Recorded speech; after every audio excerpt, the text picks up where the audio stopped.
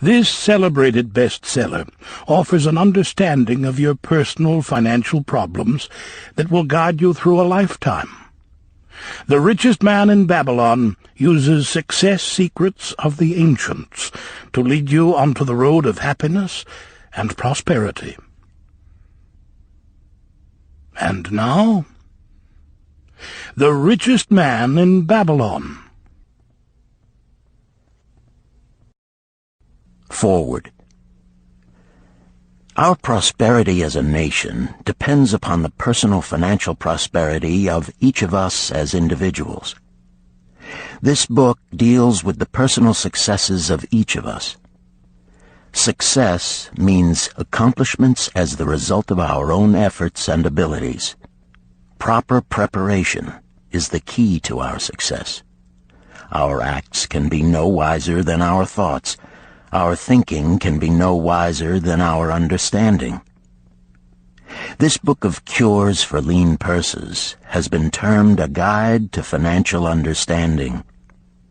That indeed is its purpose, to offer those who are ambitious for financial success an insight which will aid them to acquire money, to keep money, and to make their surpluses earn more money. In the pages which follow, we are taken back to Babylon, the cradle in which was nurtured the basic principles of finance now recognized and used the world over.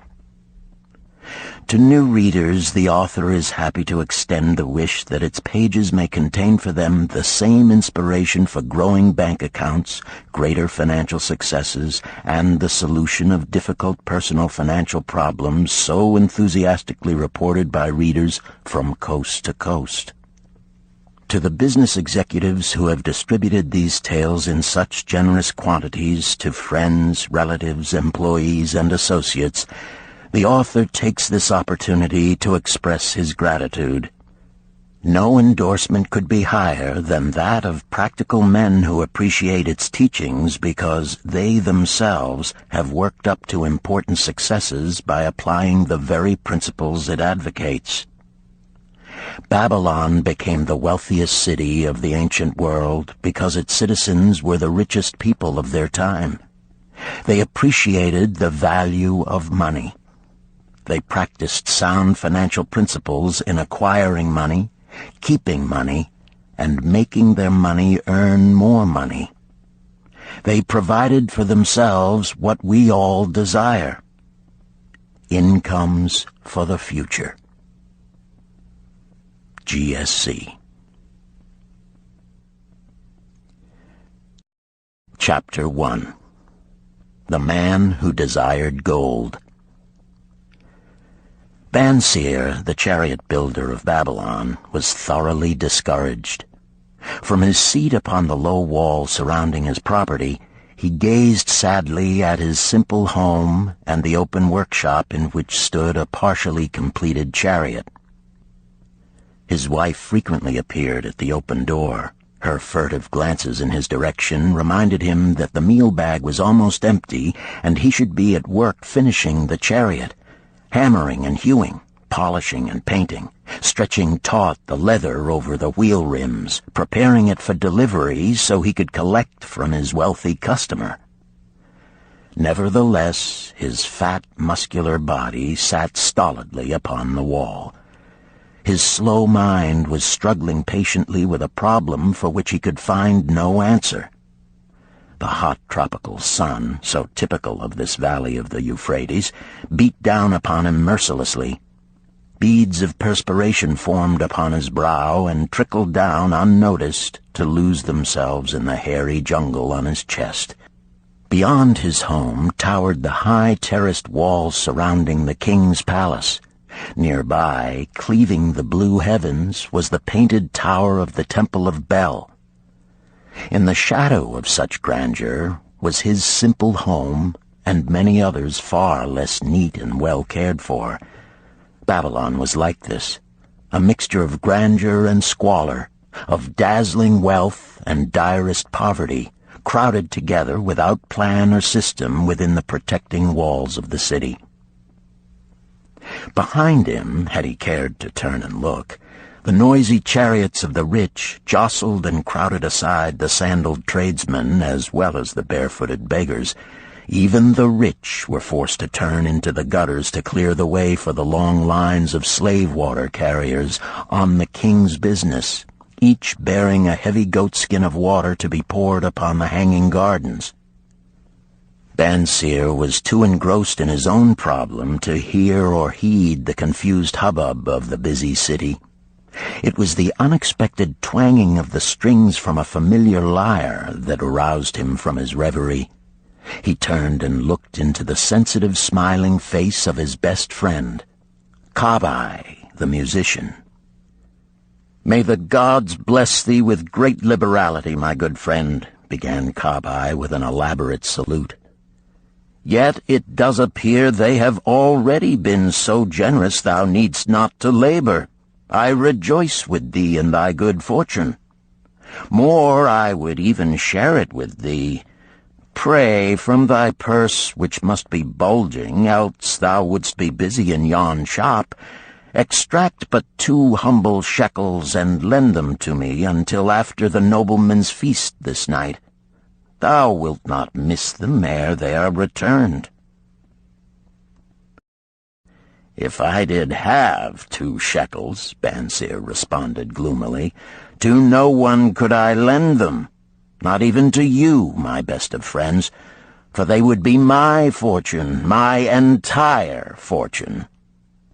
No one lends his entire fortune, not even to his best friend. "What?" exclaimed Kabai with genuine surprise. "Thou hast not 1 shekel in thy purse, yet sit like a statue upon a wall? Why not complete that chariot? How else canst thou provide for thy noble appetite? 'Tis not like thee, my friend. Where is thy endless energy? Doth something distress thee? Have the gods brought to thee troubles?" "A torment from the gods it must be," Bansir agreed. "It began with a dream, a senseless dream in which I thought I was a man of means. From my belt hung a handsome purse, heavy with coins. There were shekels which I cast with careless freedom to the beggars. There were pieces of silver with which I did buy finery for my wife and whatever I did desire for myself.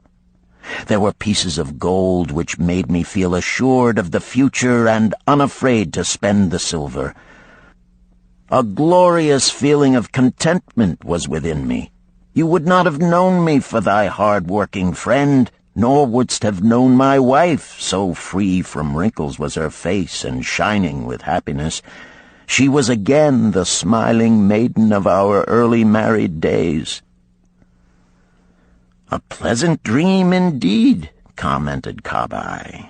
"But why should such pleasant feelings as it aroused turn thee into a glum statue upon the wall?" "Why, indeed? Because when I awoke and remembered how empty was my purse, a feeling of rebellion swept over me. Let us talk it over together, for, as the sailors do say, we ride in the same boat, we two. As youngsters we went together to the priests to learn wisdom. As young men we shared each other's pleasures. As grown men we have always been close friends. We have been contented subjects of our kind. We have been satisfied to work long hours and spend our earnings freely. We have earned much coin in the years that have passed, yet to know the joys that come from wealth, we must dream about them. Bah! Are we more than dumb sheep? We live in the richest city in all the world. The travelers do say none equals it in wealth. About us is much display of wealth, but of it we ourselves have not. After half a lifetime of hard labor, thou, my best of friends, hast an empty purse, and sayest to me, may I borrow such a trifle as 2 shekels until after the nobleman's feast this night? Then what do I reply? Do I say, here is my purse, its contents will I gladly share? No, I admit that my purse is as empty as thine. What is the matter? Why cannot we acquire silver and gold, more than enough for food and robes? Consider also our sons, Bansir continued. Are they not following in the footsteps of their fathers? Need they and their families, and their sons' families, live all their lives in the midst of such treasures of gold, and yet, like us, be content to banquet upon sour goat's milk and porridge? Never in all the years of our friendship didst thou talk like this before, Bansir. Kabai was puzzled. Never in all those years did I think like this before. From early dawn until darkness stopped me, I have labored to build the finest chariots any man could make, soft-heartedly hoping someday the gods would recognize my worthy deeds and bestow upon me great prosperity. This they have never done. At last I realize this they will never do. Therefore my heart is sad. I wish to be a man of means. I wish to own lands and cattle, to have fine robes and coins in my purse. I am willing to work for these things with all the strength in my back, with all the skill in my hands, with all the cunning in my mind. But I wish my labors to be fairly rewarded. What is the matter with us? Again, I ask you, why cannot we have our just share of the good things so plentiful for those who have the gold with which to buy them? Would I knew the answer, Kabai replied. No better than thou am I satisfied. My earnings from my lyre are quickly gone. Often must I plan and scheme that my family be not hungry. Also within my breast is a deep longing for a lyre large enough that it may truly sing the strains of music that do surge through my mind. With such an instrument could I make music finer than even the king has ever heard before. Such a lyre thou shouldst have. No man in all Babylon could make it sing more sweetly. Could make it sing so sweetly not only the king, but the gods themselves would be delighted. But how mayest thou secure it while we both of us are as poor as the king's slaves? Listen to the bell. Here they come. He pointed to the long column of half-naked, sweating water-bearers plodding laboriously up the narrow street from the river. 5 abreast they marched, each bent under a heavy goatskin of water. A fine figure of a man he who doth lead them, Kabai indicated the wearer of the bell who marched in front without a load. A prominent man in his own country, 'tis easy to see. There are many good figures in the line, Bansir agreed, as good men as we. Tall, blond men from the north, laughing black men from the south, little brown men from the nearer countries, all marching together from the river to the gardens, back and forth, day after day, year after year, naught of happiness to look forward to, beds of straw upon which to sleep, hard grain porridge to eat. Pity the poor brutes, Kabai. Pity them I do, yet thou dost make me see how little better off are we, free men though we call ourselves. That is truth, Kabai, unpleasant thought though it may be. We do not wish to go on year after year living slavish lives, working, getting nowhere. Might we not find out how others acquire gold and do as they do? Kabai inquired. Perhaps there is some secret we might learn if we but sought from those who knew, replied Bansir thoughtfully. This very day, suggested Kabai, I did pass our old friend Arkad, riding in his golden chariot. This I will say, he did not look over my humble head as many in his station might consider his right. Instead, he did wave his hand that all onlookers might see him pay greetings and bestow his smile of friendship upon Kabai, the musician. He is claimed to be the richest man in all Babylon, Bansir mused. So rich, the king is said to seek his golden aid in affairs of the treasury, Kabai replied. So rich, Bansir interrupted. I fear if I should meet him in the darkness of the night, I should lay my hands upon his fat wallet. Nonsense, reproved Kabai. A man's wealth is not in the purse he carries. A fat purse quickly empties if there be no golden stream to refill it. Arkad has an income that constantly keeps his purse full, no matter how liberally he spends. Income, that is the thing, ejaculated Bansir. I wish an income that will keep flowing into my purse whether I sit upon the wall or travel to far lands. Arkad must know how a man can make an income for himself. Dost suppose it is something he could make clear to a mind as slow as mine? Methinks he did teach his knowledge to his son, Nomasir, Kabai responded. Did he not go to Nineveh and, so it is told at the inn, become, without aid from his father, one of the richest men in that city? Kabai, thou bringest to me a rare thought. A new light gleamed in Bansir's eyes. It costs nothing to ask wise advice from a good friend, and Arkad was always that. Never mind though our purses be as empty as the falcon's nest of a year ago. Let that not detain us. We are weary of being without gold in the midst of plenty. We wish to become men of means. Come, let us go to Arkad and ask how we also may acquire incomes for ourselves. Thou speakest with true inspiration, Bansir. Thou bringest to my mind a new understanding. Thou makest me to realize the reason why we have never found any measure of wealth. We never sought it.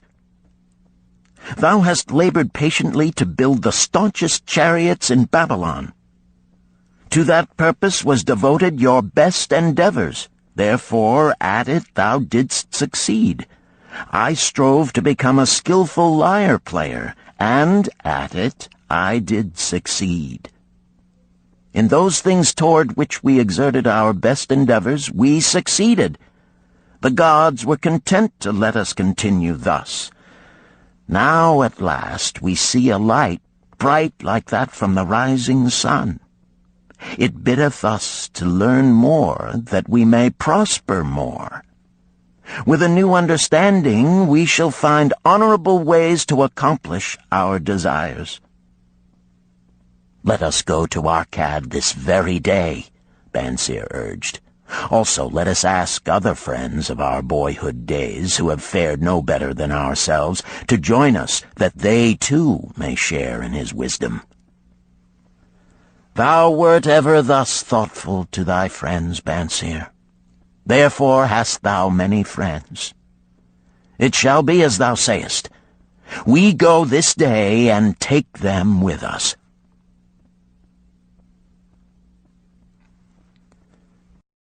Chapter 2. The Richest Man in Babylon. In old Babylon there once lived a certain very rich man named Arkad. Far and wide he was famed for his great wealth. Also was he famed for his liberality. He was generous in his charities. He was generous with his family. He was liberal in his own expenses. But nevertheless, each year his wealth increased more rapidly than he spent it. And there were certain friends of younger days who came to him and said, You, Arkad, are more fortunate than we. You have become the richest man in all Babylon, while we struggle for existence.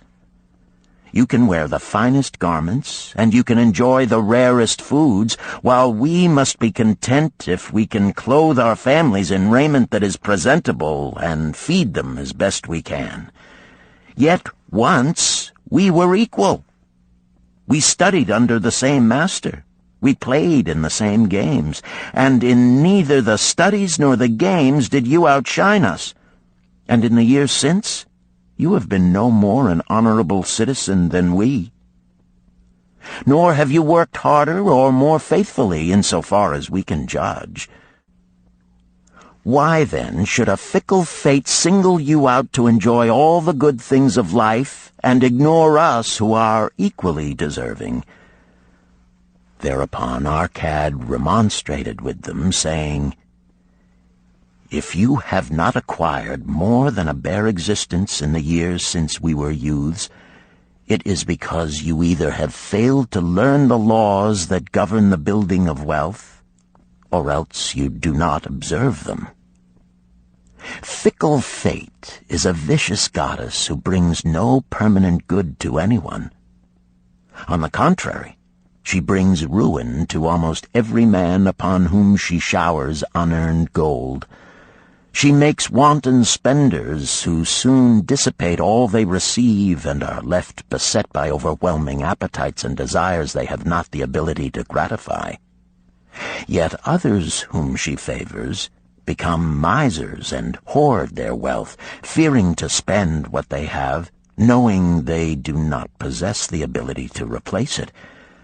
They further are beset by fear of robbers and doom themselves to lives of emptiness and secret misery.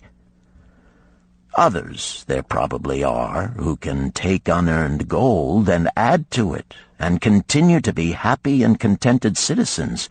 But so few are they, I know of them but by hearsay. Think you of the men who have inherited sudden wealth, and see if these things are not so.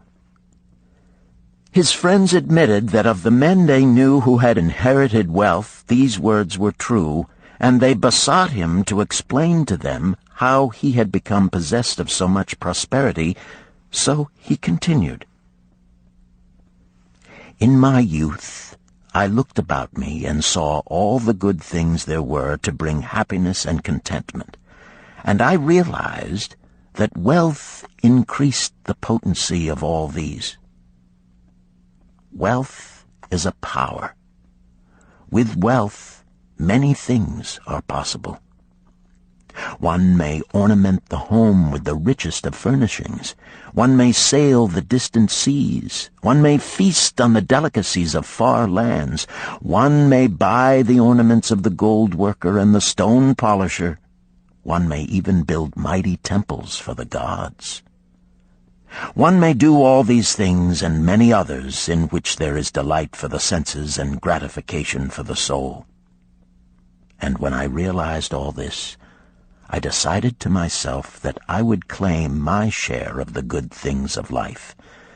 I would not be one of those who stand afar off, enviously watching others enjoy. I would not be content to clothe myself in the cheapest raiment that looked respectable. I would not be satisfied with the lot of a poor man. On the contrary, I would make myself a guest at this banquet of good things. Being, as you know, the son of a humble merchant, one of a large family with no hope of an inheritance, and not being endowed, as you have so frankly said, with superior powers or wisdom, I decided that if I was to achieve what I desired, time and study would be required. As for time, all men have it in abundance. You, each of you, have let slip by sufficient time to have made yourselves wealthy. Yet you admit you have nothing to show except your good families, of which you can be justly proud. As for study, did not our wise teacher teach us that learning was of two kinds, the one kind being the things we learned and knew, and the other being the training that taught us how to find out what we did not know? Therefore did I decide to find out how one might accumulate wealth, and, when I had found out, to make this my task and do it well. For is it not wise that we should enjoy while we dwell in the brightness of the sunshine? For sorrows enough shall descend upon us when we depart for the darkness of the world of spirit. I found employment as a scribe in the hall of records, and long hours each day I labored upon the clay tablets. Week after week, and month after month I labored, yet for my earnings I had naught to show. Food and clothing and penance to the gods, and other things of which I could remember not what, absorbed all my earnings, but my determination did not leave me. And one day Algamish, the moneylender, came to the house of the city master and ordered a copy of the 9th law, and he said to me, I must have this in 2 days, and if the task is done by that time, 2 coppers will I give to thee. So I labored hard, but the law was long, and when Algamish returned, the task was unfinished. He was angry, and had I been his slave, he would have beaten me. But knowing the city master would not permit him to injure me, I was unafraid. So I said to him, Algamish, you are a very rich man. Tell me how I may also become rich, and all night I will carve upon the clay, and when the sun rises, it shall be completed. He smiled at me and replied, You are a forward knave, but we will call it a bargain. All that night I carved, though my back pained and the smell of the wick made my head ache until my eyes could hardly see. But when he returned at sunup, the tablets were complete. Now, I said, tell me what you promised.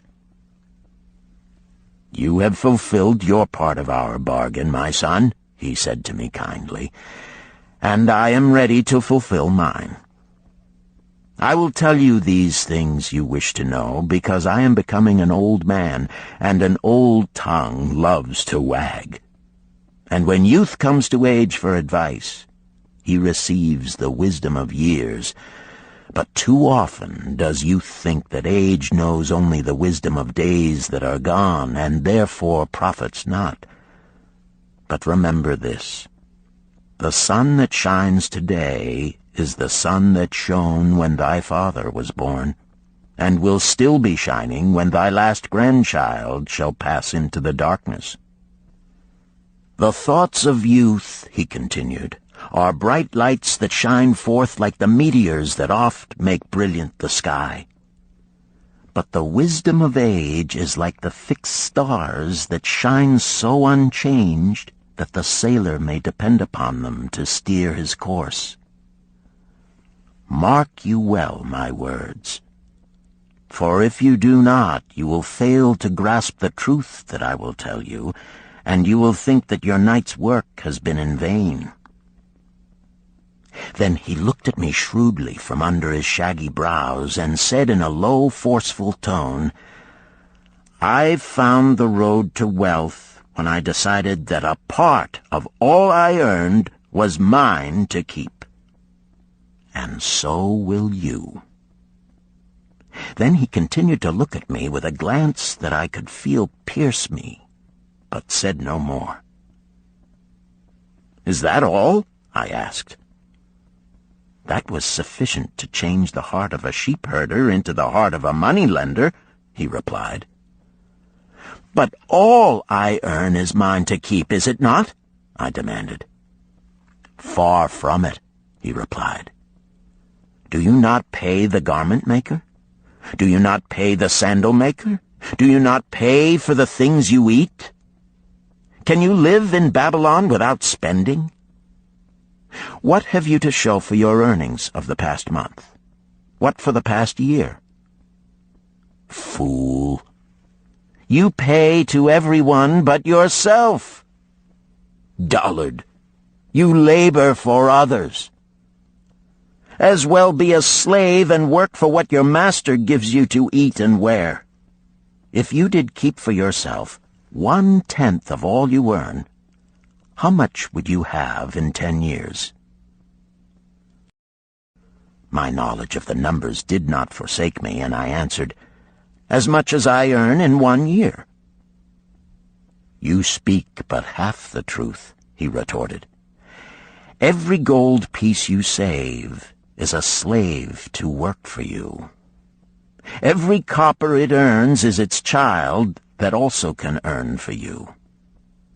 If you would become wealthy, then what you save must earn, and its children must earn, that all may help to give to you the abundance you crave. You think I cheat you for your long night's work," he continued, "but I am paying you 1,000 times over if you have the intelligence to grasp the truth I offer you. A part of all you earn is yours to keep. It should not be less than 1/10, no matter how little you earn. It can be as much more as you can afford. Pay yourself first.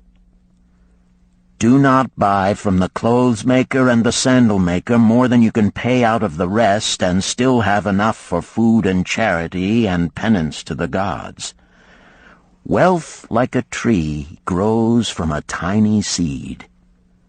The first copper you save is the seed from which your tree of wealth shall grow. The sooner you plant that seed, the sooner shall the tree grow. And the more faithfully you nourish and water that tree with consistent savings, the sooner may you bask in contentment beneath its shade." So saying, he took his tablets and went away. I thought much about what he had said to me, and it seemed reasonable, so I decided that I would try it. Each time I was paid, I took 1 from each 10 pieces of copper and hid it away. And strange as it may seem, I was no shorter of funds than before. I noticed little difference as I managed to get along without it. But often I was tempted, as my hoard began to grow, to spend it for some of the good things the merchants displayed, brought by camels and ships from the land of the Phoenicians. But I wisely refrained. A 12th month after Algamish had gone, he again returned and said to me, "Son, have you paid to yourself not less than 1/10 of all you have earned for the past year?" I answered proudly, "Yes, master, I have." "That is good," he answered, beaming upon me. "And what have you done with it?" "I have given it to Asmer, the brickmaker, who told me he was traveling over the far seas, and in Tyre he would buy from me the rare jewels of the Phoenicians. When he returns, we shall sell these at high prices and divide the earnings." "Every fool must learn," he growled. "But why trust the knowledge of a brickmaker about jewels? Would you go to the breadmaker to inquire about the stars? No, by my tunic, you would go to the astrologer if you had power to think. Your savings are gone, youth. You have jerked your wealth tree up by the roots. But plant another. Try again. And next time, if you would have advice about jewels, go to the jewel merchant.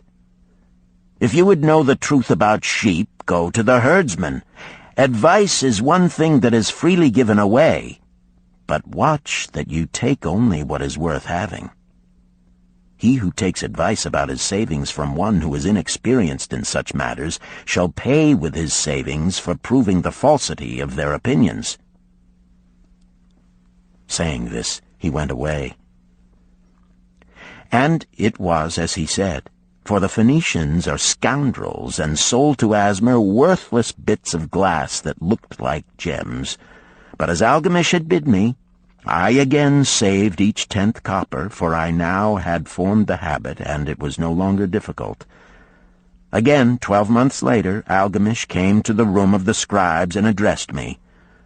"What progress have you made since last I saw you?" "I have paid myself faithfully," I replied, "and my savings I have entrusted to Agar, the shield-maker, to buy bronze, and each 4th month he does pay me the rental." "That is good. And what do you do with the rental?" I do have a great feast with honey and fine wine and spiced cake. Also I have bought me a scarlet tunic, and some day I shall buy me a young ass upon which to ride." To which Algamish laughed, "You do eat the children of your savings. Then how do you expect them to work for you? And how can they have children that will also work for you? First get thee an army of golden slaves, and then many a rich banquet may you enjoy without regret." So saying, he again went away.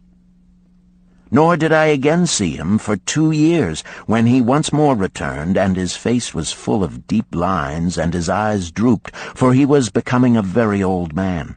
And he said to me, "Arcad, hast thou yet achieved the wealth thou dreamed of?" And I answered, "Not yet all that I desire, but some I have, and it earns more, and its earnings earn more."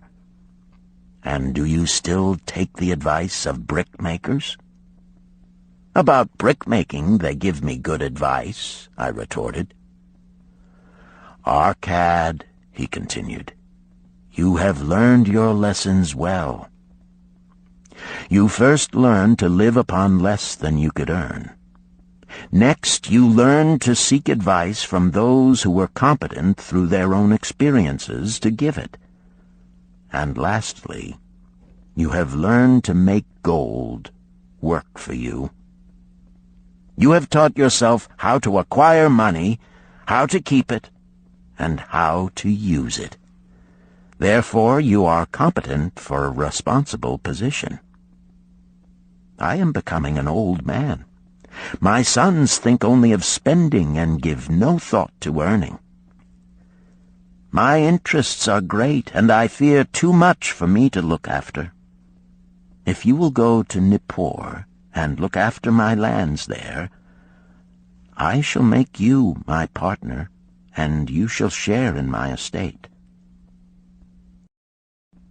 So I went to Nippur and took charge of his holdings, which were large, and because I was full of ambition and because I had mastered the 3 laws of successfully handling wealth, I was enabled to increase greatly the value of his properties. So I prospered much, and when the spirit of Algamish departed for the sphere of darkness, I did share in his estate as he had arranged under the law. So spake Arcad, and when he had finished his tale, one of his friends said, "You were indeed fortunate that Algamish made you an heir." "Fortunate only in that I had the desire to prosper before I first met him. For 4 years did I not prove my definiteness of purpose by keeping 1/10 of all I earned? Would you call a fisherman lucky who for years so studied the habits of the fish that with each changing wind he could cast his nets about them? Opportunity is a haughty goddess who wastes no time with those who are unprepared. You had strong willpower to keep on after you lost your first year's savings. You are unusual in that way," spoke up another. "Willpower," retorted Arcad. "What nonsense! Do you think willpower gives a man the strength to lift a burden the camel cannot carry, or to draw a load the oxen cannot budge? Willpower is but the unflinching purpose to carry a task you set for yourself to fulfillment. If I set for myself a task, be it ever so trifling, I shall see it through. How else shall I have confidence in myself to do important things?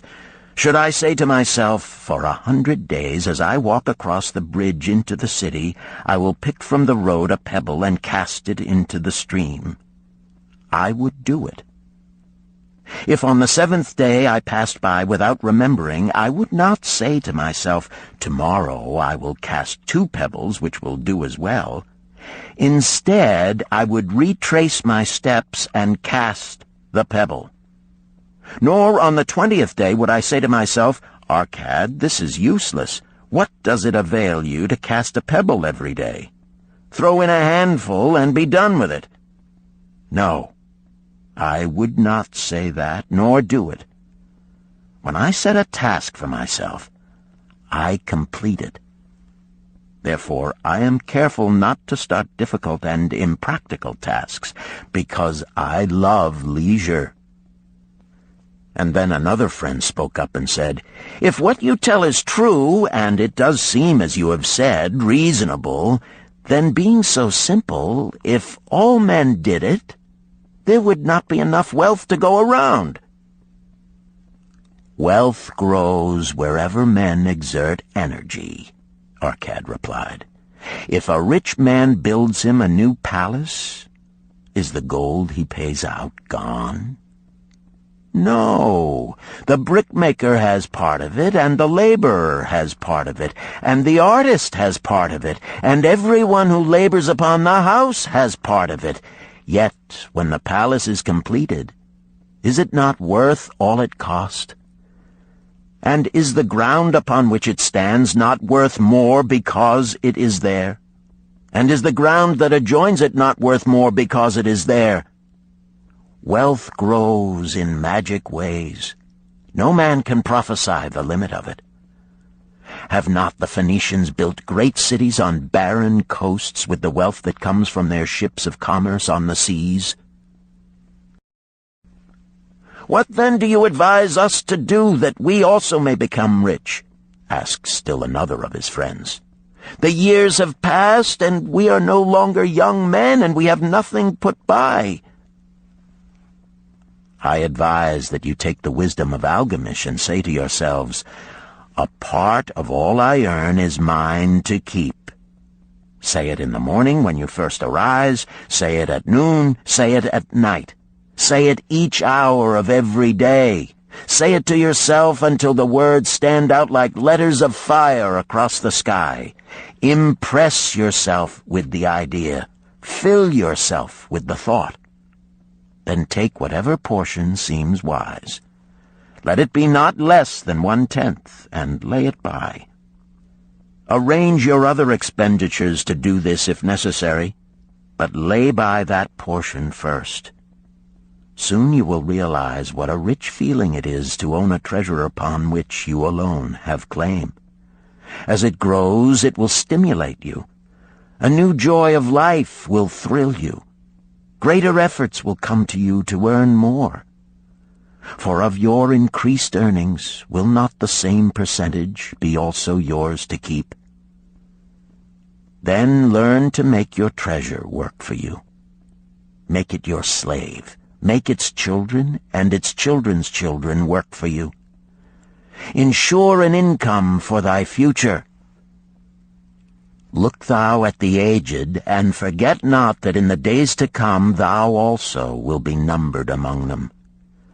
Therefore invest thy treasure with greatest caution that it be not lost.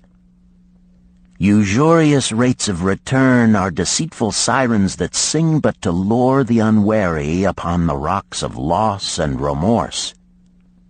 Provide also that thy family may not want should the gods call thee to their realms. For such protection it is always possible to make provision with small payments at regular intervals. Therefore the provident man delays not in expectation of a large sum becoming available for such a wise purpose. Counsel with wise men. Seek the advice of men whose daily work is handling money. Let them save you from such an error as I myself made in entrusting my money to the judgment of Asmer, the brickmaker. A small return and a safe one is far more desirable than risk. Enjoy life while you are here. Do not overstrain or try to save too much. If 1/10 of all you earn is as much as you can comfortably keep, be content to keep this portion. Live otherwise according to your income, and let not yourself get niggardly and afraid to spend. Life is good, and life is rich with things worthwhile and things to enjoy. His friends thanked him and went away. Some were silent because they had no imagination and could not understand. Some were sarcastic because they thought that one so rich should divide with old friends not so fortunate. But some had in their eyes a new light. They realized that Algamish had come back each time to the room of the scribes because he was watching a man work his way out of darkness into light. When that man had found the light, a place awaited him. No one could fill that place until he had for himself worked out his own understanding, until he was ready for opportunity. These latter were the ones who, in the following years, frequently revisited Arcad, who received them gladly. He counseled with them and gave them freely of his wisdom, as men of broad experience are always glad to do, and he assisted them in so investing their savings that it would bring in a good interest with safety and would neither be lost nor entangled in investments that paid no dividends. The turning point in these men's lives came upon that day when they realized the truth that had come from Algamish to Arcad, and from Arcad to them. A part of all you earn is yours to keep.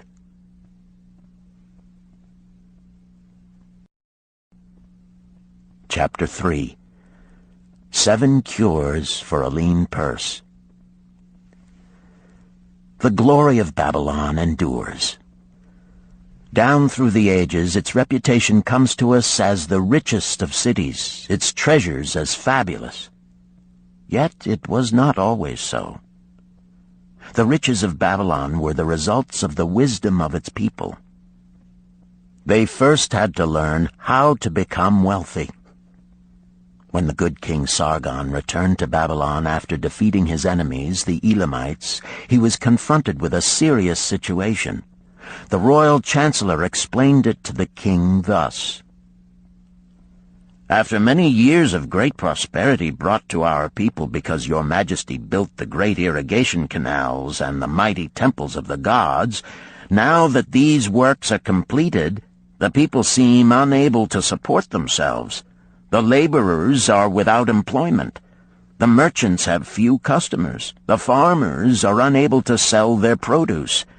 The people have not enough gold to buy food." "But where has all the gold gone that we spent for these great improvements?" demanded the king. "It has found its way, I fear," responded the chancellor, "into the possession of a few very rich men of our city. It filtered through the fingers of most of our people as quickly as the goat's milk goes through the strainer. Now that the stream of gold has ceased to flow, most of our people have nothing to show for their earnings." The king was thoughtful for some time. Then he asked, "Why should so few men be able to acquire all the gold?"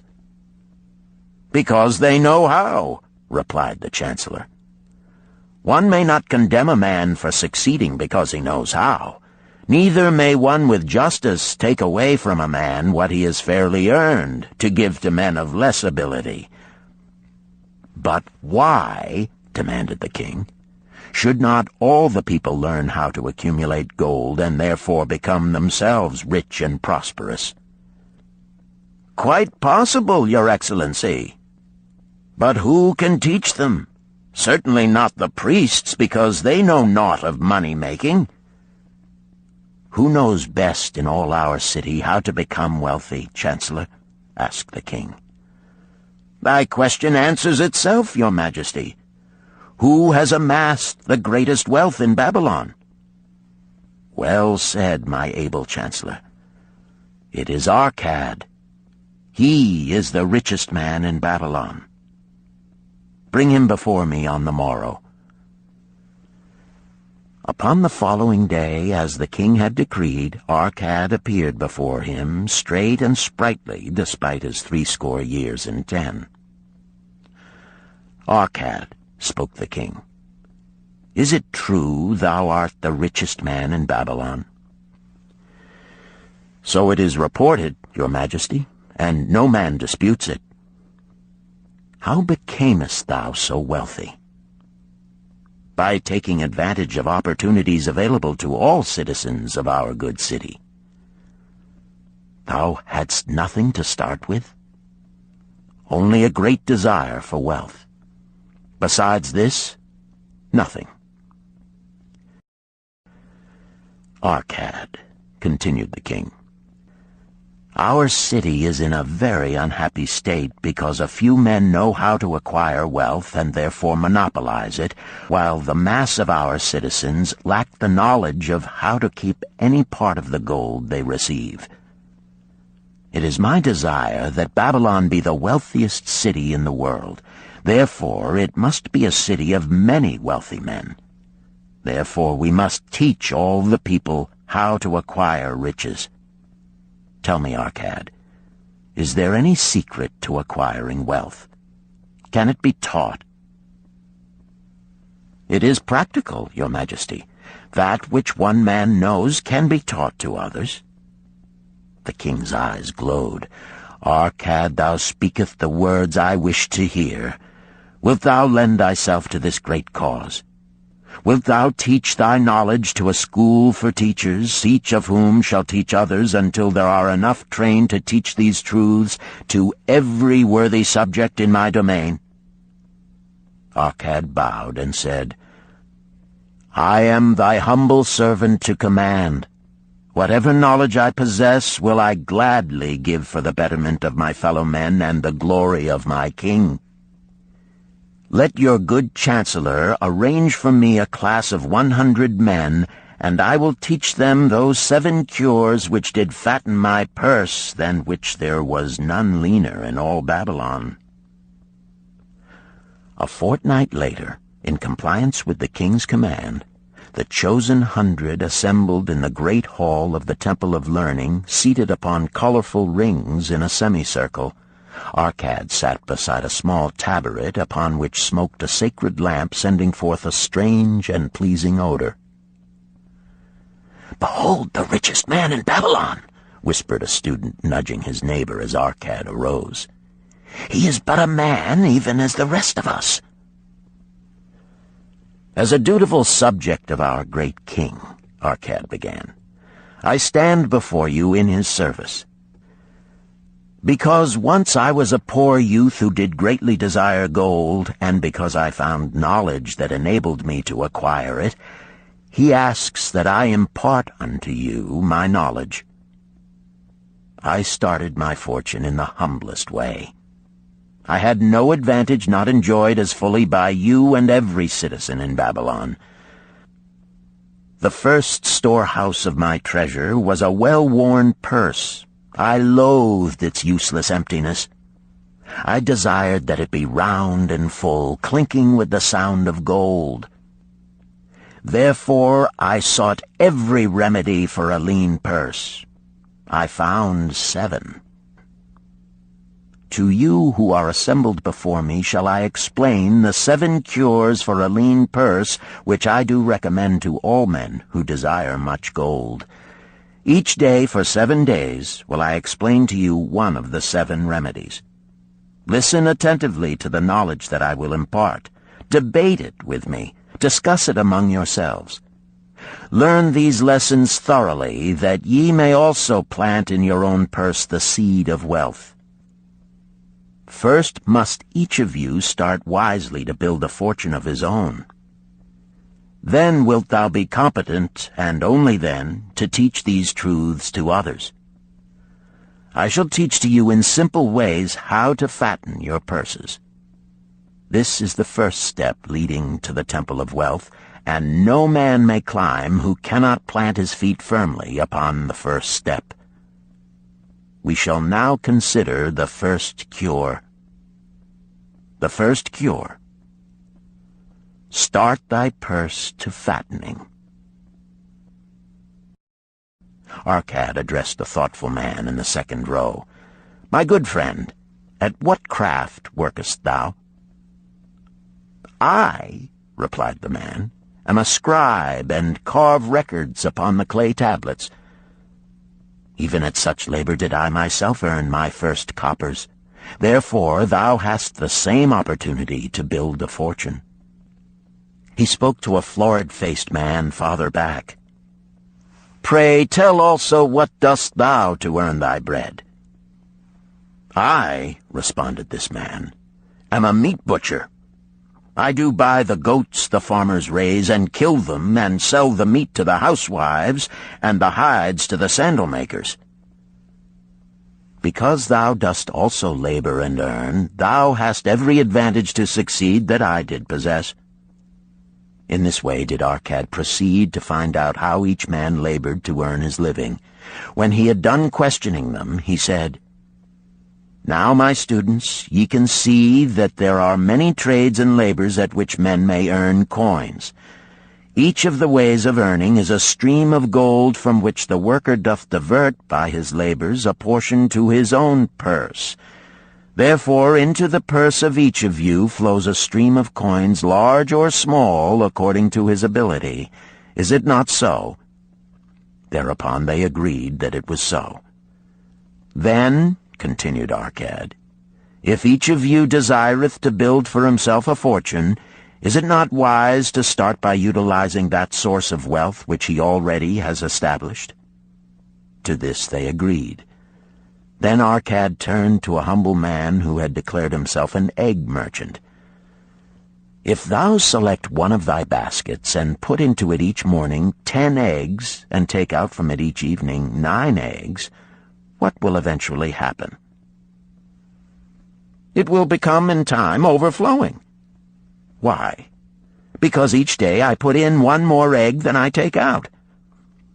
Arcad turned to the class with a smile. "Does any man here have a lean purse?" First they looked amused, then they laughed. Lastly, they waved their purses in jest. "All right," he continued. "Now I shall tell thee the first remedy I learned to cure a lean purse. Do exactly as I have suggested to the egg merchant. For every 10 coins thou placest within thy purse, take out for use but 9. Thy purse will start to fatten at once, and its increasing weight will feel good in thy hand and bring satisfaction to thy soul.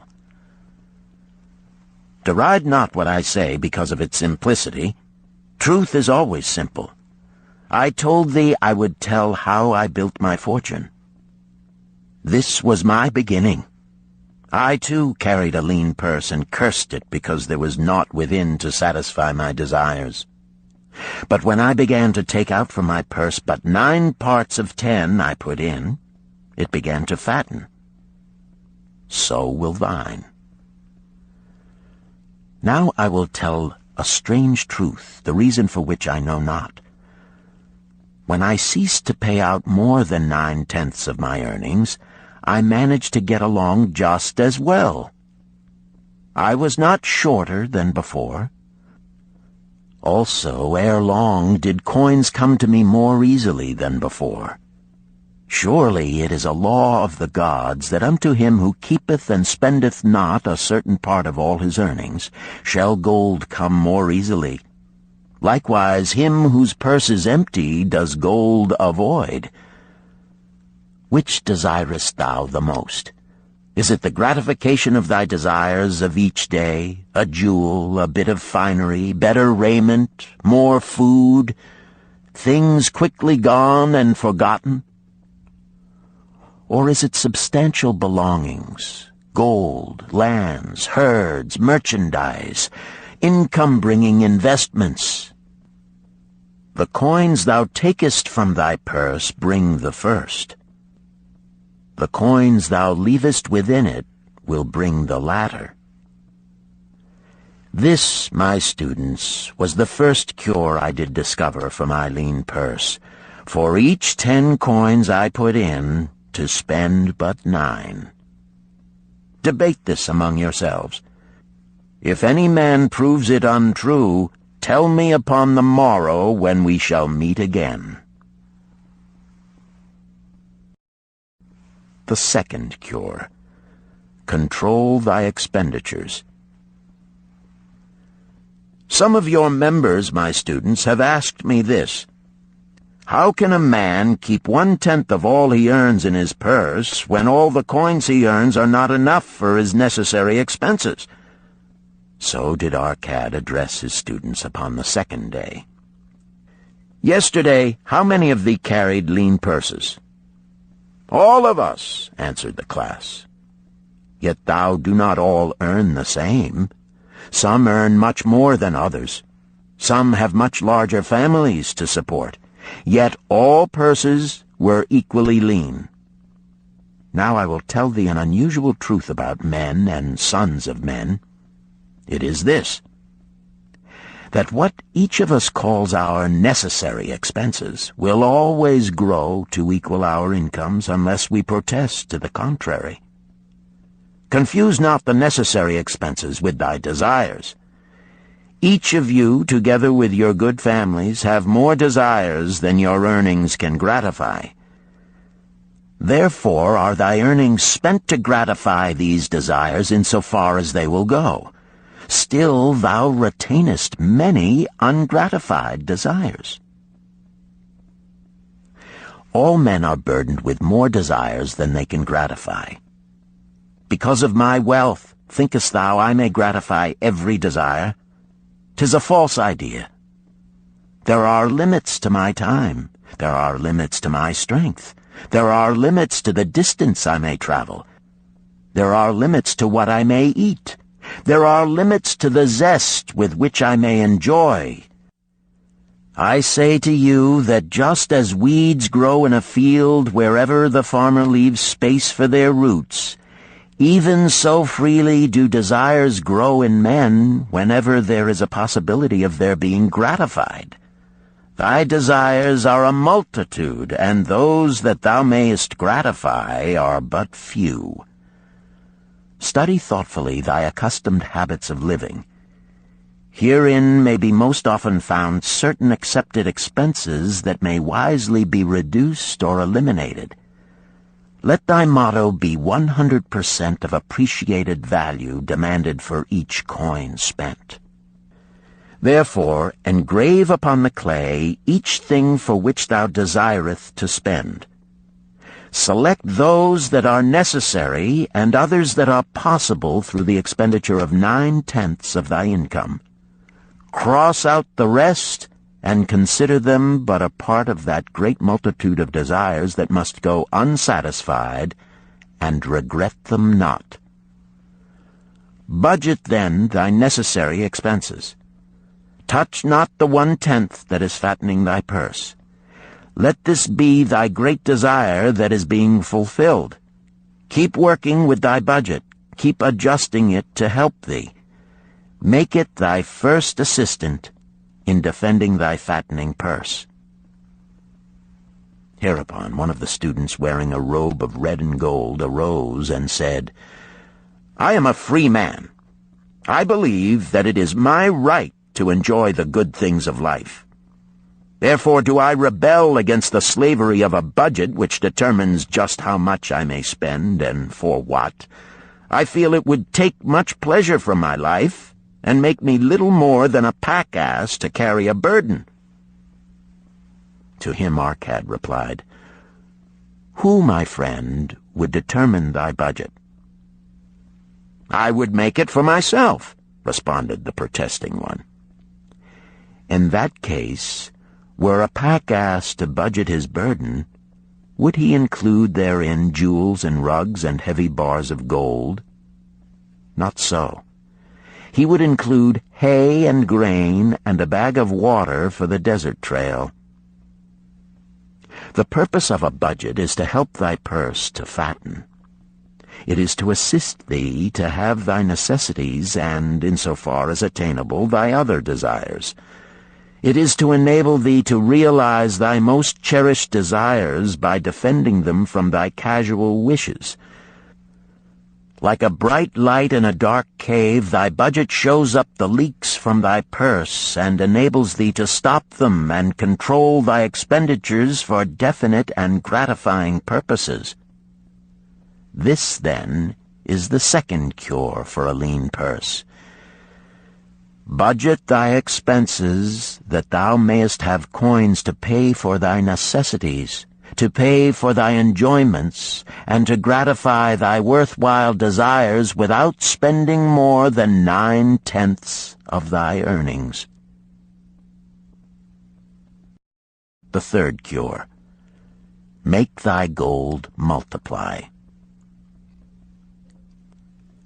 Behold, thy lean purse is fattening. Thou hast disciplined thyself to leave therein 1/10 of all thou earnest. Thou hast controlled thy expenditures to protect thy growing treasure. Next, we will consider means to put thy treasure to labor and to increase. Gold in a purse is gratifying to own, and satisfieth a miserly soul, but earns nothing. The gold we may retain from our earnings is but the start. The earnings it will make shall build our fortunes. So spoke our cat upon the third day to his class. How, therefore, may we put our gold to work? My first investment was unfortunate, for I lost all. Its tale I will relate later. My first profitable investment was a loan I made to a man named Agar, a shield maker. Once each year did he buy large shipments of bronze brought from across the sea to use in his trade. Lacking sufficient capital to pay the merchants, he would borrow from those who had extra coins. He was an honorable man. His borrowing he would repay, together with a liberal rental as he sold his shields. Each time I loaned to him, I loaned back also the rental he had paid to me. Therefore not only did my capital increase, but its earnings likewise increased. Most gratifying was it to have these sums returned to my purse. I tell you, my students, a man's wealth is not in the coins he carries in his purse. It is the income he buildeth, the golden stream that continually floweth into his purse and keepeth it always bulging. That is what every man desireth. That is what thou, each one of thee, desireth. An income that continueth to come whether thou work or travel. Great income I have acquired, so great that I am called a very rich man. My loans to Agar were my first training in profitable investment. Gaining wisdom from this experience, I extended my loans and investments as my capital increased. From a few sources at first, from many sources later, flowed into my purse a golden stream of wealth available for such wise uses as I should decide. Behold, from my humble earnings, I had begotten a horde of golden slaves, each laboring and earning more gold. As they labored for me, so their children also labored, and their children's children, until great was the income from their combined efforts. Gold increaseth rapidly when making reasonable earnings, as thou wilt see from the following. A farmer, when his first son was born, took 10 pieces of silver to a moneylender and asked him to keep it on rental for his son until he became 20 years of age. This the moneylender did, and agreed the rental should be 1/4 of its value each 4 years. The farmer asked, because this sum he had set aside as belonging to his son, that the rental be added to the principal. When the boy had reached the age of 20 years, the farmer again went to the moneylender to inquire about the silver. The moneylender explained that because this sum had been increased by compound interest, the original 10 pieces of silver had now grown to 30 1/2 pieces. The farmer was well pleased, and because the son did not need the coins, he left them with the moneylender. When the son became 50 years of age, the father meantime having passed to the other world, the moneylender paid the son in settlement 167 pieces of silver. Thus, in 50 years had the investment multiplied itself at rental almost 17 times. This, then, is the third cure for a lean purse. to put each coin to laboring, that it may reproduce its kind, even as the flocks of the field, and help bring to thee income, a stream of wealth that shall flow constantly into thy purse. The fourth cure. Guard thy treasures from loss. Misfortune loves a shining mark. Gold in a man's purse must be guarded with firmness, else it be lost. Thus it is wise that we must first secure small amounts and learn to protect them before the gods entrust us with larger. So spoke our cad upon the fourth day to his class. Every owner of gold is tempted by opportunities whereby it would seem that he could make large sums by its investment in most plausible projects. Often friends and relatives are eagerly entering such investment and urge him to follow. The first sound principle of investment is security for thy principal. Is it wise to be intrigued by larger earnings when thy principal may be lost? I say not. The penalty of risk is probable loss. Study carefully, before parting with thy treasure, each assurance that it may be safely reclaimed. Be not misled by thine own romantic desires to make wealth rapidly. Before thou loan it to any man, assure thyself of his ability to repay and his reputation for doing so, that thou mayest not unwittingly be making him a present of thy hard-earned treasure. Before thou entrust it as an investment in any field, acquaint thyself with the dangers which may beset it. My own first investment was a tragedy to me at the time. The guarded savings of a year I did entrust to a brickmaker named Asmer, who was traveling over the far seas, and in Tyre agreed to buy for me the rare jewels of the Phoenicians. These we would sell upon his return and divide the profits. The Phoenicians were scoundrels and sold him bits of glass. My treasure was lost. Today, my training would show to me at once the folly of entrusting a brickmaker to buy jewels. Therefore do I advise thee from the wisdom of my experiences, be not too confident of thine own wisdom in entrusting thy treasures to the possible pitfalls of investments. Better by far to consult the wisdom of those experienced in handling money for profit.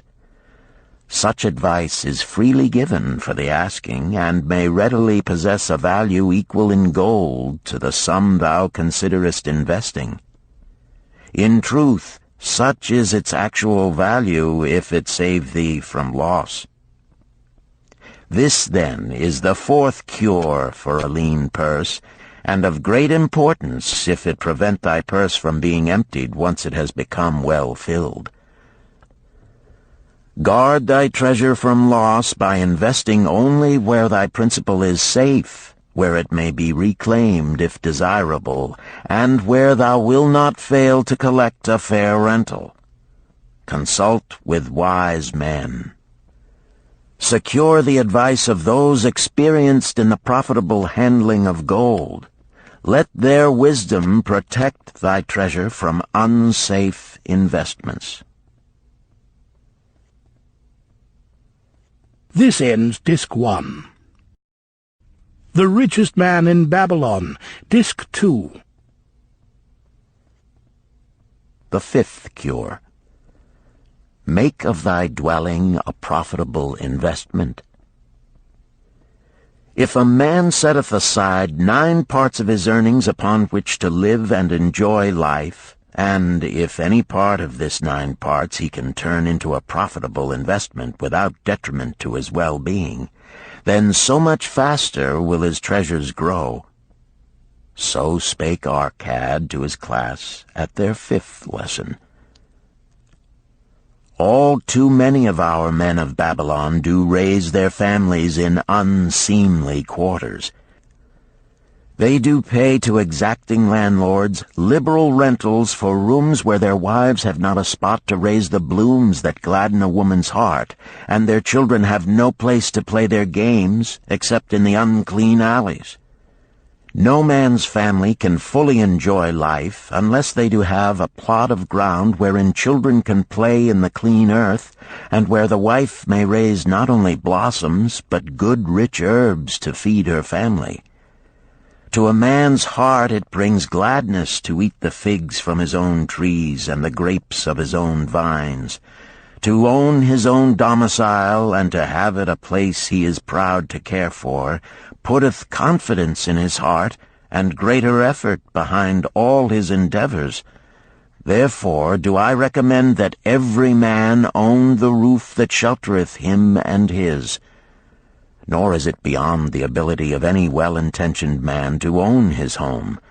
Hath not our great king so widely extended the walls of Babylon that within them much land is now unused, and may be purchased at sums most reasonable?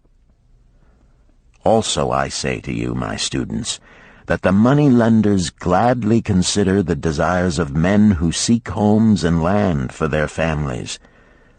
Readily may thou borrow to pay the brickmaker and the builder for such commendable purposes, if thou can show a reasonable portion of the necessary sum which thou thyself hast provided for the purpose.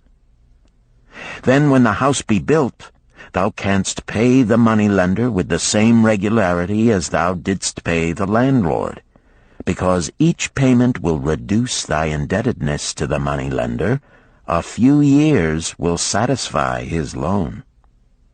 Then will thy heart be glad, because thou wilt own in thy own right a valuable property, and thy only cost will be the king's taxes. Also wilt thy good wife go more often to the river to wash thy robes, that each time returning she may bring a goatskin of water to pour upon the growing things. Thus come many blessings to the man who owneth his own house, and greatly will it reduce his cost of living, making available more of his earnings for pleasures and the gratification of his desires. This, then, is the fifth cure for a lean purse. Own thy own home. The sixth cure. Ensure a future income. The life of every man proceedeth from his childhood to his old age. This is the path of life, and no man may deviate from it, unless the gods call him prematurely to the world beyond. Therefore do I say that it behooves a man to make preparation for a suitable income in the days to come, when he is no longer young, and to make preparations for his family, should he be no longer with them to comfort and support them. This lesson shall instruct thee in providing a full purse when time has made thee less able to earn. So Arcad addressed his class upon the sixth day. The man who, because of his understanding of the laws of wealth, acquireth a growing surplus, should give thought to those future days. He should plan certain investments or provisions that may endure safely for many years, yet will be available when the time arrives which he has so wisely anticipated. There are diverse ways by which a man may provide with safety for his future. He may provide a hiding place and there bury a secret treasure. Yet no matter with what skill it be hidden, it may nevertheless become the loot of thieves. For this reason I recommend not this plan. A man may buy houses or lands for this purpose. If wisely chosen as to their usefulness and value in the future, they are permanent in their value and their earnings, or their sale will provide well for his purpose. A man may loan a small sum to the moneylender and increase it at regular periods. The rental which the moneylender adds to this will largely add to its increase. I do know a sandal-maker named Ansan, who explained to me not long ago that each week for 8 years he had deposited with his moneylender 2 pieces of silver.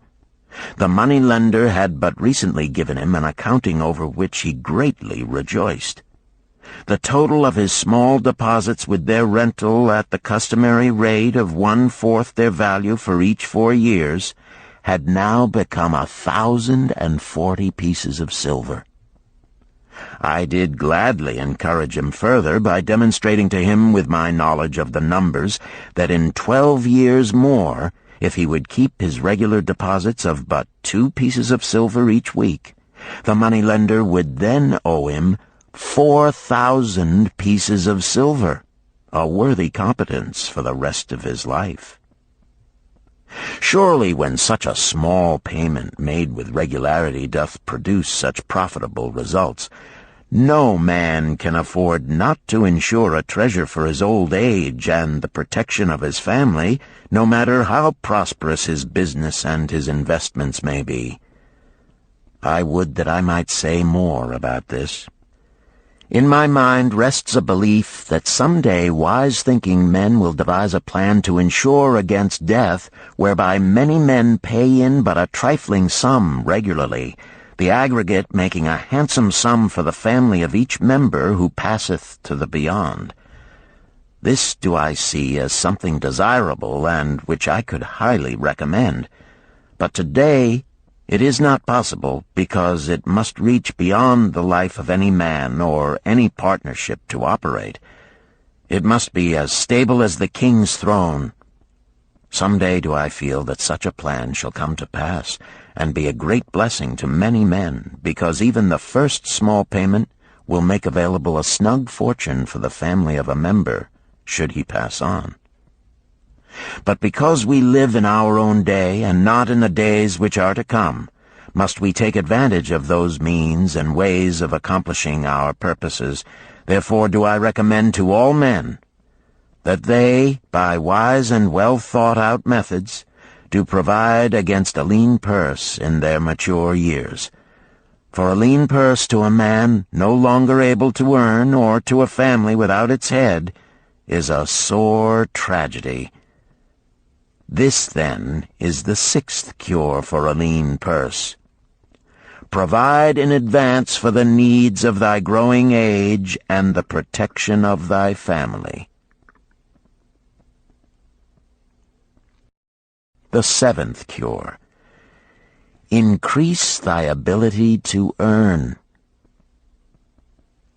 This day do I speak to thee, my students, of one of the most vital remedies for a lean purse.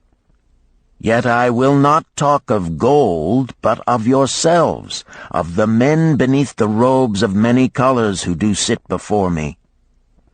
I will talk to you of those things within the minds and lives of men which do work for or against their success. So did Arcad address his class upon the 7th day. Not long ago came to me a young man seeking to borrow.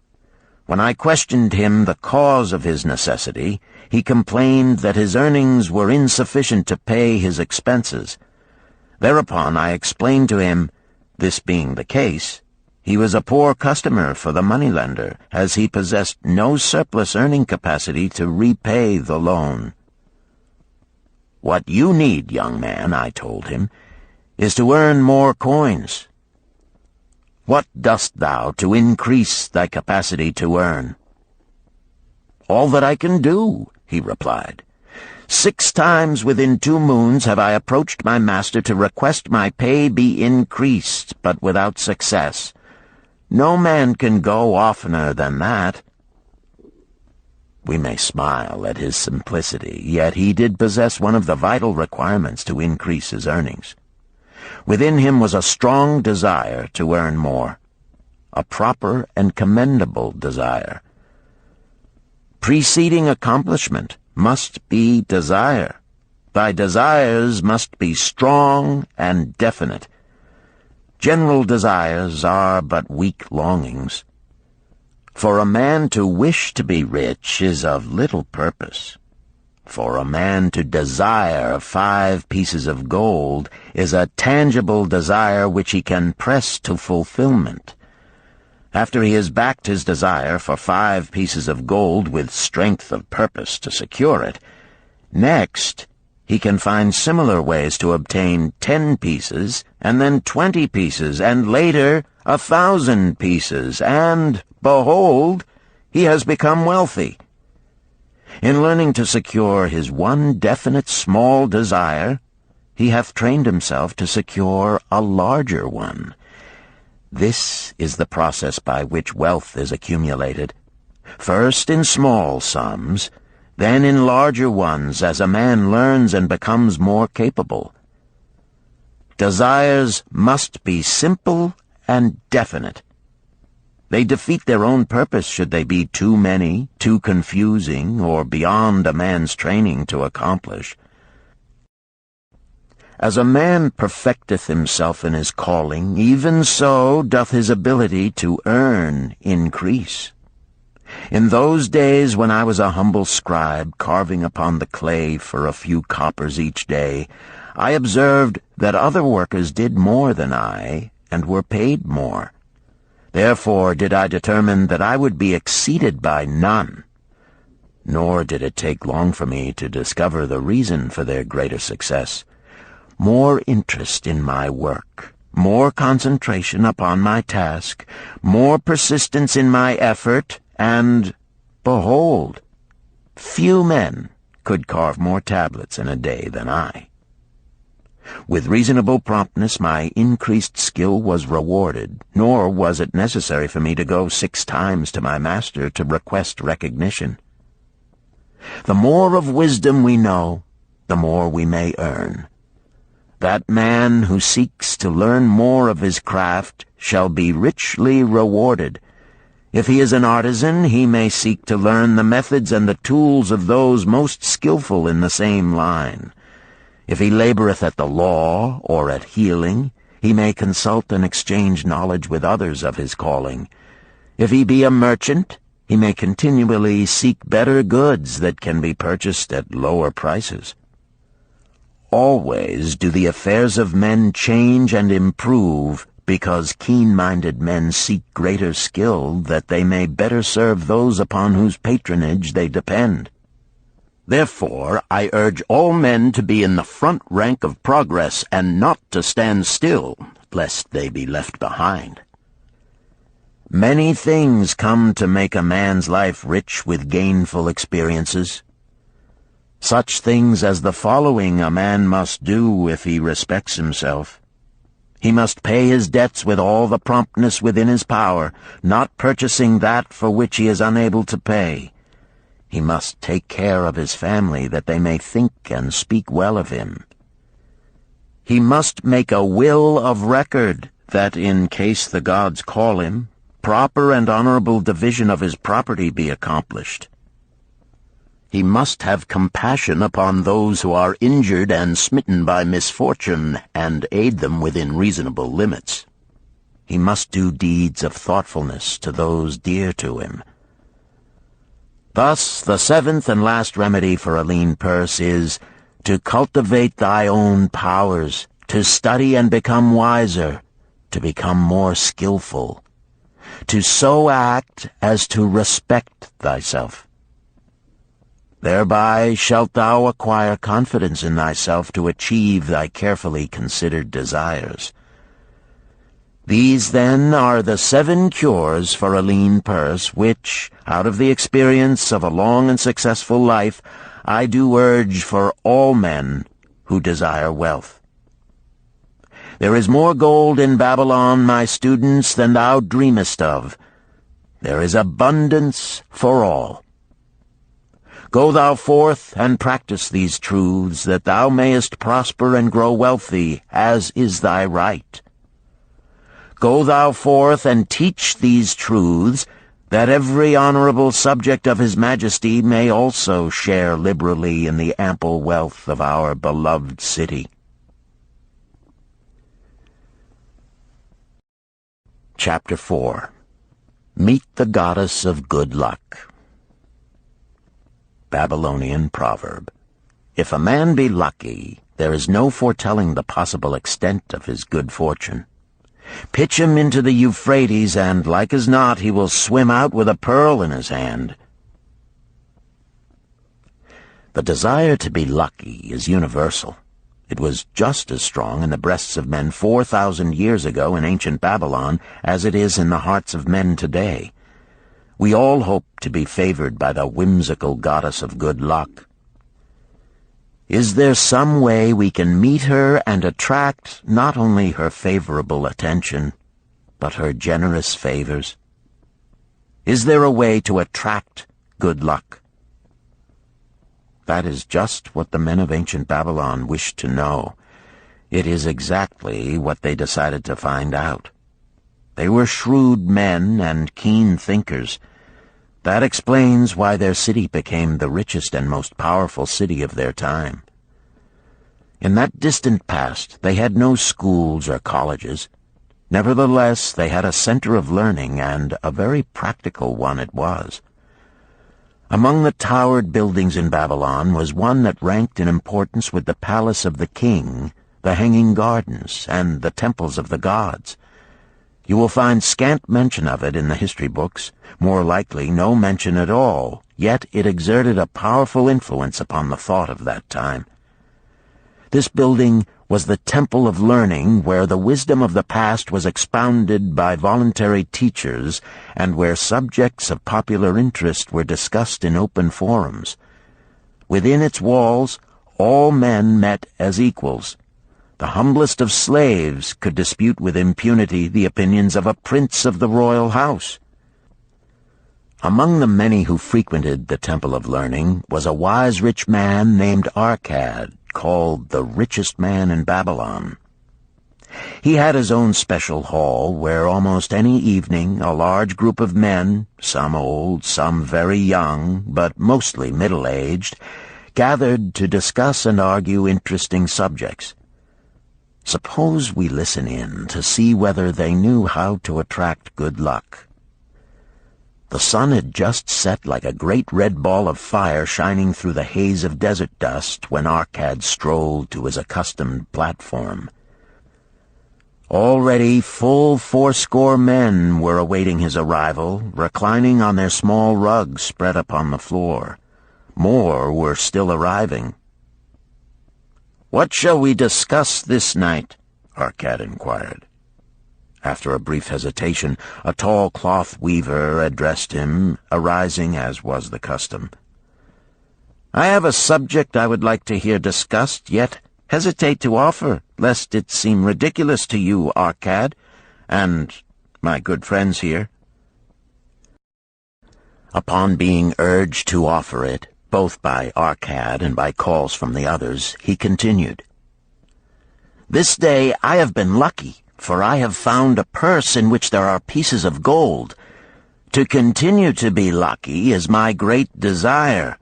Feeling that all men share with me this desire, I do suggest we debate how to attract good luck, that we may discover ways it can be enticed to one."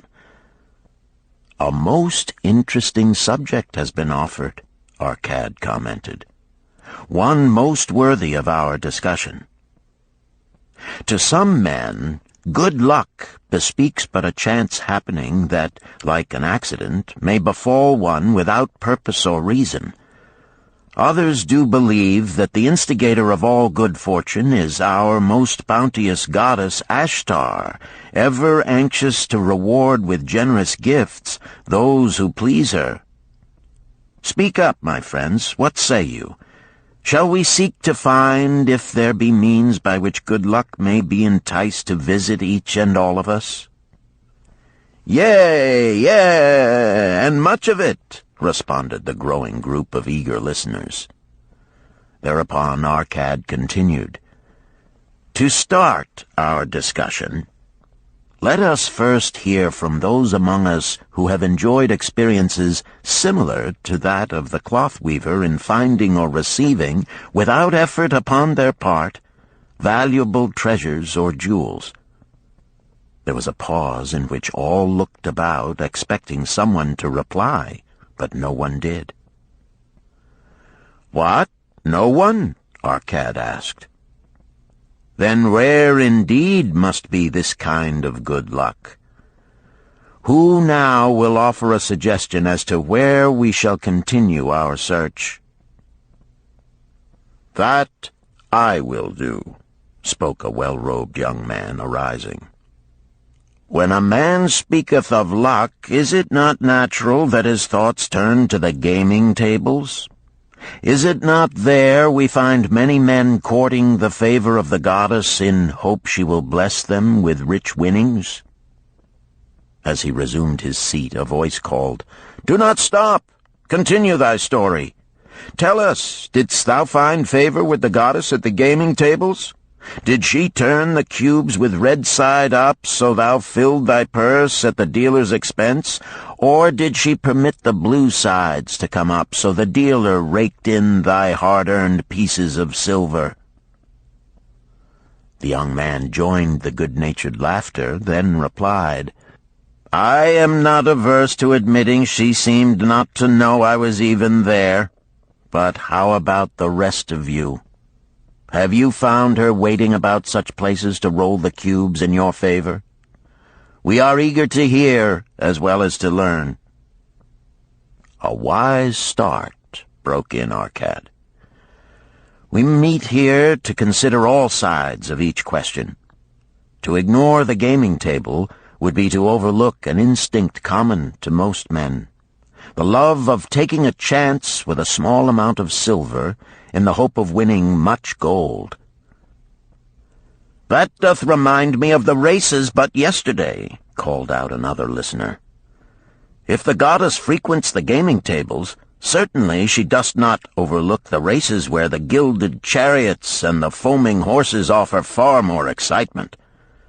Tell us honestly, Arcad, didst she whisper to you to place your bet upon those gray horses from Nineveh yesterday? I was standing just behind thee, and could scarce believe my ears when I heard thee place thy bet upon the grays. Thou knowest as well as any of us that no team in all Assyria can beat our beloved bays in a fair race.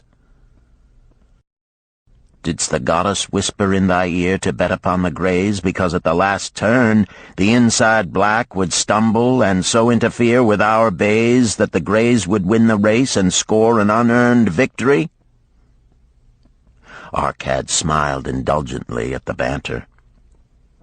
"What reason have we to feel the good goddess would take that much interest in any man's bet upon a horse race? To me she is a goddess of love and dignity, whose pleasure it is to aid those who are in need and to reward those who are deserving. I look to find her, not at the gaming tables or the races where men lose more gold than they win, but in other places where the doings of men are more worthwhile and more worthy of reward. In tilling the soil, in honest trading, in all of man's occupations, there is opportunity to make a profit upon his efforts and his transactions. Perhaps not all the time will he be rewarded, because sometimes his judgment may be faulty, and other times the winds and the weather may defeat his efforts. Yet, if he persists, he may usually expect to realize his profit. This is so because the chances of profit are always in his favor. But when a man playeth the games, the situation is reversed, for the chances of profit are always against him, and always in favor of the gamekeeper. The game is so arranged that it will always favor the keeper. It is his business at which he plans to make a liberal profit for himself from the coins bet by the players. Few players realize how certain are the gamekeeper's profits and how uncertain are their own chances to win. For example, let us consider wagers placed upon the cube. Each time it is cast, we bet which side will be uppermost. If it be the red side, the game master pays to us 4 times our bet. But if any other of the 5 sides come uppermost, we lose our bet. Thus the figures show that for each cast we have 5 chances to lose, but because the red pays 4 for 1, we have 4 chances to win. In a night's play, the game master can expect to keep for his profit 1/5 of all the coins wagered. Can a man expect to win more than occasionally against odds so arranged that he should lose 1/5 of all his bets? Yet some men do win large sums at times, volunteered one of the listeners. Quite so, they do, Arcad continued. Realizing this, the question comes to me whether money secured in such ways brings permanent value to those who are thus lucky. Among my acquaintances are many of the successful men of Babylon, yet among them I am unable to name a single one who started his success from such a source. You who are gathered here tonight know many more of our substantial citizens. To me, it would be of much interest to learn how many of our successful citizens can credit the gaming tables with their start to success. Suppose each of you tell of those you know. What say you? After a prolonged silence, a wag ventured, "Wouldst thy inquiry include the gamekeepers?" "If you think of no one else," Arcad responded. "If not one of you can think of anyone else, then how about yourselves? Are there any consistent winners with us who hesitate to advise such a source for their incomes?" His challenge was answered by a series of groans from the rear, taken up and spread amid much laughter. "It would seem we are not seeking good luck in such places as the goddess frequents," he continued. "Therefore let us explore other fields. We have not found it in picking up lost wallets, neither have we found it haunting the gaming tables. As to the races, I must confess to have lost far more coins there than I have ever won. Now suppose we consider our trades and businesses. Is it not natural, if we conclude a profitable transaction, to consider it not good luck, but a just reward for our efforts? I am inclined to think we may be overlooking the gifts of the goddess. Perhaps she really does assist us when we do not appreciate her generosity. Who can suggest further discussion?" Thereupon an elderly merchant arose, smoothing his genteel white robe. "With thy permission, most honorable Arcad and my friends, I offer a suggestion. If, as you have said, we take credit to our own industry and ability for our business success, why not consider the successes we almost enjoyed but which escaped us, happenings which would have been most profitable? They would have been rare examples of good luck if they had actually happened. Because they were not brought to fulfillment, we cannot consider them as our just rewards. Surely many men here have such experiences to relate." "Here is a wise approach," Arcad approved. "Who among you have had good luck within your grasp only to see it escape?" Many hands were raised, among them that of the merchant. Arcad motioned to him to speak. "As you suggested this approach, we should like to hear first from you." "I will gladly relate a tale," he resumed, "that doth illustrate how closely unto a man good luck may approach, and how blindly he may permit it to escape, much to his loss and later regret.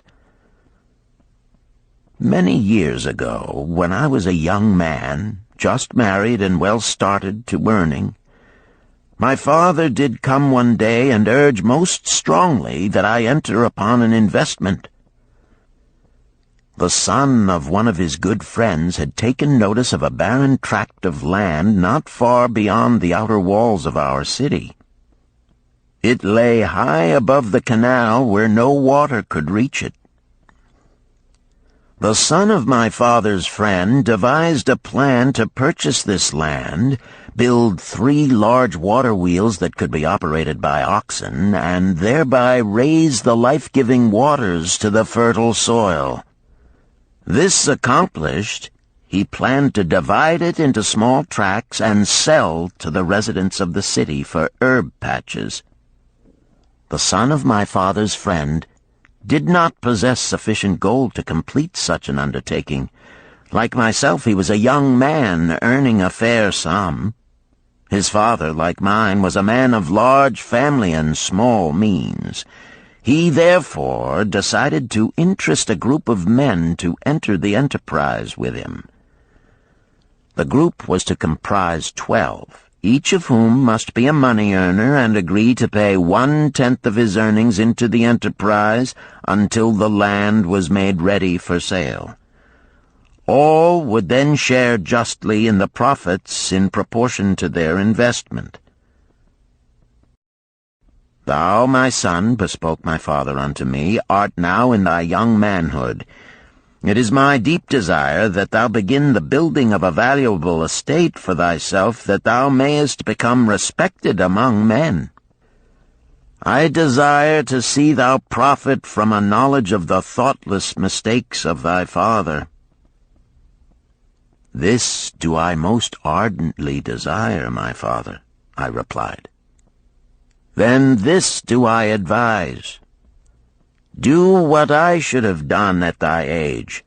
From thy earnings keep out 1/10 to put into favorable investments.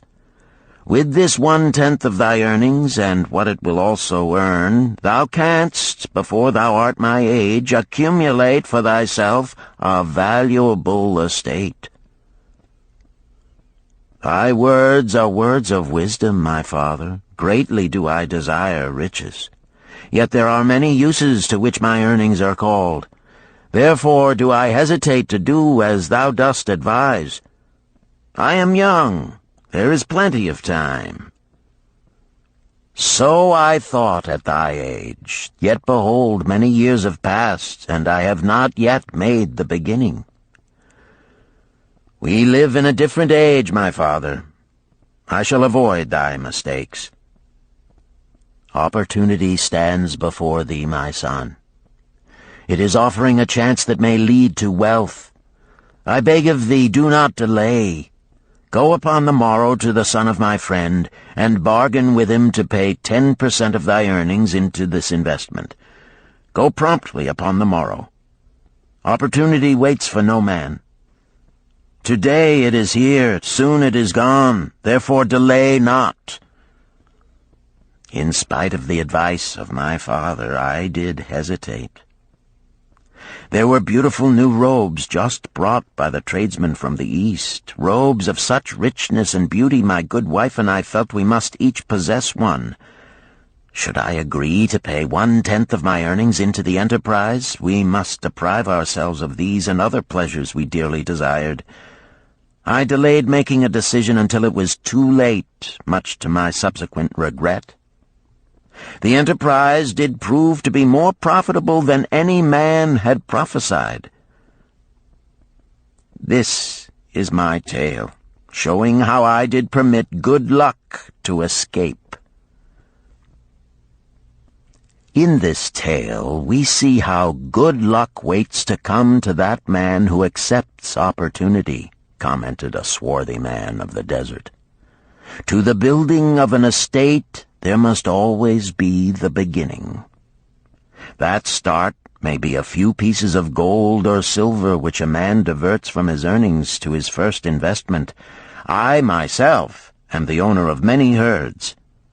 The start of my herds I did begin when I was a mere boy, and did purchase with 1 piece of silver a young calf. This, being the beginning of my wealth, was of great importance to me. To take his first start to building an estate is as good luck as can come to any man.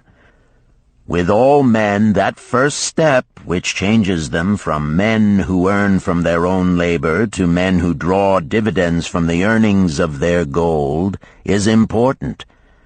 Some fortunately take it when young and thereby outstrip in financial success those who do take it later, or those unfortunate men, like the father of this merchant, who never take it. Had our friend the merchant taken this step in his early manhood when this opportunity came to him, this day he would be blessed with much more of this world's goods. Should the good luck of our friend the cloth weaver cause him to take such a step at this time, it will indeed be but the beginning of much greater good fortune. "Thank you. I like to speak also," a stranger from another country arose.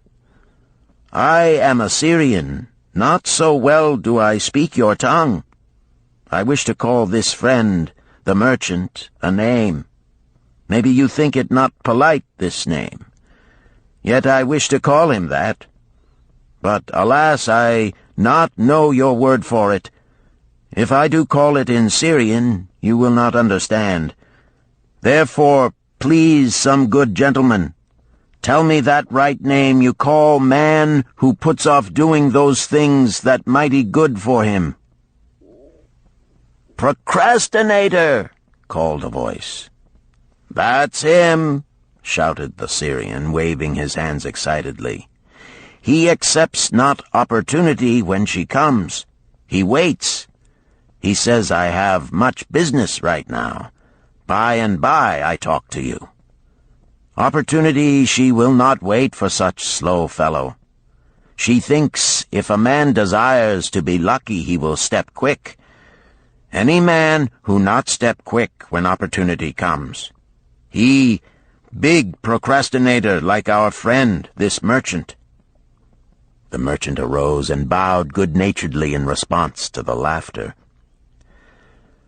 "My admiration to thee, stranger within our gates, who hesitates not to speak the truth." And now let us hear another tale of opportunity. Who has for us another experience? Demanded Arcad. "I have," responded a red-robed man of middle age. "I am a buyer of animals, mostly camels and horses. Sometimes I do also buy the sheep and goats. The tale I am about to relate will tell truthfully how opportunity came one night when I did least expect it. Perhaps for this reason I did let it escape. Of this you shall be the judge. Returning to the city one evening after a disheartening 10 days' journey in search of camels, I was much angered to find the gates of the city closed and locked. While my slaves spread our tent for the night, which we looked to spend with little food and no water, I was approached by an elderly farmer who, like ourselves, found himself locked outside. "Honored sir," he addressed me, "from thy appearance I do judge thee to be a buyer. If this be so, much would I like to sell to thee the most excellent flock of sheep just driven up. Alas, my good wife lies very sick with the fever. I must return with all haste. Buy thou my sheep, that I and my slaves may mount our camels and travel back without delay." So dark it was that I could not see his flock, but from the bleating I did know it must be large. Having wasted 10 days searching for camels I could not find, I was glad to bargain with him. In his anxiety he did set a most reasonable price. I accepted, well knowing my slaves could drive the flock through the city gates in the morning and sell at a substantial profit. The bargain concluded, I called my slaves to bring torches that we might count the flock which the farmer declared to contain 900. I shall not burden you, my friends, with a description of our difficulty in attempting to count so many thirsty, restless, milling sheep. It proved to be an impossible task. Therefore, I bluntly informed the farmer I would count them at daylight and pay him then. "Please, most honorable sir," he pleaded, Pay me but 2/3 of the price tonight, that I may be on my way. I will leave my most intelligent and educated slave to assist to make the count in the morning. He is trustworthy, and to him thou canst pay the balance." But I was stubborn and refused to make payment that night. Next morning, before I awoke, the city gates opened and 4 buyers rushed out in search of flocks. They were most eager and willing to pay high prices because the city was threatened with siege and food was not plentiful. Nearly 3 times the price at which he had offered the flock to me did the old farmer receive for it. Thus was rare good luck allowed to escape. "Here is a tale most unusual," commented Arcad. "What wisdom doth it suggest?" "The wisdom of making a payment immediately when we are convinced our bargain is wise," suggested a venerable saddle-maker. "If the bargain be good, then dost thou need protection against thy own weaknesses as much as against any other man. We mortals are changeable. Alas, I must say more apt to change our minds when right than wrong. Wrong, we are stubborn indeed. Right, we are prone to vacillate and let opportunity escape. My first judgment is my best. Yet always have I found it difficult to compel myself to proceed with a good bargain when made. Therefore, as a protection against my own weaknesses, I do make a prompt deposit thereon. This doth save me from later regrets for the good luck that should have been mine." "Thank you. Again I like to speak." The Syrian was upon his feet once more. "These tales much alike. Each time opportunity fly away for same reason. Each time she come to procrastinator, bringing good plan. Each time they hesitate, not say, right now, best time, I do it quick. How can men succeed that way?" "Wise are thy words, my friend," responded the buyer. "Good luck fled from procrastination in both these tales. Yet this is not unusual. The spirit of procrastination is within all men. We desire riches, yet how often, when opportunity doth appear before us, that spirit of procrastination from within doth urge various delays in our acceptance. In listening to it, we do become our own worst enemies. In my younger days, I did not know it by this long word our friend from Syria doth enjoy. I did think at first it was my own poor judgment that did cause me loss at many profitable trades. Later I did credit it to my stubborn disposition. At last I did recognize it for what it was, a habit of needless delaying where action was required, action prompt and decisive. How I did hate it when its true character stood revealed. With the bitterness of a wild ass hitched to a chariot, I did break loose from this enemy to my success. "Thank you. I like ask question from Mr. Merchant," the Syrian was speaking. "You wear fine robes, not like those of poor man. You speak like successful man. Tell us, do you listen now when procrastination whispers in your ear?" "Like our friend the buyer, I also had to recognize and conquer procrastination," responded the merchant. "To me, it proved to be an enemy ever watching and waiting to thwart my accomplishments. The tale I did relate is but one of many similar instances I could tell to show how it drove away my opportunities. 'Tis not difficult to conquer once understood. No man willingly permits the thief to rob his bins of grain, nor does any man willingly permit an enemy to drive away his customers and rob him of his profits. When once I did recognize that such acts as these my enemy was committing, with determination I conquered him. So must every man master his own spirit of procrastination before he can expect to share in the rich treasures of Babylon. What sayest, Arcad? Because thou art the richest man in Babylon, many do proclaim thee to be the luckiest. Dost agree with me that no man can arrive at a full measure of success until he hath completely crushed the spirit of procrastination within him? It is even as thou sayest, Arcad admitted. During my long life, I have watched generation following generation, marching forward along those avenues of trade, science, and learning that lead to success in life. Opportunities came to all these men. Some grasped theirs and moved steadily to the gratification of their deepest desires, but the majority hesitated, faltered, and fell behind. Arcad turned to the cloth-weaver. Thou didst suggest that we debate good luck.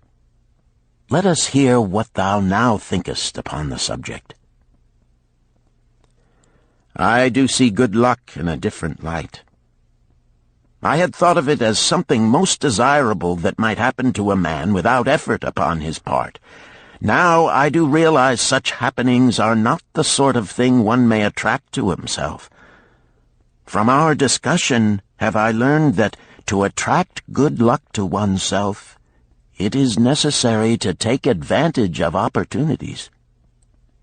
Therefore, in the future, I shall endeavor to make the best of such opportunities as do come to me. Thou hast well grasped the truths brought forth in our discussion, Arcad replied. Good luck, we do find, often follows opportunity, but seldom comes otherwise. Our merchant friend would have found great good luck had he accepted the opportunity the good goddess did present to him. Our friend the buyer likewise would have enjoyed good luck had he completed the purchase of the flock and sold at such a handsome profit. We did pursue this discussion to find a means by which good luck could be enticed to us. I feel that we have found the way. Both the tales did illustrate how good luck follows opportunity. Herein lies a truth that many similar tales of good luck, won or lost, could not change. The truth is this: good luck can be enticed by accepting opportunity. Those eager to grasp opportunities for their betterment do attract the interest of the good goddess. She is ever anxious to aid those who please her. Men of action please her best. Action will lead thee forward to the successes thou dost desire. Men of action are favored by the goddess of good luck.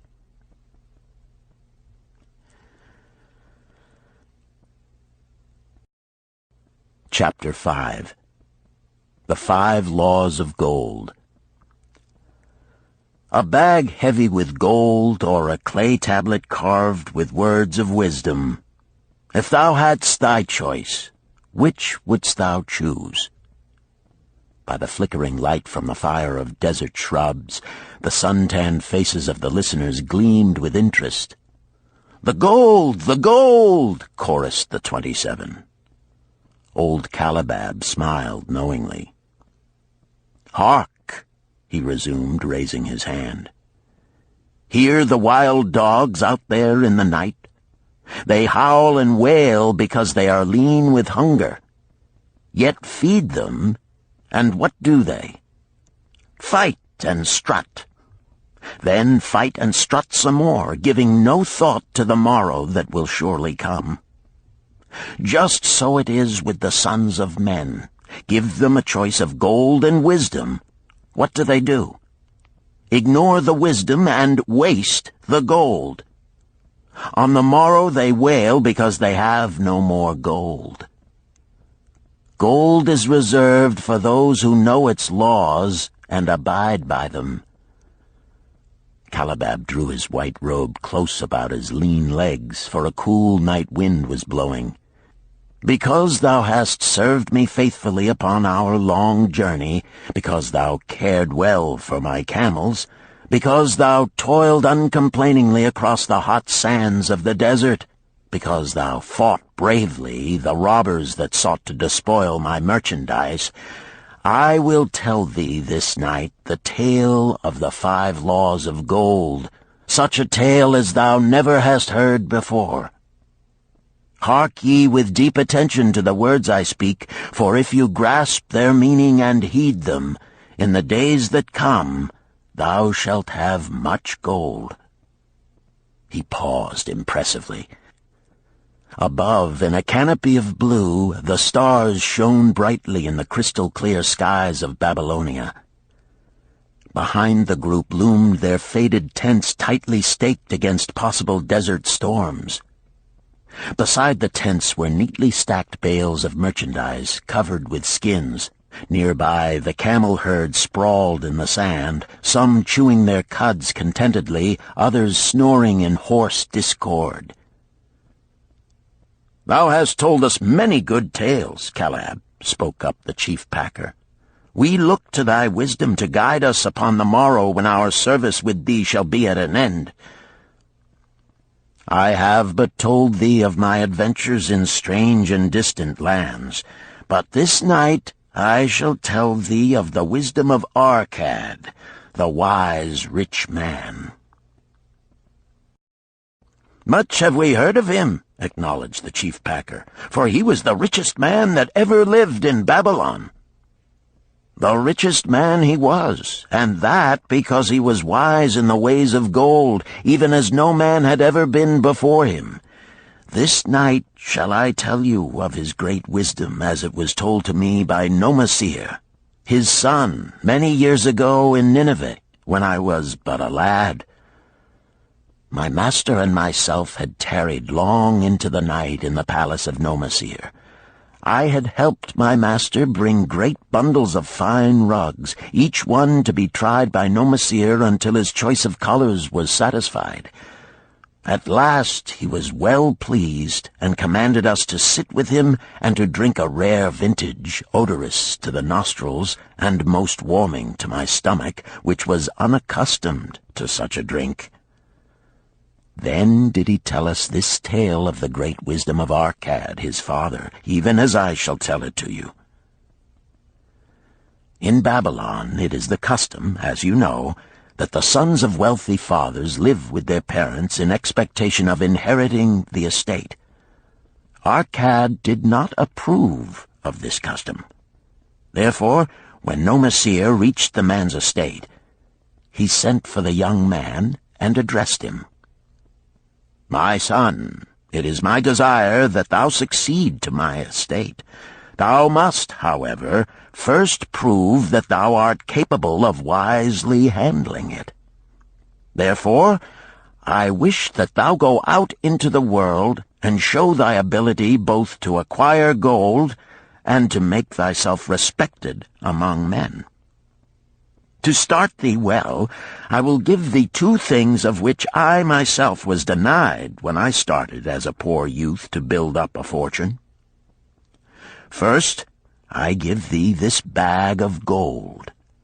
If thou use it wisely, it will be the basis of thy future success. Second, I give thee this clay tablet upon which is carved the 5 laws of gold. If thou dost but interpret them in thy own acts, they shall bring thee competence and security. 10 years from this day come thou back to the house of thy father and give account of thyself. If thou prove worthy, I will then make thee the heir to my estate. Otherwise I will give it to the priests that they may barter for my soul the kind consideration of the gods." So Nomasir went forth to make his own way, taking his bag of gold, the clay tablet carefully wrapped in silken cloth, his slave, and the horses upon which they rode. The 10 years passed, and Nomasir, as he had agreed, returned to the house of his father, who provided a great feast in his honor, to which he invited many friends and relatives. After the feast was over, the father and mother mounted their throne-like seats at one side of the great hall, and Nomasir stood before them to give an account of himself as he had promised his father. It was evening. The room was hazy with smoke from the wicks of the oil lamps that but dimly lighted it. Slaves in white woven jackets and tunics fanned the humid air rhythmically with long-stemmed palm leaves. A stately dignity colored the scene. The wife of Nomasir and his 2 young sons, with friends and other members of the family, sat upon rugs behind him, eager listeners. "My father," he began deferentially, "I bow before thy wisdom. 10 years ago, when I stood at the gates of manhood, thou bade me go forth and become a man among men, instead of remaining a vassal to thy fortune. Thou gave me liberally of thy gold. Thou gave me liberally of thy wisdom. Of the gold, alas, I must admit of a disastrous handling. It fled indeed from my inexperienced hands, even as a wild hare flees at the first opportunity from the youth who captures it." The father smiled indulgently. "Continue, my son. Thy tale interests me in all its details." "I decided to go to Nineveh, as it was a growing city, believing that I might find there opportunities. I joined a caravan, and among its members made numerous friends. 2 well-spoken men who had a most beautiful white horse, as fleet as the wind, were among these. As we journeyed, they told me in confidence that in Nineveh was a wealthy man who owned a horse so swift that it had never been beaten. Its owner believed that no horse living could run with greater speed. Therefore would he wager any sum, however large, that his horse could outspeed any horse in all Babylonia. Compared to their horse, so my friend said, it was but a lumbering ass that could be beaten with ease. They offered, as a great favor, to permit me to join them in a wager. I was quite carried away with the plan. Our horse was badly beaten, and I lost much of my gold." The father laughed. "Later, I discovered that this was a deceitful plan of these men, and they constantly journeyed with caravans seeking victims. You see, the man in Nineveh was their partner and shared with them the bets he won. This shrewd deceit taught me my first lesson in looking out for myself. I was soon to learn another, equally bitter. In the caravan was another young man with whom I became quite friendly. He was the son of wealthy parents and, like myself, journeying to Nineveh to find a suitable location. Not long after our arrival, he told me that a merchant had died, and his shop with its rich merchandise and patronage could be secured at a paltry price. Saying that we would be equal partners, but first he must return to Babylon to secure his gold, he prevailed upon me to purchase the stock with my gold, agreeing that his would be used later to carry on our venture. He long delayed the trip to Babylon, proving in the meantime to be an unwise buyer and a foolish spender. I finally put him out, but not before the business had deteriorated to where we had only unsaleable goods and no gold to buy other goods. I sacrificed what was left to an Israelite for a pitiful sum. Soon there followed, I tell you, my father, bitter days. I sought employment and found it not, for I was without trade or training that would enable me to earn. I sold my horses, I sold my slave. I sold my extra robes that I might have food and a place to sleep, but each day grim want crouched closer. But in those bitter days, I remembered thy confidence in me, my father. Thou hadst sent me forth to become a man, and this I was determined to accomplish. The mother buried her face and wept softly. At this time I bethought me of the table thou had given to me, upon which thou had carved the 5 laws of gold. Thereupon I read most carefully thy words of wisdom, and realized that had I but sought wisdom first, my gold would not have been lost to me. I learned by heart each law, and determined that when once more the goddess of good fortune smiled upon me, I would be guided by the wisdom of age, and not by the inexperience of youth. For the benefit of you who are seated here this night, I will read the wisdom of my father as engraved upon the clay tablet which he gave to me 10 years ago. The 5 laws of gold. 1. Gold cometh gladly and in increasing quantity to any man who will put by not less than 1/10 of his earnings to create an estate for his future and that of his family. 2. Gold laboreth diligently and contentedly for the wise owner who finds for it profitable employment, multiplying even as the flocks of the field. 3. Gold clingeth to the protection of the cautious owner who invests it under the advice of men wise in its handling. 4. Gold slippeth away from the man who invests it in businesses or purposes with which he is not familiar, or which are not approved by those skilled in its keep. 5. Gold flees the man who would force it to impossible earnings, or who followeth the alluring advice of tricksters and schemers, or who trusts it to his own inexperience and romantic desires in investment. These are the 5 laws of gold as written by my father. I do proclaim them as of greater value than gold itself, as I will show by the continuance of my tale. He again faced his father. I have told thee of the depth of poverty and despair to which my inexperience brought me. However, there is no chain of disasters that will not come to an end. Mine came when I secured employment managing a crew of slaves working upon the new outer wall of the city.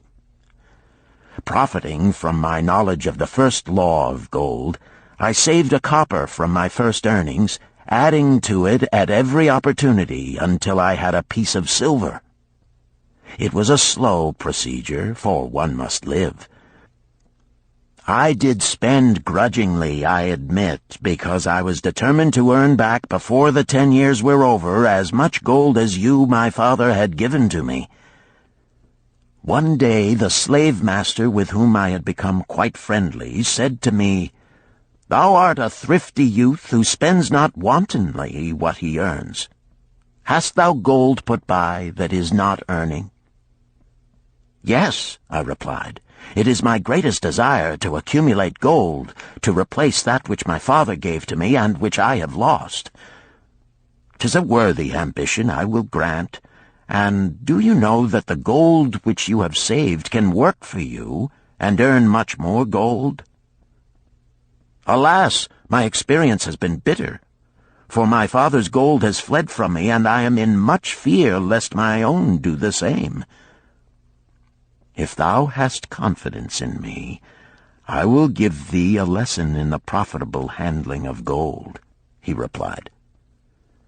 "Within a year the outer wall will be complete and ready for the great gates of bronze that will be built at each entrance to protect the city from the king's enemies. In all Nineveh there is not enough metal to make these gates, and the king has not thought to provide it. Here is my plan. A group of us will pool our gold and send a caravan to the mines of copper and tin which are distant, and bring to Nineveh the metal for the gates.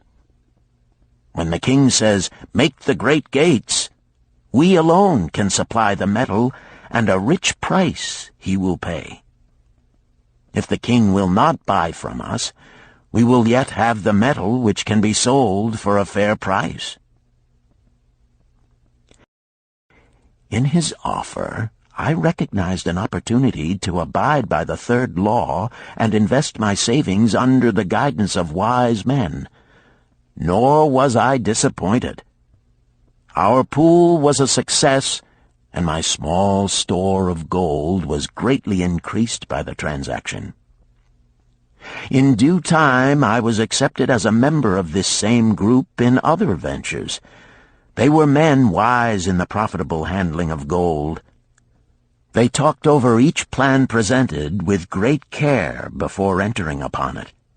They would take no chance on losing their principal or tying it up in unprofitable investments from which their gold could not be recovered. Such foolish things as the horse race and the partnership into which I had entered with my inexperience would have had scant consideration with them. They would have immediately pointed out their weaknesses. Through my association with these men, I learned to safely invest gold to bring profitable returns. As the years went on, my treasure increased more and more rapidly. I not only made back as much as I lost, but much more. Through my misfortunes, my trials, and my success, I have tested time and again the wisdom of the 5 laws of gold, my father, and have proven them true in every test. To him who is without knowledge of the 5 laws, gold comes not often, and goeth away quickly. But to him who abide by the 5 laws, gold comes and works as his dutiful slave." Nomasir ceased speaking and motioned to a slave in the back of the room. The slave brought forward one at a time 3 heavy leather bags. One of these Nomasir took and placed upon the floor before his father, addressing him again. "Thou didst give to me a bag of gold, Babylon gold. Behold, in its place I do return to thee a bag of Nineveh gold of equal weight, an equal exchange, as all will agree. Thou didst give to me a clay tablet inscribed with wisdom. Behold, in its stead I do return 2 bags of gold." So saying, he took from the slave the other 2 bags, and likewise placed them upon the floor before his father. "This I do to prove to thee, my father, of how much greater value I consider thy wisdom than thy gold. Yet who can measure in bags of gold the value of wisdom? Without wisdom, gold is quickly lost by those who have it, but with wisdom, gold can be secured by those who have it not, as these 3 bags of gold do prove. It does indeed give to me the deepest satisfaction, my father, to stand before thee and say that, because of thy wisdom, I have been able to become rich and respected before men." The father placed his hand fondly upon the head of Nomasir. "Thou hast learned well thy lessons, and I am indeed fortunate to have a son to whom I may entrust my wealth." Calabab ceased his tale and looked critically at his listeners. "What means this to thee, this tale of Nomasir?" he continued. "Who among thee can go to thy father or to the father of thy wife and give an account of wise handling of his earnings? What would these venerable men think were you to say, 'I have traveled much and learned much and labored much and earned much, yet alas, of gold I have little. Some I spent wisely, some I spent foolishly, and much I lost in unwise ways.' Dost still think it but an inconsistency of fate that some men have much gold and others have naught? Then you err. Men have much gold when they know the 5 laws of gold and abide thereby. Because I learned these 5 laws in my youth and abided by them, I have become a wealthy merchant. Not by some strange magic did I accumulate my wealth. Wealth that comes quickly goeth the same way.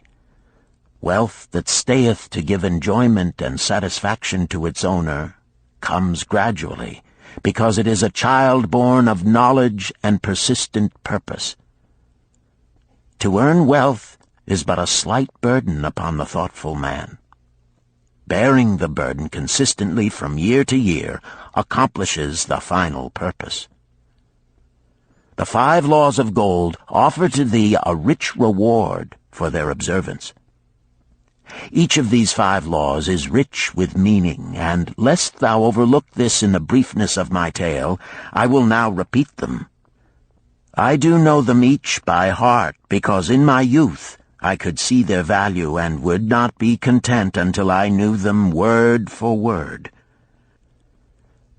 The first law of gold.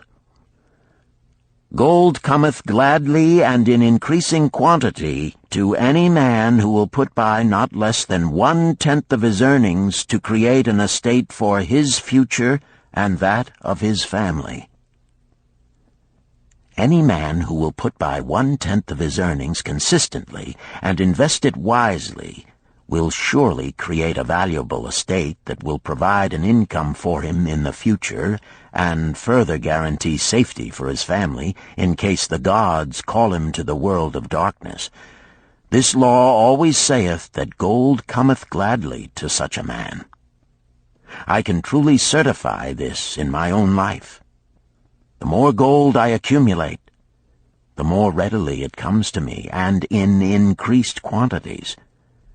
The gold which I save earns more, even as yours will, and its earnings earn more, and this is the working out of the first law. The second law of gold. Gold laboreth diligently and contentedly for the wise owner who finds for it profitable employment, multiplying even as the flocks of the field. Gold indeed is a willing worker. It is ever eager to multiply when opportunity presents itself. To every man who hath a store of gold set by, opportunity comes for its most profitable use. As the years pass, it multiplies itself in surprising fashion. The third law of gold. Gold clingeth to the protection of the cautious owner who invests it under the advice of men wise in its handling. Gold indeed clingeth to the cautious owner, even as it flees the careless owner. The man who seeks the advice of men wise in handling gold soon learneth not to jeopardize his treasure, but to preserve in safety and to enjoy in contentment its consistent increase. This ends Disc 2. The Richest Man in Babylon, Disc 3. The fourth law of gold. Gold slippeth away from the man who invests it in businesses or purposes with which he is not familiar or which are not approved by those skilled in its keep. To the man who hath gold yet is not skilled in its handling, many uses for it appear most profitable. Too often these are fraught with danger of loss, and if properly analyzed by wise men, show small possibility of profit. Therefore, the inexperienced owner of gold who trusts to his own judgment and invests it in businesses or purposes with which he is not familiar, too often finds his judgment imperfect and pays with his treasure for his inexperience. Wise indeed is he who investeth his treasures under the advice of men skilled in the ways of gold. the 5th law of gold. Gold flees the man who would force it to impossible earnings, or who followeth the alluring advice of tricksters and schemers, or who trusts it to his own inexperience and romantic desires in investment. Fanciful propositions that thrill like adventure tales always come to the new owner of gold. These appear to endow his treasure with magic powers that will enable it to make impossible earnings. Yet heed ye the wise men, for verily they know the risks that lurk behind every plan to make great wealth suddenly.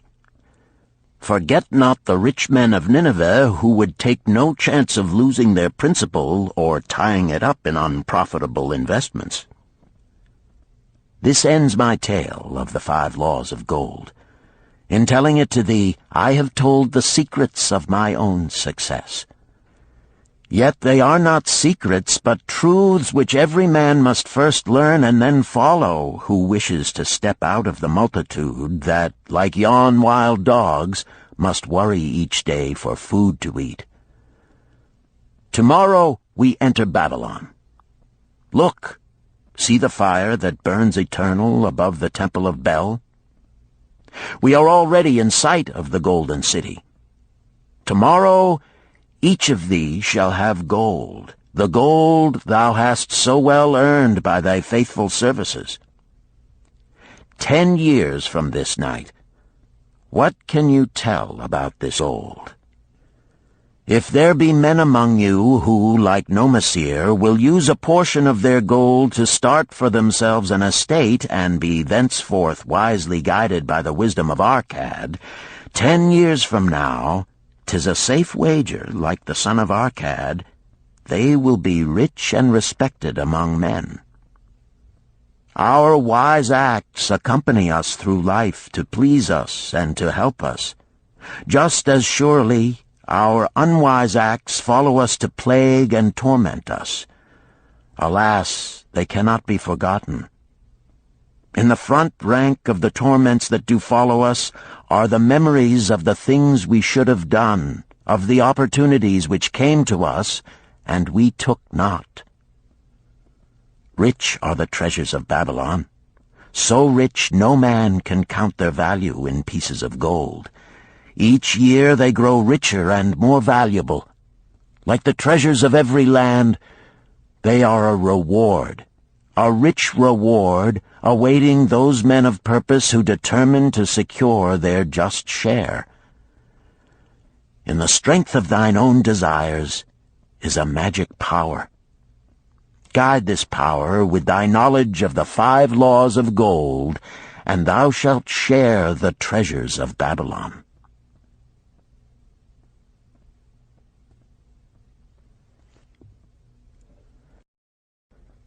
Chapter 6. The Gold Lender of Babylon. 50 pieces of gold. Never before had Rodan, the spear-maker of old Babylon, carried so much gold in his leather wallet. Happily down the king's highway from the palace of his most liberal majesty he strode. Cheerfully the gold clinked as the wallet at his belt swayed with each step, the sweetest music he had ever heard. 50 pieces of gold, all his. He could hardly realize his good fortune. What power in those clinking discs! They could purchase anything he wanted. A grand house, land, cattle, camels, horses, chariots, whatever he might desire. What use should he make of it? This evening, as he turned into a side street toward the home of his sister, he could think of nothing he would rather possess than those same glittering, heavy pieces of gold, his to keep. It was upon an evening some days later that a perplexed Rodan entered the shop of Mathon, the lender of gold and dealer in jewels and rare fabrics. Glancing neither to the right nor the left at the colorful articles artfully displayed, he passed through to the living quarters at the rear. Here he found the genteel Mathon lounging upon a rug partaking of a meal served by a black slave. I would counsel with thee, for I know not what to do."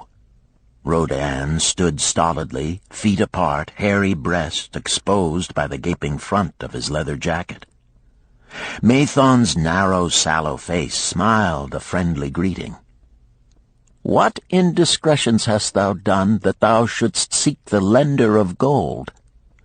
Hast been unlucky at the gaming table? Or hath some plump dame entangled thee? For many years have I known thee, yet never hast thou sought me to aid thee in thy troubles. No, no, not such as that. I seek no gold. Instead I crave thy wise advice. Hear, hear, what this man doth say. No one comes to the lender of gold for advice. My ears must play me false. They listen true. Can this be so? Rodan, the spear-maker, doth display more cunning than all the rest, for he comes to Mathon not for gold, but for advice. Many men come to me for gold to pay for their follies, but as for advice, they want it not. Yet who is more able to advise than the lender of gold, to whom many men come in trouble? Thou shalt eat with me, Rodan, he continued. Thou shalt be my guest for the evening. Ando, he commanded of the black slave, draw up a rug for my friend Rodan, the spear-maker, who comes for advice. He shall be mine honored guest. Bring to him much food, and get for him my largest cup. Choose well of the best wine, that he may have satisfaction in the drinking. Now tell me, what troubles thee? It is the king's gift. The king's gift? The king did make thee a gift, and it gives thee trouble? What manner of gift? Because he was much pleased with the design I did submit to him for a new point on the spears of the royal guard, he did present me with 50 pieces of gold, and now I am much perplexed. I am beseeched each hour the sun doth travel across the sky by those who would share it with me. That is natural. More men want gold than have it, and would wish one who comes by it easily to divide. But can you not say no? Is thy will not as strong as thy fist? To many I can say no, yet sometimes it would be easier to say yes. Can one refuse to share with one's sister to whom he is deeply devoted? Surely thy own sister would not wish to deprive thee of enjoying thy reward? But it is for the sake of Araman, her husband, whom she wishes to see a rich merchant. She does feel that he has never had a chance, and she beseeches me to loan to him this gold, that he may become a prosperous merchant and repay me from his profits. My friend, resumed Mathon, 'tis a worthy subject thou bringest to discuss. Gold bringeth unto its possessor responsibility and a changed position with his fellow men. It bringeth fear lest he lose it, or it be tricked away from him. It bringeth a feeling of power and ability to do good. Likewise, it bringeth opportunities whereby his very good intentions may bring him into difficulties. Didst ever hear of the farmer of Nineveh who could understand the language of animals? I wot not, for 'tis not the kind of tale men like to tell over the bronze-caster's forge. I will tell it to thee, for thou shouldst know that to borrowing and lending there is more than the passing of gold from the hands of one to the hands of another. This farmer, who could understand what the animals said to each other, did linger in the farmyard each evening just to listen to their words. One evening he did hear the ox bemoaning to the ass the hardness of his lot. I do labor pulling the plow from morning until night, no matter how hot the day, or how tired my legs, or how the bow doth chafe my neck, still must I work. But you are a creature of leisure. You are trapped with a colorful blanket and do nothing more than carry our master about where he wishes to go. When he goes nowhere, you do rest and eat the green grass all the day." Now the ass, in spite of his vicious heels, was a goodly fellow and sympathized with the ox. "My good friend," he replied, "you do work very hard, and I would help ease your lot. Therefore will I tell you how you may have a day of rest. In the morning, when the slave comes to fetch you to the plow, lie upon the ground and bellow much, that he may say you are sick and cannot work." So the ox took the advice of the ass, and the next morning the slave returned to the farmer and told him the ox was sick and could not pull the plow. "Then," said the farmer, "hitch the ass to the plow, for the plowing must go on." All that day, the ass, who had only intended to help his friend, found himself compelled to do the ox's task. When night came and he was released from the plow, his heart was bitter, and his legs were weary, and his neck was sore where the bow had chafed it. The farmer lingered in the barnyard to listen. The ox began first. "You are my good friend. Because of your wise advice I have enjoyed a day of rest." "And I," retorted the ass, "am like many another simple-hearted one who starts to help a friend and ends up by doing his task for him. Hereafter you draw your own plow, for I did hear the master tell the slave to send for the butcher were you sick again. I wish he would, for you are a lazy fellow." Thereafter they spoke to each other no more. This ended their friendship. "Canst thou tell the moral to this tale, Rodan?" "'Tis a good tale," responded Rodan, "but I see not the moral." "I thought not that you would, but it is there, and simple too. Just this: if you desire to help thy friend, do so in a way that will not bring thy friend's burdens upon thyself." "I had not thought of that. It is a wise moral. I wish not to assume the burdens of my sister's husband. But tell me, you lend to many. Do not the borrowers repay?"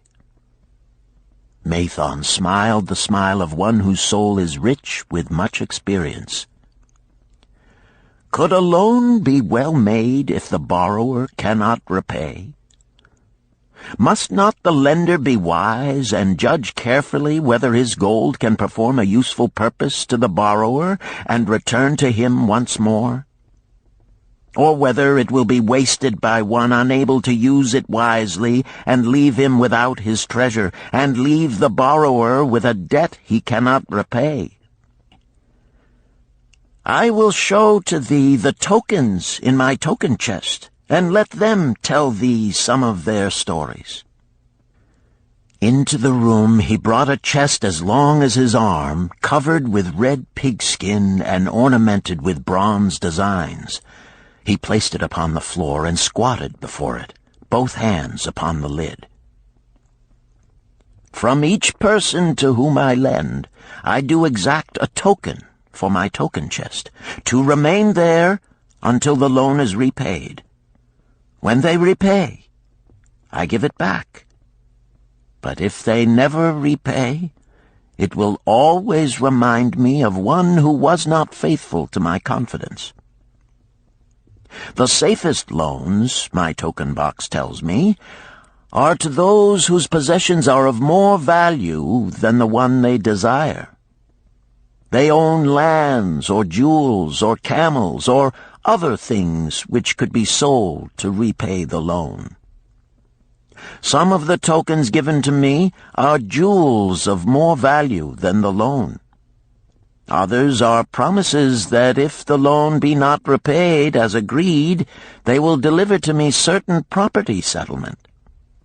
On loans like those I am assured that my gold will be returned with the rental thereon, for the loan is based on property.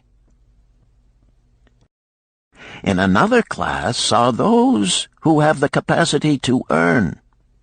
They are such as you, who labor or serve and are paid. They have income. And if they are honest and suffer no misfortune, I know that they also can repay the gold I loan them and the rental to which I am entitled. Such loans are based on human effort.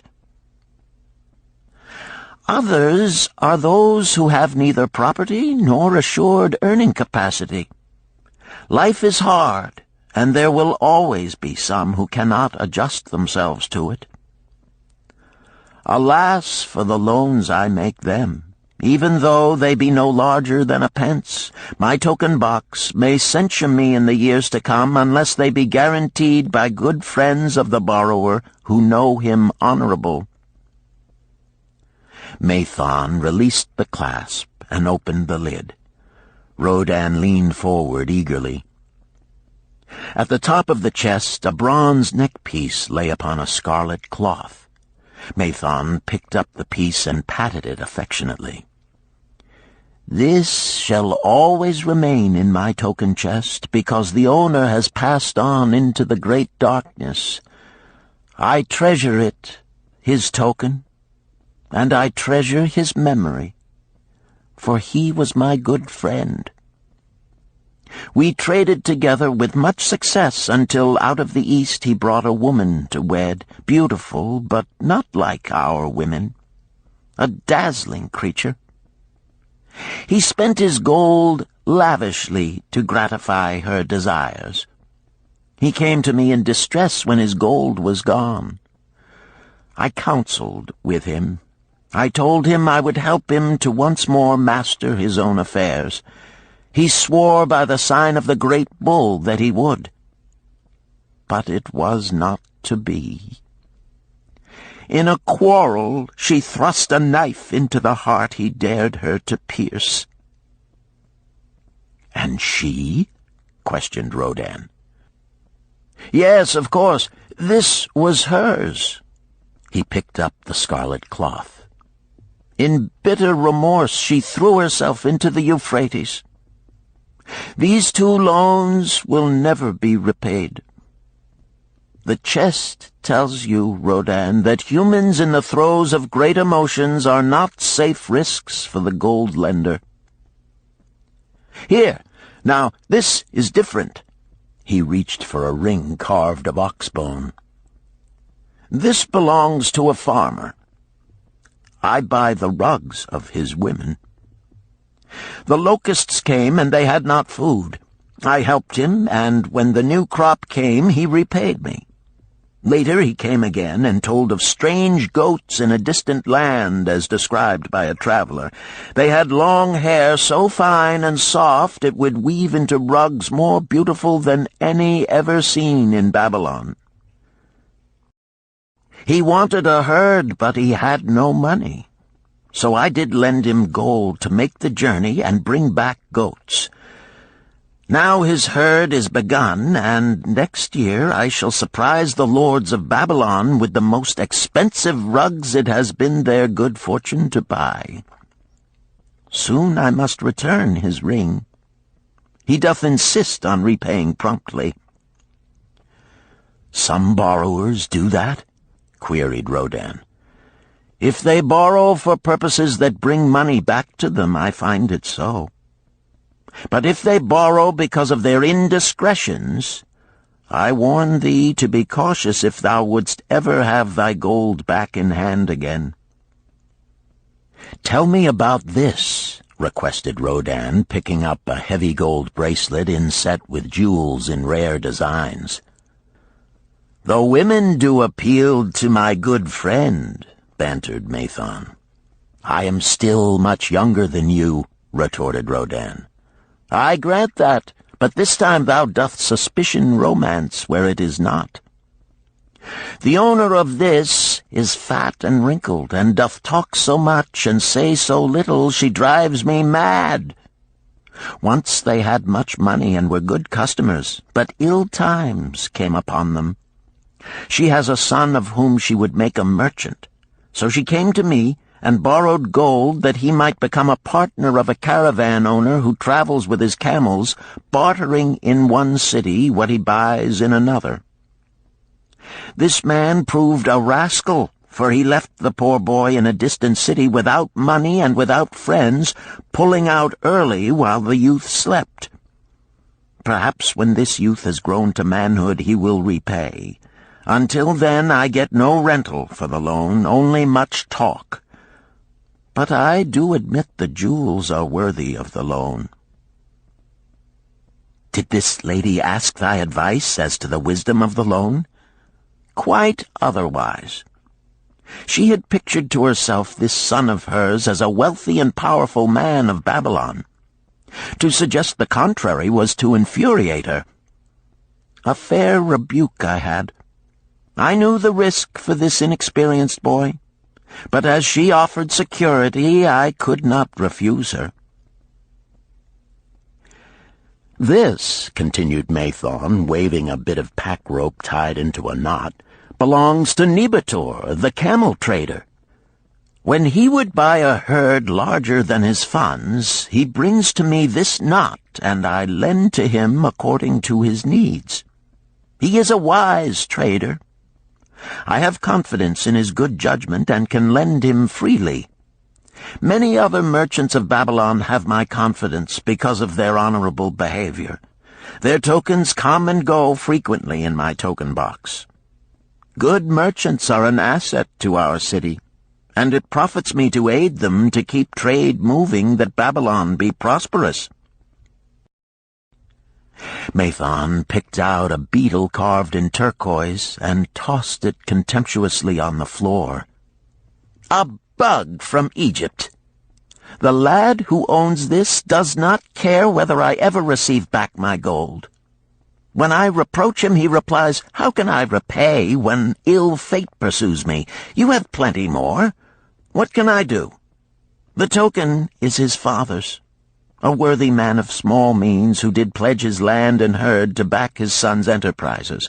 The youth found success at first, and then was overzealous to gain great wealth.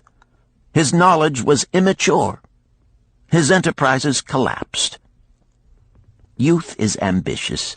Youth would take shortcuts to wealth and the desirable things for which it stands. To secure wealth quickly, youth often borrows unwisely. Youth, never having had experience, cannot realize that hopeless debt is like a deep pit into which one may descend quickly, and where one may struggle vainly for many days. It is a pit of sorrow and regrets, where the brightness of the sun is overcast, and night is made unhappy by restless sleeping. Yet I do not discourage borrowing gold. I encourage it.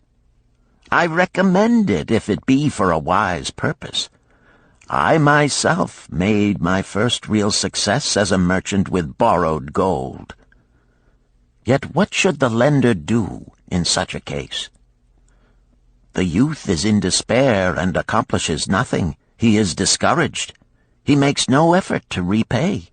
My heart turns against depriving the father of his land and cattle." "You tell me much that I am interested to hear," ventured Rodin, "but I hear no answer to my question. Should I lend my 50 pieces of gold to my sister's husband? They mean much to me." "Thy sister is a sterling woman whom I do much esteem.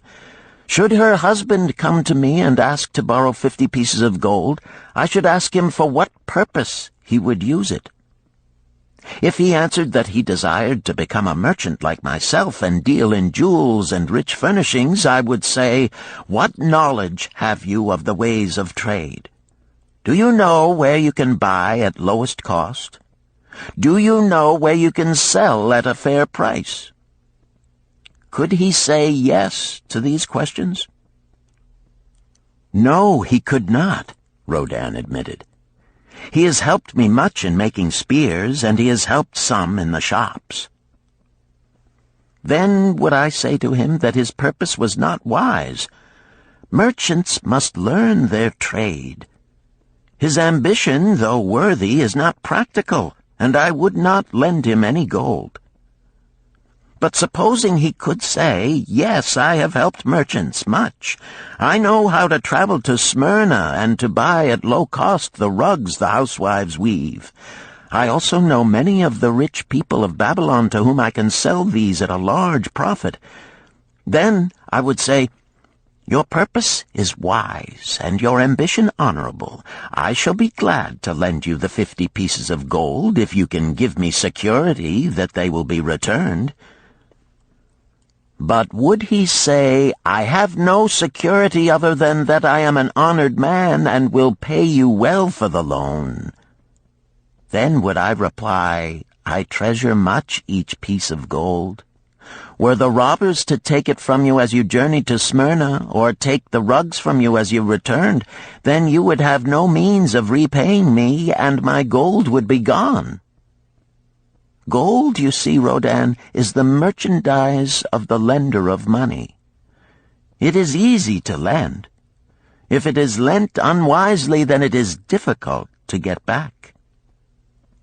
The wise lender wishes not the risk of the undertaking, but the guarantee of safe repayment. "'Tis well," he continued, "to assist those that are in trouble. 'Tis well to help those upon whom fate has laid a heavy hand. 'Tis well to help those who are starting, that they may progress and become valuable citizens. But help must be given wisely, lest, like the farmer's ass, in our desire to help, we but take upon ourselves the burden that belongs to another." Again I wandered from thy question, Rodin, but hear my answer. Keep thy 50 pieces of gold. What thy labor earns for thee and what is given thee for reward is thine own, and no man can put an obligation upon thee to part with it unless it do be thy wish. If thee wouldst lend it so that it may earn thee more gold, then lend with caution and in many places. I like not idle gold, even less I like too much of risk. How many years hast thou labored as a spear-maker? Fully 3. How much besides the king's gift hast saved? 3 gold pieces. Each year that thou hast labored, thou hast denied thyself good things to save from thine earnings 1 piece of gold? 'Tis as you say. Then mightest save in 50 years of labor 50 pieces of gold by thy self-denial? A lifetime of labor it would be. Thinkest thou thy sister would wish to jeopardize the savings of 50 years of labor over the bronze melting pot, that her husband might experiment on being a merchant? Not if I spoke in your words. Then go to her and say, 3 years I have labored each day except fast days, from morning until night, and I have denied myself many things that my heart craved. For each year of labor and self-denial, I have to show 1 piece of gold. Thou art my favored sister, and I wish that thy husband may engage in business in which he will prosper greatly.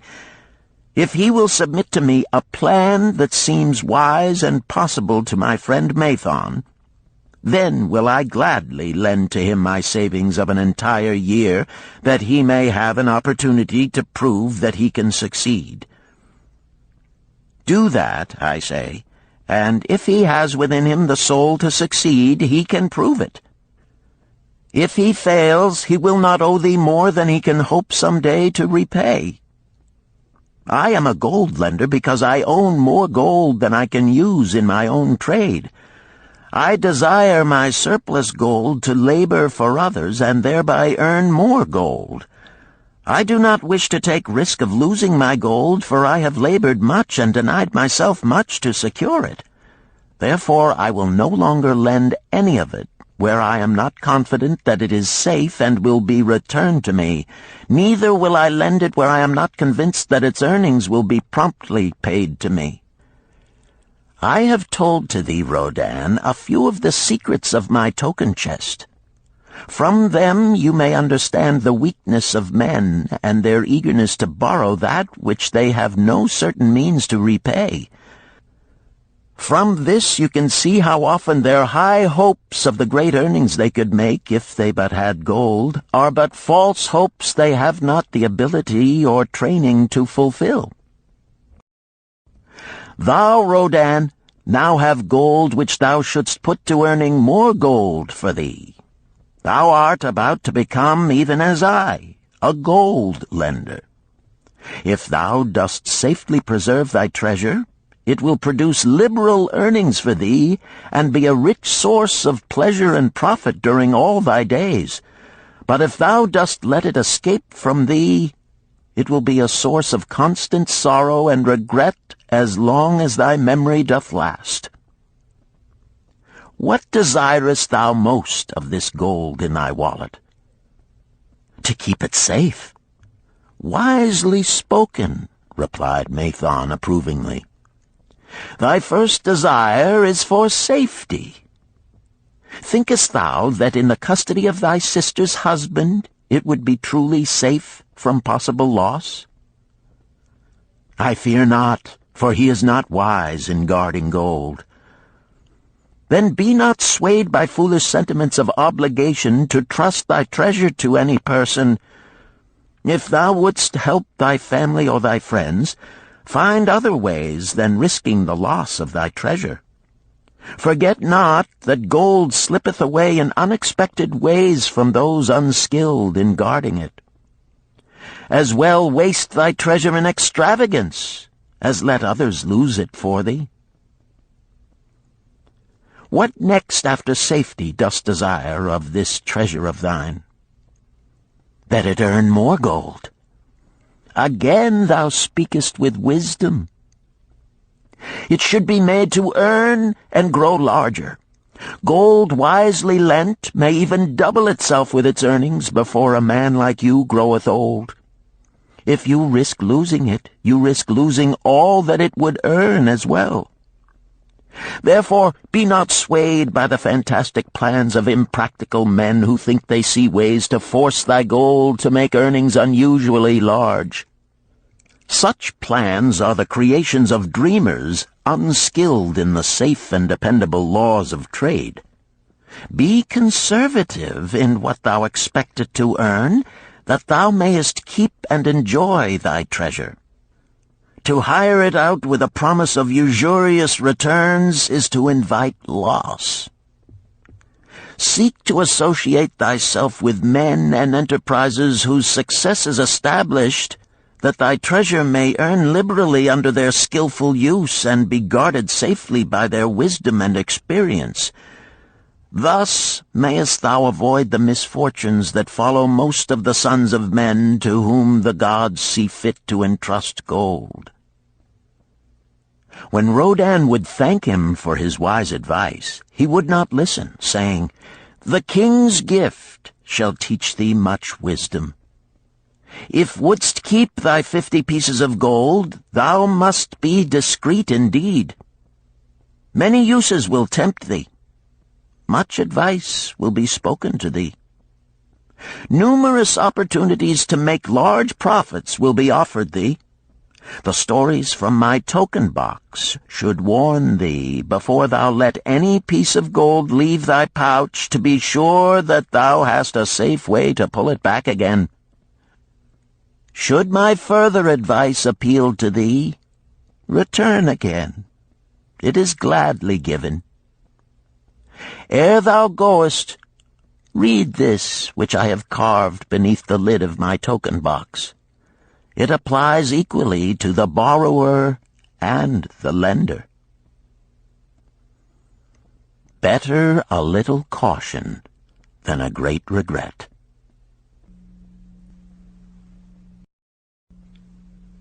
Chapter 7. The Walls of Babylon. Old Banzar, grim warrior of another day, stood guard at the passageway leading to the top of the ancient walls of Babylon. Up above, valiant defenders were battling to hold the walls. Upon them depended the future existence of this great city with its hundreds of thousands of citizens. Over the walls came the roar of the attacking armies, the yelling of many men, the trampling of thousands of horses, the deafening boom of the battering rams pounding the bronzed gates. In the street behind the gate lounged the spearmen, waiting to defend the entrance should the gates give way. They were but few for the task. The main armies of Babylon were with their king, far away in the east on a great expedition against the Elamites. No attack upon the city having been anticipated during their absence, the defending forces were small. Unexpectedly from the north bore down the mighty armies of the Assyrians, and now the walls must hold or Babylon was doomed. About Banzar were great crowds of citizens, white-faced and terrified, eagerly seeking news of the battle. With hushed awe they viewed the stream of wounded and dead being carried or led out of the passageway. Here was the crucial point of attack. After 3 days of circling about the city, the enemy had suddenly thrown his great strength against this section and this gate. The defenders from the top of the wall fought off the climbing platforms and the scaling ladders of the attackers with arrows, burning oil, and, if any reached the top, spears. Against the defenders, thousands of the enemy's archers poured a deadly barrage of arrows. Old Banzar had the vantage point for news. He was closest to the conflict and first to hear of each fresh repulse of the frenzied attackers. An elderly merchant crowded close to him, his palsied hands quivering. tell me," he pleaded. "They cannot get in. My sons are with the good king. There is no one to protect my old wife. My goods, they will steal all. My food, they will leave nothing. We are old, too old to defend ourselves, too old for slaves. We shall starve, we shall die. Tell me they cannot get in." "Calm thyself, good merchant," the guard responded. "The walls of Babylon are strong. Go back to the bazaar and tell your wife that the walls will protect you and all of your possessions as safely as they protect the rich treasures of the king. Keep close to the walls, lest the arrows flying over strike you." A woman with a babe in arms took the old man's place as he withdrew.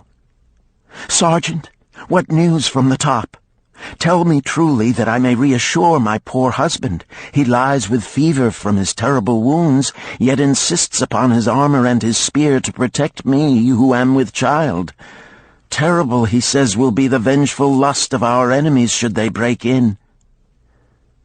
"Be thou good of heart, thou mother that is and is again to be. The walls of Babylon will protect you and your babes.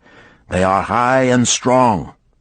Hear ye not the yells of our valiant defenders as they empty the cauldrons of burning oil upon the ladder scalers?" "Yes, that do I hear, and also the roar of the battering rams that do hammer at our gates." "Back to thy husband. Tell him the gates are strong and withstand the rams. Also that the scalers climb the walls, but to receive the waiting spear thrust.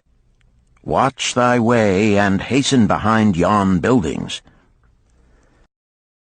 Banzar stepped aside to clear the passage for heavily armed reinforcements, as, with clanking bronze shields and heavy tread they tramped by, a small girl plucked at his girdle. "Tell me, soldier, are we safe?" she pleaded.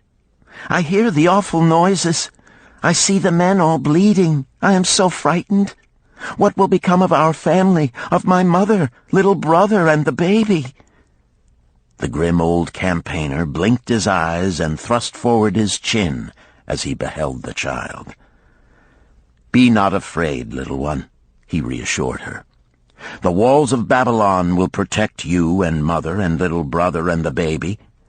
It was for the safety of such as you that the good Queen Semiramis built them over 100 years ago. Never have they been broken through.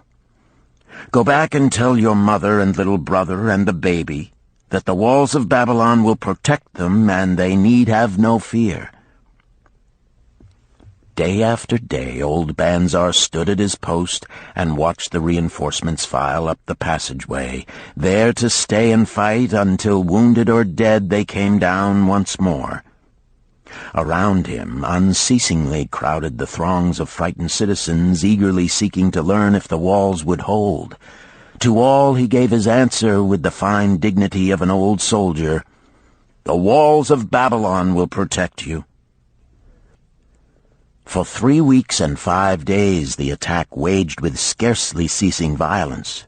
Harder and grimmer set the jaw of Banzar as the passage behind, wet with the blood of the many wounded, was churned into mud by the never-ceasing streams of men passing up and staggering down. Each day the slaughtered attackers piled up in heaps before the wall. Each night they were carried back and buried by their comrades. Upon the 5th night of the 4th week, the clamor without diminished.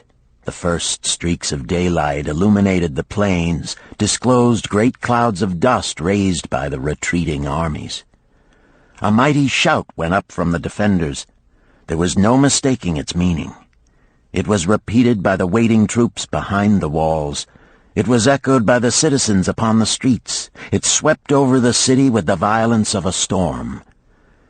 People rushed from the houses. The streets were jammed with a throbbing mob. The pent-up fear of weeks found an outlet in the wild chorus of joy. From the top of the high tower of the Temple of Bel burst forth the flames of victory. Skyward floated the column of blue smoke to carry the message far and wide. The walls of Babylon had once again repulsed a mighty and vicious foe determined to loot her rich treasures and to ravish and enslave her citizens. Babylon endured century after century because it was fully protected. It could not afford to be otherwise. The walls of Babylon were an outstanding example of man's need and desire for protection. This desire is inherent in the human race. It is just as strong today as it ever was, but we have developed broader and better plans to accomplish the same purpose. In this day, behind the impregnable walls of insurance, savings accounts, and dependable investments, we can guard ourselves against the unexpected tragedies that may enter any door and seat themselves before any fireside. We cannot afford to be without adequate protection.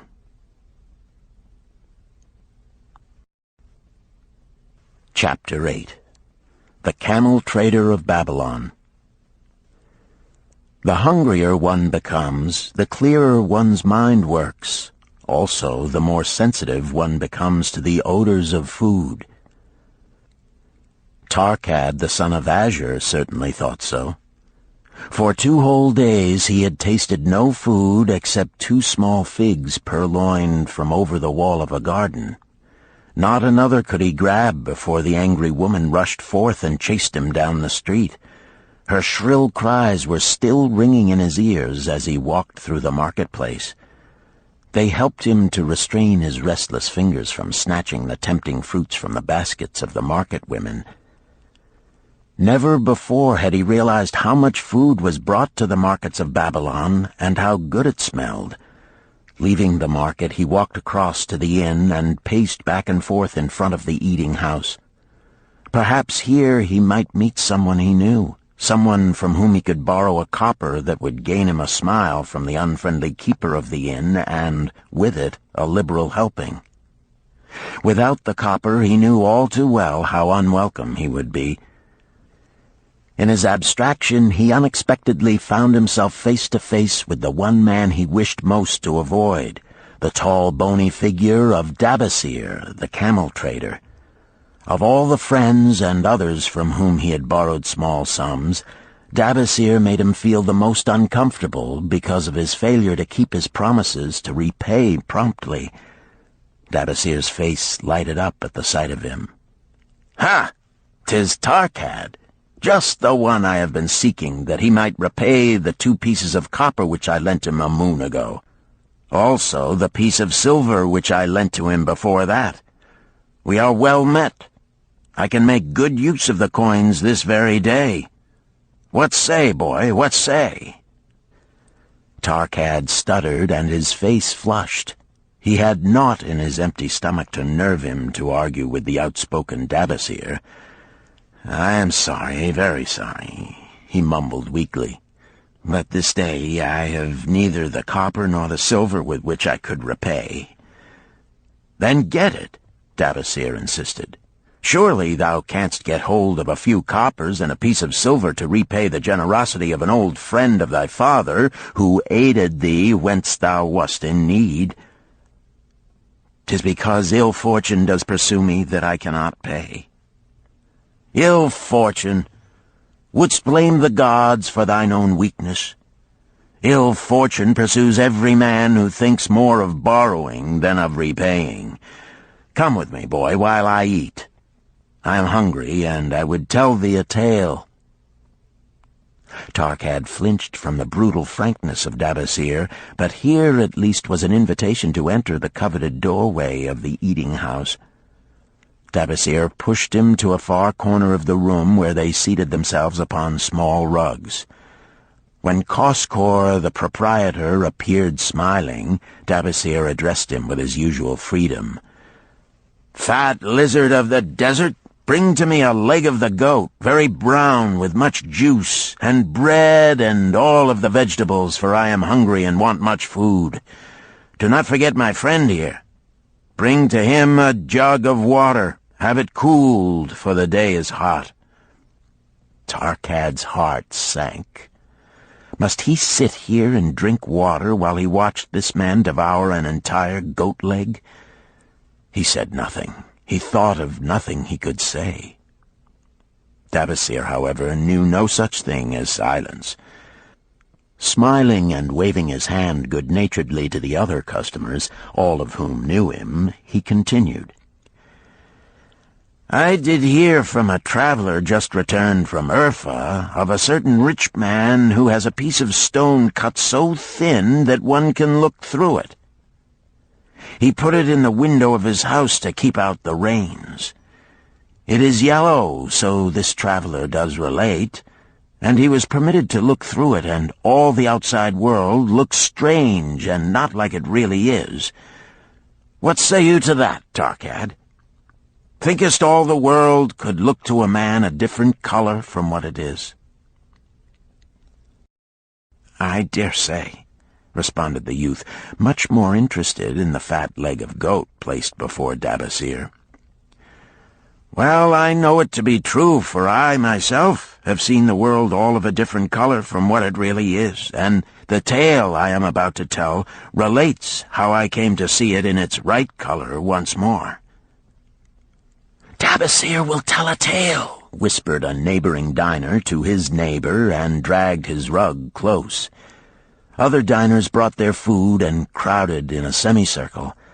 They crunched noisily in the ears of Tarkad and brushed him with their meaty bones. He alone was without food.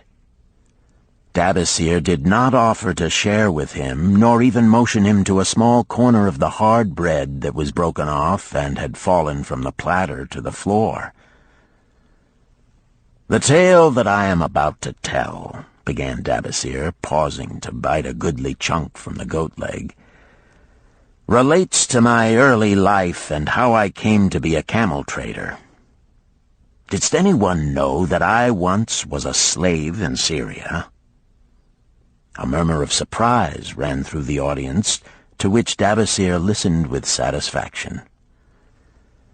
"When I was a young man," continued Dabasir after another vicious onslaught on the goat leg, "I learned the trade of my father, the making of saddles. I worked with him in his shop and took to myself a wife. Being young and not greatly skilled, I could earn but little, just enough to support my excellent wife in a modest way. I craved good things which I could not afford. Soon I found that the shopkeepers would trust me to pay later, even though I could not pay at the time. Being young and without experience, I did not know that he who spends more than he earns is sowing the winds of needless self-indulgence from which he is sure to reap the whirlwinds of trouble and humiliation.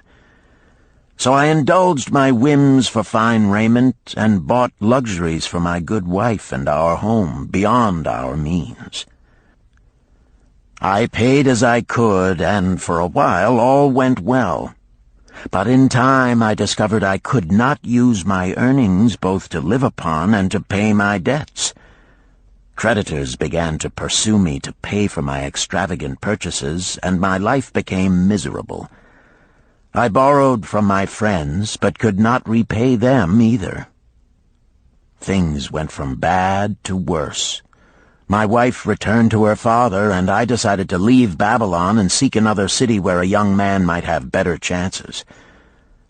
For 2 years I had a restless and unsuccessful life working for caravan traders.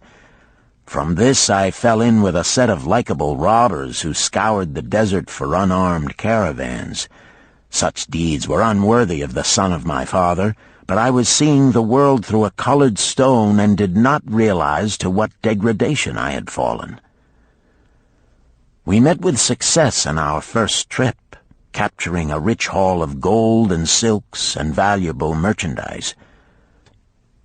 This loot we took to Ganir and squandered. The second time we were not so fortunate.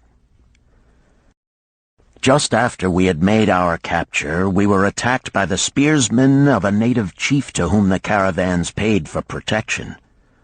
Our 2 leaders were killed, and the rest of us were taken to Damascus, where we were stripped of our clothing and sold as slaves. I was purchased for 2 pieces of silver by a Syrian desert chief. With my hair shorn and but a loincloth to wear, I was not so different from the other slaves. Being a reckless youth, I thought it merely an adventure until my master took me before his 4 wives and told them they could have me for a eunuch. Then, indeed, did I realize the hopelessness of my situation. These men of the desert were fierce and warlike. I was subject to their will without weapons or means of escape. Fearful I stood as those 4 women looked me over. I wondered if I could expect pity from them. Sirah, the first wife, was older than the others. Her face was impassive as she looked upon me. I turned from her with little consolation.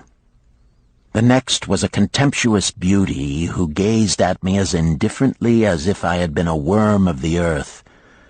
The 2 younger ones tittered as though it were all an exciting joke. It seemed an age that I stood waiting sentence. Each woman appeared willing for the others to decide. Finally, Sirah spoke up in a cold voice. "Of eunuchs we have plenty, but of camel tenders we have few, and they are a worthless lot. Even this day I would visit my mother who is sick with the fever, and there is no slave I would trust to lead my camel. Ask this slave if he can lead a camel." My master thereupon questioned me, "What know you of camels?" Striving to conceal my eagerness, I replied, "I can make them kneel, I can load them, I can lead them on long trips without tiring. If need be, I can repair their trappings." "The slave speaks forward enough," observed my master. "If thou so desire, Sirah, take this man for thy camel tender." So I was turned over to Sirah, and that day I led her camel upon a long journey to her sick mother. I took the occasion to thank her for her intercession, and also to tell her that I was not a slave by birth, but the son of a freeman, an honorable saddle-maker of Babylon. I also told her much of my story. Her comments were disconcerting to me, and I pondered much afterward on what she said. How can you call yourself a free man when your weakness has brought you to this? If a man has in himself the soul of a slave, will he not become one, no matter what his birth, even as water seeks its level? If a man has within him the soul of a free man, will he not become respected and honored in his own city in spite of his misfortune? For over a year I was a slave and lived with the slaves, but I could not become as one of them. One day Sirrah asked me, "In the eventime, when the other slaves can mingle and enjoy the society of each other, why dost thou sit in thy tent alone?" To which I responded, "I am pondering what you have said to me. I wonder if I have the soul of a slave. I cannot join them, so I must sit apart."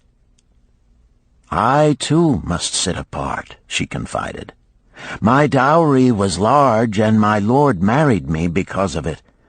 Yet he does not desire me. What every woman longs for is to be desired. Because of this, and because I am barren and have neither son nor daughter, must I sit apart. Were I a man, I would rather die than be such a slave, but the conventions of our tribe make slaves of women." "What think thou of me by this time?" I asked her suddenly. "Have I the soul of a man, or have I the soul of a slave?" "Have you a desire to repay the just debts you owe in Babylon?" she parried. "Yes, I have the desire, but I see no way." "If thou contentedly let the years slip by and make no effort to repay, then thou hast but the contemptible soul of a slave. No man is otherwise who cannot respect himself, and no man can respect himself who does not repay honest debts." "But what can I do who am a slave in Syria?" "Stay a slave in Syria, thou weakling." "I am not a weakling," I denied hotly. "Then prove it." "How?" "Does not thy great king fight his enemies in every way he can and with every force he has? Thy debts are thy enemies. They ran thee out of Babylon. You left them alone, and they grew too strong for thee. Hadst fought them as a man, thou couldst have conquered them and been one honored among the townspeople. But thou had not the soul to fight them, and behold, thy pride hast gone down until thou art a slave in Syria." Much I thought over her unkind accusations, and many defensive phrases I worded to prove myself not a slave at heart. But I was not to have the chance to use them. 3 days later, the maid of Sirrah took me to her mistress. "My mother is again very sick," she said. "Saddle the 2 best camels in my husband's herd. Tie on waterskins and saddlebags for a long journey. The maid will give thee food at the kitchen tent." I packed the camels, wondering much at the quantity of provisions the maid provided, for the mother dwelt less than a day's journey away. The maid rode the rear camel which followed, and I led the camel of my mistress. When we reached her mother's house, it was just dark.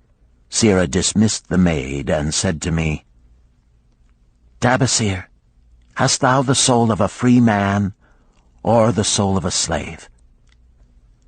"The soul of a free man," I insisted. "Now is thy chance to prove it. Thy master hath imbibed deeply, and his chiefs are in a stupor. Take then these camels and make thy escape. Here in this bag is raiment of thy master's to disguise thee. I will say thou stole the camels and ran away while I visited my sick mother." "Thou hast the soul of a queen," I told her. "Much do I wish that I might lead thee to happiness." "Happiness," she responded, "awaits not the runaway wife who seeks it in far lands among strange people. Go thy own way, and may the gods of the desert protect thee, for the way is far and barren of food or water." I needed no further urging, but thanked her warmly and was away into the night. I knew not this strange country, and had only a dim idea of the direction in which lay Babylon, but struck out bravely across the desert toward the hills. One camel I rode, and the other I led. All that night I traveled, and all the next day, urged on by the knowledge of the terrible fate that was meted out to slaves who stole their master's property and tried to escape. Late that afternoon I reached a rough country as uninhabitable as the desert. The sharp rocks bruised the feet of my faithful camels, and soon they were picking their way slowly and painfully along. I met neither man nor beast, and could well understand why they shunned this inhospitable land. It was such a journey from then on as few men lived to tell of. Day after day we plodded along. Food and water gave out. The heat of the sun was merciless. At the end of the 9th day, I slid from the back of my mount with the feeling that I was too weak to ever remount, and I would surely die, lost in this abandoned country. I stretched out upon the ground and slept, not waking until the first gleam of daylight. I sat up and looked about me. There was a coolness in the morning air. My camels lay dejected not far away. About me was a vast waste of broken country covered with rock and sand and thorny things. No sign of water, not to eat for man or camel. Could it be that in this peaceful quiet I faced my end? My mind was clearer than it had ever been before. My body now seemed of little importance. My parched and bleeding lips, my dry and swollen tongue, my empty stomach, all had lost their supreme agonies of the day before. I looked across into the uninviting distance, and once again came to me the question, have I the soul of a slave or the soul of a free man? Then, with clearness, I realized that if I had the soul of a slave, I should give up, lie down in the desert and die, a fitting end for a runaway slave. But if I had the soul of a free man, what then? Surely I would force my way back to Babylon, repay the people who had trusted me, bring happiness to my wife who truly loved me, and bring peace and contentment to my parents. Thy debts are thine enemies who have run thee out of Babylon, Sirrah had said. Yes, it was so. Why had I refused to stand my ground like a man? Why had I permitted my wife to go back to her father? Then a strange thing happened. All the world seemed to be of a different color, as though I had been looking at it through a colored stone which had suddenly been removed. At last I saw the true values in life. Die in the desert, not I. With a new vision I saw the things that I must do. First, I would go back to Babylon and face every man to whom I owed an unpaid debt. I should tell them that after years of wandering and misfortune, I had come back to pay my debts as fast as the gods would permit. Next, I should make a home for my wife and become a citizen of whom my parents should be proud. My debts were my enemies, but the men I owed were my friends, for they had trusted me and believed in me. I staggered weakly to my feet. What mattered hunger? What mattered thirst? They were but incidents on the road to Babylon. Within me surged the soul of a free man going back to conquer his enemies and reward his friends. I thrilled with the great resolve. The glazed eyes of my camels brightened at the new note in my husky voice. With great effort, after many attempts, they gained their feet. With pitiful perseverance, they pushed on toward the north, where something within me said we would find Babylon. We found water. We passed into a more fertile country where were grass and fruit.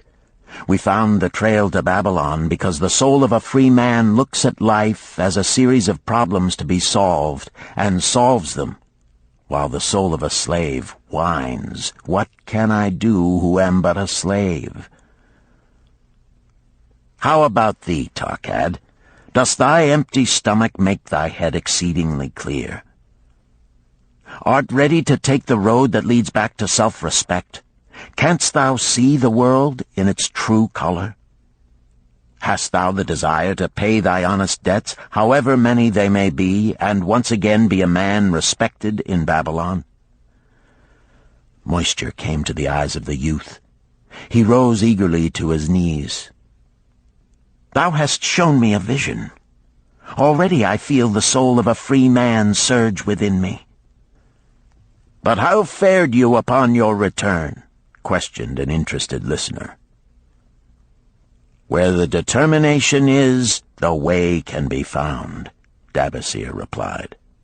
I now had the determination, so I set out to find a way. First I visited every man to whom I was indebted, and begged his indulgence until I could earn that with which to repay. Most of them met me gladly. Several reviled me, but others offered to help me. One indeed did give me the very help I needed. It was Mathon, the gold lender.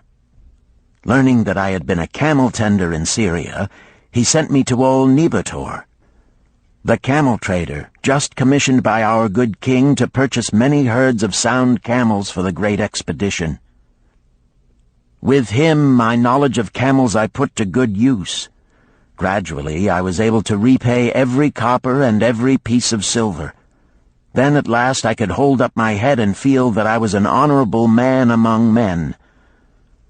Again Dabasir turned to his food. "Kaskor, thou snail," he called loudly to be heard in the kitchen. "The food is cold. Bring me more meat fresh from the roasting. Bring thou also a very large portion for Tarkad, the son of my old friend, who is hungry and shall eat with me." So ended the tale of Dabasir, the camel trader of old Babylon. He found his own soul when he realized a great truth, a truth that had been known and used by wise men long before his time. It has led men of all ages out of difficulties and into success, and it will continue to do so for those who have the wisdom to understand its magic power. It is for any man to use who reads these lines. Where the determination is, the way can be found.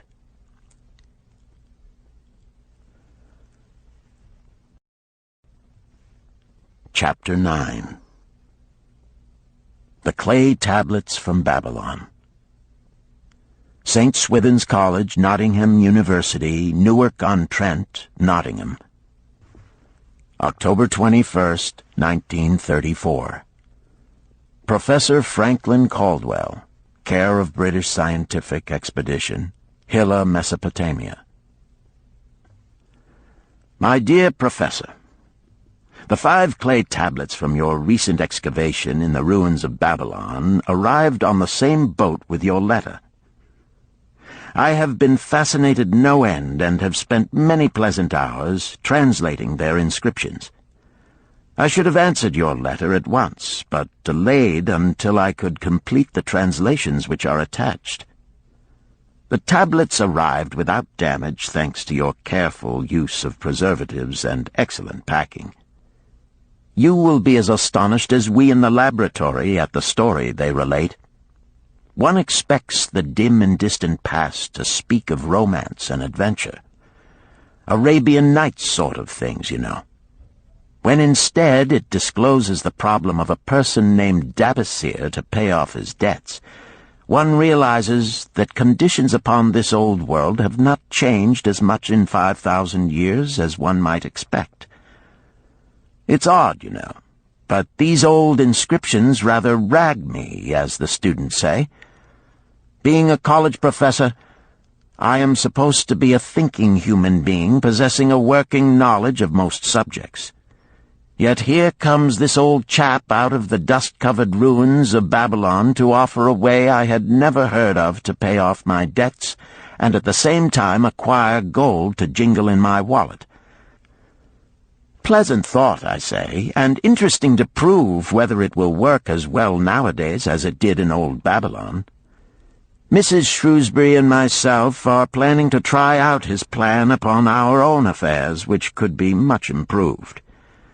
Wishing you the best of luck in your worthy undertaking, and waiting eagerly another opportunity to assist, I am, yours sincerely, Alfred H. Shrewsbury, Department of Archaeology.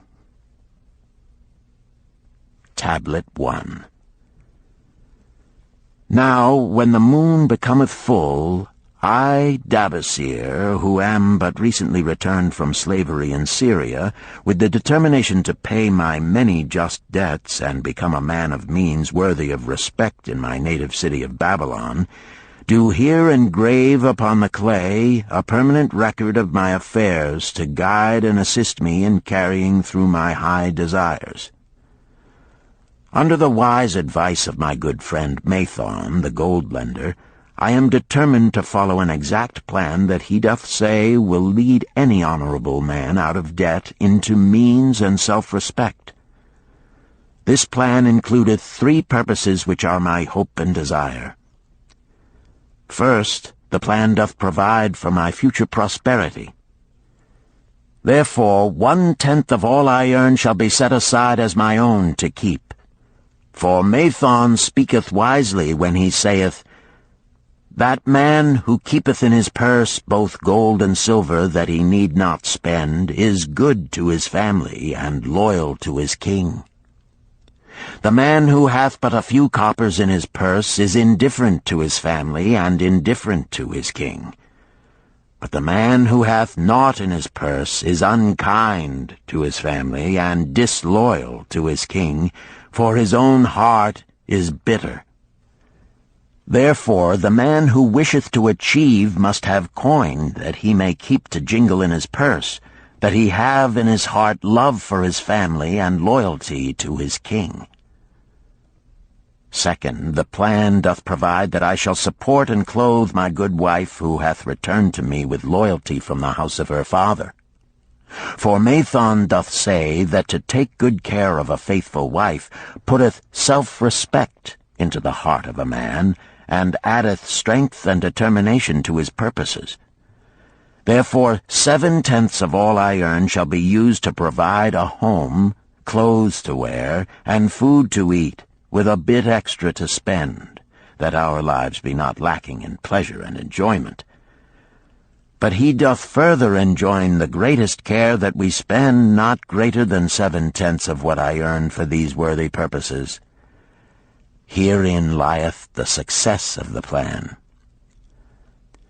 I must live upon this portion, and never use more, nor buy what I may not pay for out of this portion. This ends Disc 3. The Richest Man in Babylon, Disc 4. Tablet 2. Third, the plan doth provide that out of my earnings my debts shall be paid. Therefore each time the moon is full, 2/10 of all I have earned shall be divided honorably and fairly among those who have trusted me and to whom I am indebted. Thus in due time will all my indebtedness be surely paid. Therefore do I here engrave the name of every man to whom I am indebted, and the honest amount of my debt. Faru the cloth-weaver, 2 silver, 6 copper. Sinjar the couch-maker, 1 silver. Amar my friend, 3 silver, 1 copper. Zantkar my friend, 4 silver, 7 copper. Askamir my friend, 1 silver, 3 copper. Haransir the jewel-maker, 6 silver, 2 copper. Diarbekir, my father's friend, 4 silver, 1 copper. Alkahad, the house-owner, 14 silver. Mathon, the gold-lender, 9 silver. Birajik, the farmer, 1 silver, 7 copper. From here on, disintegrated, cannot be deciphered. Tablet 3. To these creditors do I owe in total 119 pieces of silver and 141 pieces of copper. Because I did owe these sums and saw no way to repay, in my folly I did permit my wife to return to her father, and didst leave my native city and seek easy wealth elsewhere, only to find disaster and to see myself sold into the degradation of slavery. Now that Mathon doth show me how I can repay my debts in small sums of my earnings, do I realize the great extent of my folly in running away from the results of my extravagances. Therefore have I visited my creditors and explained to them that I have no resources with which to pay except my ability to earn, and that I intend to apply 2/10 of all I earn upon my indebtedness evenly and honestly. This much can I pay, but no more. Therefore, if they be patient, in time my obligations will be paid in full. Amar, whom I thought my best friend, reviled me bitterly, and I left him in humiliation. Birajik, the farmer, pleaded that I pay him first, as he didst badly need help. Alcahad, the house owner, was indeed disagreeable, and insisted that he would make me trouble unless I did soon settle in full with him. All the rest willingly accepted my proposal. Therefore am I more determined than ever to carry through, being convinced that it is easier to pay one's just debts than to avoid them. Even though I cannot meet the needs and demands of a few of my creditors, I will deal impartially with all. Tablet 4. Again the moon shines full. I have worked hard with a free mind. My good wife hath supported my intentions to pay my creditors. Because of our wise determination, I have earned during the past moon, buying camels of sound wind and good legs for Nebertor, the sum of 19 pieces of silver. This I have divided according to the plan. 1/10 have I set aside to keep as my own, 7/10 have I divided with my good wife to pay for our living, 2/10 have I divided among my creditors as evenly as could be done in coppers. I did not see Amar, but left it with his wife. Birajik was so pleased that he would kiss my hand. Old Alcahad alone was grouchy and said I must pay faster. To which I replied that if I were permitted to be well fed and not worried, that alone would enable me to pay faster. All the others thanked me and spoke well of my efforts. Therefore, at the end of one moon, my indebtedness is reduced by almost 4 pieces of silver, and I possess almost 2 pieces of silver besides, upon which no man hath claim. My heart is lighter than it hath been for a long time. Again the moon shines full. I have worked hard, but with poor success. Few camels have I been able to buy. Only 11 pieces of silver have I earned. Nevertheless, my good wife and I have stood by the plan, even though we have bought no new raiment and eaten little but herbs. Again I paid ourselves 1/10 of the 11 pieces, while we lived upon 7/10. I was surprised when Amar commended my payment, even though small. So did Birajik. Alcahad flew into a rage, but when told to give back his portion if he did not wish it, he became reconciled. The others, as before, were content. Again the moon shines full, and I am greatly rejoiced. I intercepted a fine herd of camels and bought many sound ones, therefore my earnings were 42 pieces of silver. This moon my wife and myself have bought much-needed sandals and raiment. Also we have dined well on meat and fowl. More than 8 pieces of silver we have paid to our creditors. Even Alcahad did not protest. Great is the plan, for it leadeth us out of debt, and giveth us wealth which is ours to keep.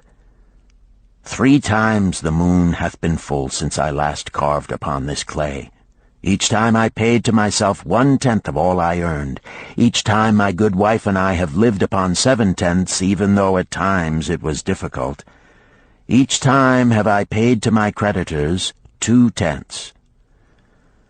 In my purse I now have 21 pieces of silver that are mine. It maketh my head to stand straight upon my shoulders, and maketh me proud to walk among my friends. My wife keepeth well our home, and is becomingly gowned. We are happy to live together. The plan is of untold value. Hath it not made an honorable man of an ex-slave? Tablet 5.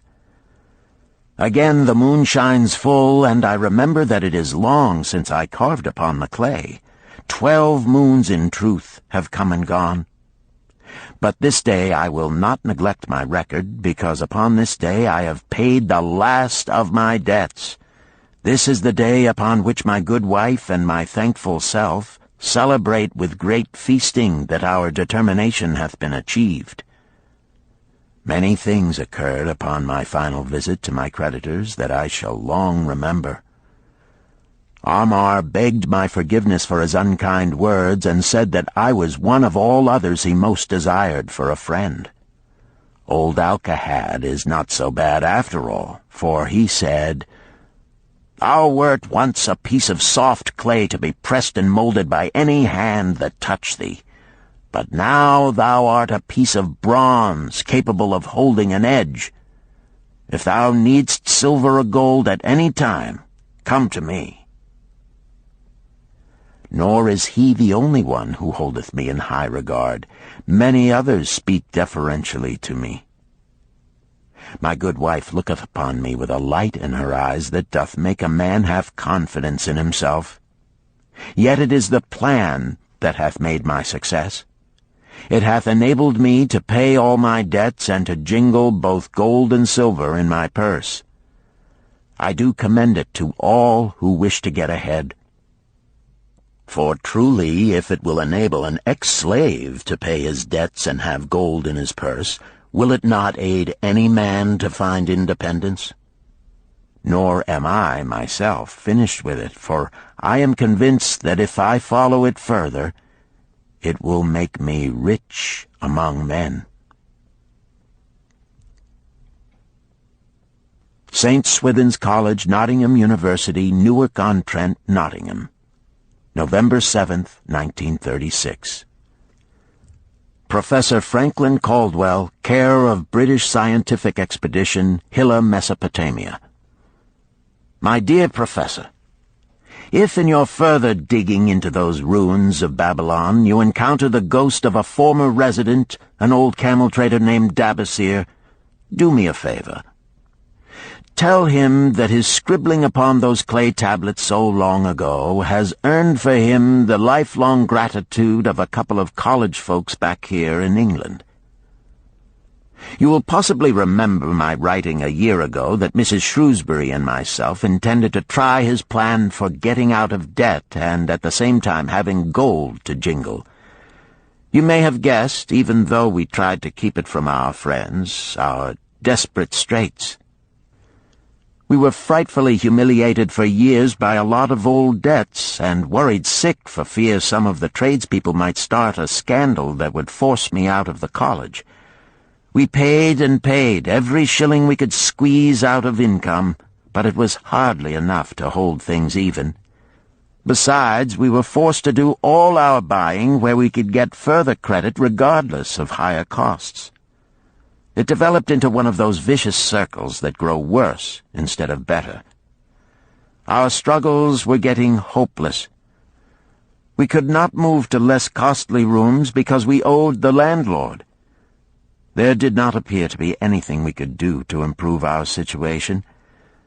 Then here comes your acquaintance, the old camel trader from Babylon, with a plan to do just what we wished to accomplish. He jolly well stirred us up to follow his system. We made a list of all our debts, and I took it around and showed it to every one we owed. I explained how it was simply impossible for me to ever repay them the way things were going along. They could readily see this themselves from the figures. Then I explained that the only way I saw to pay in full was to set aside 20% of my income each month to be divided pro rata, which would pay them in full in a little over 2 years.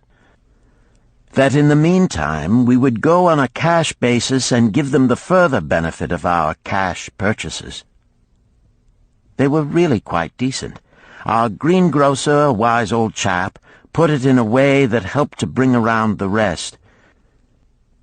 If you pay for all you buy and then pay some on what you owe, that is better than you have done, for you ain't paid down the account none in 3 years. Finally, I secured all their names to an agreement binding them not to molest us as long as the 20% of income was paid regularly. Then we began scheming on how to live upon 70%. We were determined to keep that extra 10% to jingle. The thought of silver and possibly gold was most alluring. It was like having an adventure to make the change. We enjoyed figuring this way and that to live comfortably upon that remaining 70%. We started with rent and managed to secure a fair reduction. Next, we put our favorite brands of tea and such under suspicion, and were agreeably surprised how often we could purchase superior qualities at less cost.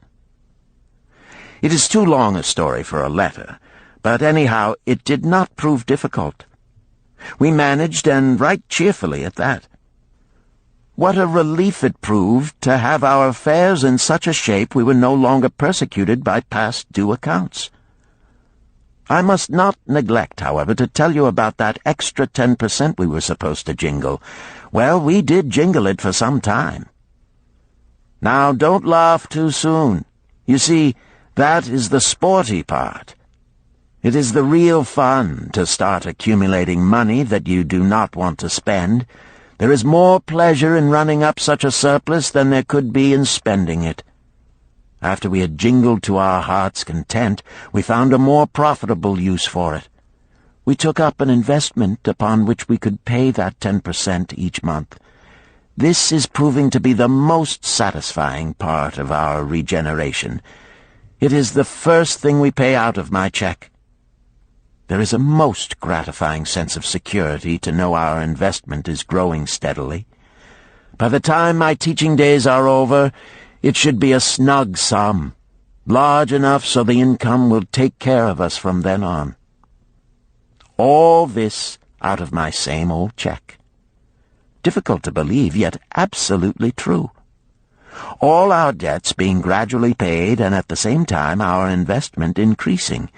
Besides, we get along financially even better than before. Who would believe there could be such a difference in results between following a financial plan and just drifting along? At the end of the next year, when all our old bills shall have been paid, we will have more to pay upon our investment besides some extra for travel. We are determined never again to permit our living expenses to exceed 70% of our income. Now you can understand why we would like to extend our personal thanks to that old chap whose plan saved us from our hell on earth. He knew. He had been through it all. He wanted others to benefit from his own bitter experiences. That is why he spent tedious hours carving his message upon the clay. He had a real message for fellow sufferers, a message so important that after 5,000 years it has risen out of the ruins of Babylon just as true and just as vital as the day it was buried. Yours sincerely, Alfred H. Shrewsbury, Department of Archaeology. Chapter 10. The Luckiest Man in Babylon. At the head of his caravan proudly rode Shahrunada, the merchant prince of Babylon. He liked fine cloth and wore rich and becoming robes. He liked fine animals and sat easily upon his spirited Arabian stallion. To look at him, one would hardly have guessed his advanced years. Certainly they would not have suspected that he was inwardly troubled. The journey from Damascus is long, and the hardships of the desert many. These he minded not. The Arab tribes are fierce and eager to loot rich caravans. These he feared not, for his many fleet-mounted guards were a safe protection. About the youth at his side, whom he was bringing from Damascus, was he disturbed. This was Hayden Gula, the grandson of his partner of other years, Arid Gula, to whom he felt he owed a debt of gratitude which could never be repaid. He would like to do something for this grandson, but the more he considered this, the more difficult it seemed because of the youth himself. Eyeing the young man's rings and earrings, he thought to himself, "He thinks jewels are for men. Still, he has his grandfather's strong face. But his grandfather wore no such gaudy robes. Yet I sought him to come, hoping I might help him get a start for himself and get away from the wreck his father has made of their inheritance." Hayden Gula broke in upon his thoughts. "Why dost thou work so hard, riding always with thy caravan upon its long journeys? Dost thou never take time to enjoy life?" Shahrunada smiled. "To enjoy life?" he repeated. "What wouldst thou do to enjoy life if thou wert Shahrunada?" "If I had wealth equal to thine, I would live like a prince. Never across the hot desert would I ride. I would spend the shekels as fast as they came to my purse. I would wear the richest of robes and the rarest of jewels. That would be a life to my liking, a life worth living." Both men laughed. "Thy grandfather wore no jewels," Shahrunada spoke before he thought, then continued jokingly, "Wouldst thou leave no time for work?" "Work was made for slaves," Hayden Gula responded. Shahrunada bit his lip but made no reply, riding in silence until the trail led them to the slope. Here he reined his mount, and pointing to the green valley far away, "See, there is the valley. Look far down, and thou canst faintly see the walls of Babylon. The tower is the Temple of Bel. If thine eyes are sharp, thou mayest even see the smoke from the eternal fire upon its crest." "So that is Babylon? Always have I longed to see the wealthiest city in all the world," Hayden Gula commented. "Babylon, where my grandfather started his fortune. Would he were still alive, we would not be so sorely pressed. Why wish his spirit to linger on earth beyond its allotted time? Thou and thy father can well carry on his good work. Alas, of us neither has his gift. Father and myself know not his secret for attracting the golden shekels." Shahrunada did not reply, but gave rein to his mount and rode thoughtfully down the trail to the valley. Behind them followed the caravan in a cloud of reddish dust. Some time later they reached the King's Highway and turned south through the irrigated farms. 3 old men plowing a field caught Shahrunada's attention. They seemed strangely familiar. How ridiculous! One does not pass a field after 40 years and find the same men plowing there. Yet something within him said they were the same. One, with an uncertain grip, held the plow. The others laboriously plodded beside the oxen, ineffectually beating them with their barrel staves to keep them pulling. 40 years ago, he had envied these men. How gladly he would have exchanged places. But what a difference now! With pride he looked back at his trailing caravan, well-chosen camels and donkeys loaded high with valuable goods from Damascus. All this was but one of his possessions. He pointed to the plowers, saying, "Still plowing the same field where they were 40 years ago. They look it, but why thinkest thou they are the same?" "I saw them there," Shahrunada replied. Recollections were racing rapidly through his mind. Why could he not bury the past and live in the present? Then he saw, as in a picture, the smiling face of Arid Gula. The barrier between himself and the cynical youth beside him dissolved. But how could he help such a superior youth with his spendthrift ideas and bejeweled hands? Work he could offer in plenty to willing workers, but not for men who considered themselves too good for work. Yet he owed it to Arid Gula to do something, not a half-hearted attempt. He and Arid Gula had never done things that way. They were not that sort of men. A plan came almost in a flash. There were objections. He must consider his own family and his own standing. It would be cruel. It would hurt. Being a man of quick decisions, he waived objections and decided to act. "Wouldst thou be interested in hearing how thy worthy grandfather and myself joined in the partnership which proved so profitable?" he questioned. "Why not just tell me how thou madest the golden shekels? That is all I need to know," the young man parried. Sharunada ignored the reply and continued, "We start with those men plowing. I was no older than thou. As the column of men in which I marched approached, good old Megiddo, the farmer, scoffed at the slipshod way in which they plowed. Megiddo was chained next to me. 'Look at the lazy fellows,' he protested. 'The plow holder makes no effort to plow deep, nor do the beaters keep the oxen in the furrow. How can they expect to raise a good crop with poor plowing?' "'Didst thou say Megiddo was chained to thee?' Hayden Gula asked in surprise. "'Yes, with bronze collars about our necks and a length of heavy chain between us. Next to him was Zabado, the sheep thief. I had known him in Harun. At the end was a man we called Pirate because he told us not his name. We judged him as a sailor as he had entwined serpents tattooed upon his chest in sailor fashion. The column was made up thus, so the men could walk in fours." "Thou wert chained as a slave?" Hayden Gula asked incredulously. "Did not thy grandfather tell thee I was once a slave? He often spoke of thee, but never hinted of this.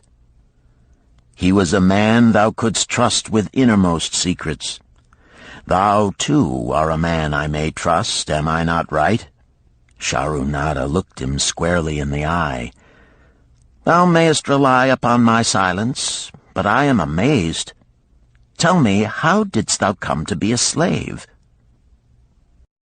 Sharunada shrugged his shoulders. "Any man may find himself a slave. It was a gaming house and barley beer that brought me disaster. I was the victim of my brother's indiscretions. In a brawl he killed his friend. I was bonded to the widow by my father, desperate to keep my brother from being prosecuted under the law. When my father could not raise the silver to free me, she in anger sold me to the slave dealer." "What a shame and injustice," Hayden Gula protested. "But tell me, how didst thou regain freedom?" "We shall come to that, but not yet. Let us continue my tale. As we passed, the plowers jeered at us. One did doff his ragged hat and bow low, calling out, 'Welcome to Babylon, guests of the king! He waits for thee on the city walls where the banquet is spread, mud bricks and onion soup.' With that, they laughed uproariously. Pirate flew into a rage and cursed them roundly. "What do those men mean by the king awaiting us on the walls?" I asked him. "To the city walls ye march to carry bricks until the back breaks. Maybe they beat thee to death before it breaks. They won't beat me. I'll kill 'em." Then Megiddo spoke up. "It doesn't make sense to me to talk of masters beating willing, hard-working slaves to death. Masters like good slaves and treat them well." "Who wants to work hard?" commented Zabato. "Those plowers are wise fellows. They're not breaking their backs, just letting on as if they be." "Thou can't get ahead by shirking," Megiddo protested. "If thou plow a hectare, that's a good day's work, and any master knows it. But when thou plow only a half, that's shirking. I don't shirk. I like to work, and I like to do good work, for work is the best friend I've ever known. It has brought me all the good things I've had, my farm and cows and crops, everything." "Yea, and where be these things now?" scoffed Zabato. "I figure it pays better to be smart and get by without working. You watch Zabato. If we're sold to the walls, he'll be carrying the water bag or some easy job, when thou, who like to work, will be breaking thy back carrying bricks." He laughed his silly laugh. Terror gripped me that night. I could not sleep. I crowded close to the guard rope, and when the others slept, I attracted the attention of Godoso, who was doing the first guard watch. He was one of those brigand Arabs, the sort of rogue who, if he robbed thee of thy purse, would think he must also cut thy throat. "Tell me, Godoso," I whispered, "when we get to Babylon, will we be sold to the walls?" "Why want to know?" he questioned cautiously. "Canst thou not understand?" I pleaded. "I am young. I want to live. I don't want to be worked or beaten to death on the walls. Is there any chance for me to get a good master?"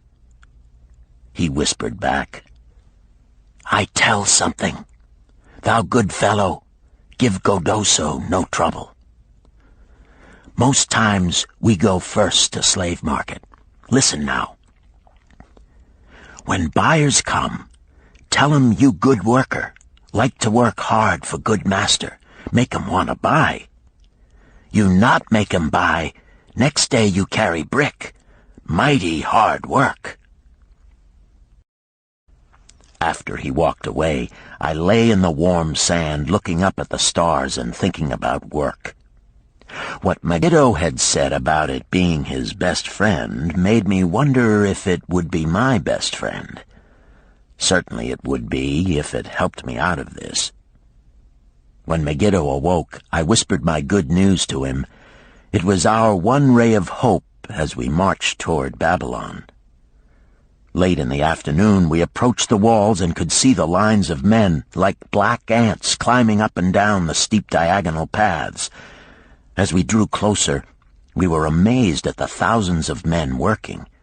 Some were digging in the moat, others mixed the dirt into mud bricks.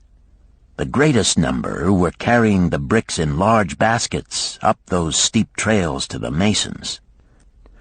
Overseers cursed the laggards and cracked bullock whips over the backs of those who failed to keep in line.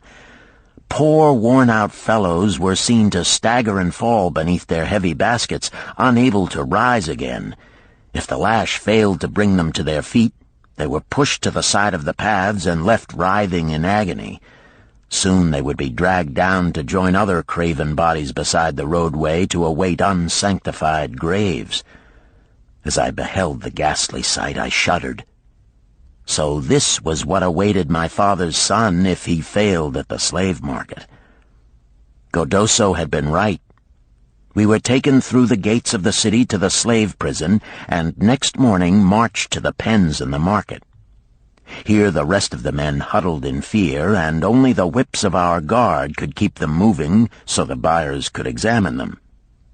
Megiddo and myself eagerly talked to every man who permitted us to address him.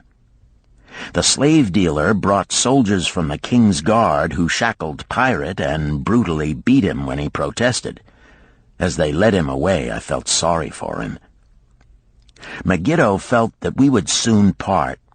When no buyers were near, he talked to me earnestly to impress upon me how valuable work would be to me in the future. Some men hate it. They make it their enemy. Better to treat it like a friend. Make thyself like it. Don't mind because it is hard. If thou thinkest about what a good house thou build, then who cares if the beams are heavy and it is far from the well to carry the water for the plaster? Promise me, boy, if thou get a master, work for him as hard as thou canst. If he does not appreciate all thou do, never mind. Remember, work well done does good to the man who does it. It makes him a better man.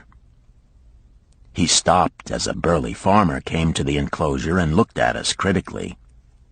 Megiddo asked about his farm and crops, soon convincing him that he would be a valuable man. After violent bargaining with the slave dealer, the farmer drew a fat purse from beneath his robe, and soon Megiddo had followed his new master out of sight. A few other men were sold during the morning. At noon, Godoso confided to me that the dealer was disgusted and would not stay over another night, but would take all who remained at sundown to the king's buyer. I was becoming desperate when a fat, good-natured man walked up to the wall and inquired if there was a baker among us. I approached him, saying, "Why should a good baker like thyself seek another baker of inferior ways? Would it not be easier to teach a willing man like myself thy skilled ways? Look at me. I am young, strong, and like to work. Give me a chance, and I will do my best to earn gold and silver for thy purse." He was impressed by my willingness, and began bargaining with the dealer, who had never noticed me since he had bought me, but now waxed eloquent on my abilities, good health, and good disposition. I felt like a fat ox being sold to a butcher. At last, much to my joy, the deal was closed. I followed my new master away, thinking I was the luckiest man in Babylon. My new home was much to my liking. Nananeid, my master, taught me how to grind the barley in the stone bowl that stood in the courtyard, how to build the fire in the oven, and then how to grind very fine the sesame flour for the honey cakes. I had a couch in the shed where his grain was stored. The old slave housekeeper, Swasti, fed me well and was pleased at the way I helped her with the heavy tasks. Here was the chance I had longed for to make myself valuable to my master, and, I hoped, to find a way to earn my freedom. I asked Nananeid to show me how to knead the bread and to bake. This he did, much pleased at my willingness. Later, when I could do this well, I asked him to show me how to make the honey cakes, and soon I was doing all the baking. My master was glad to be idle, but Swasti shook her head in disapproval. "No work to do is bad for any man," she declared.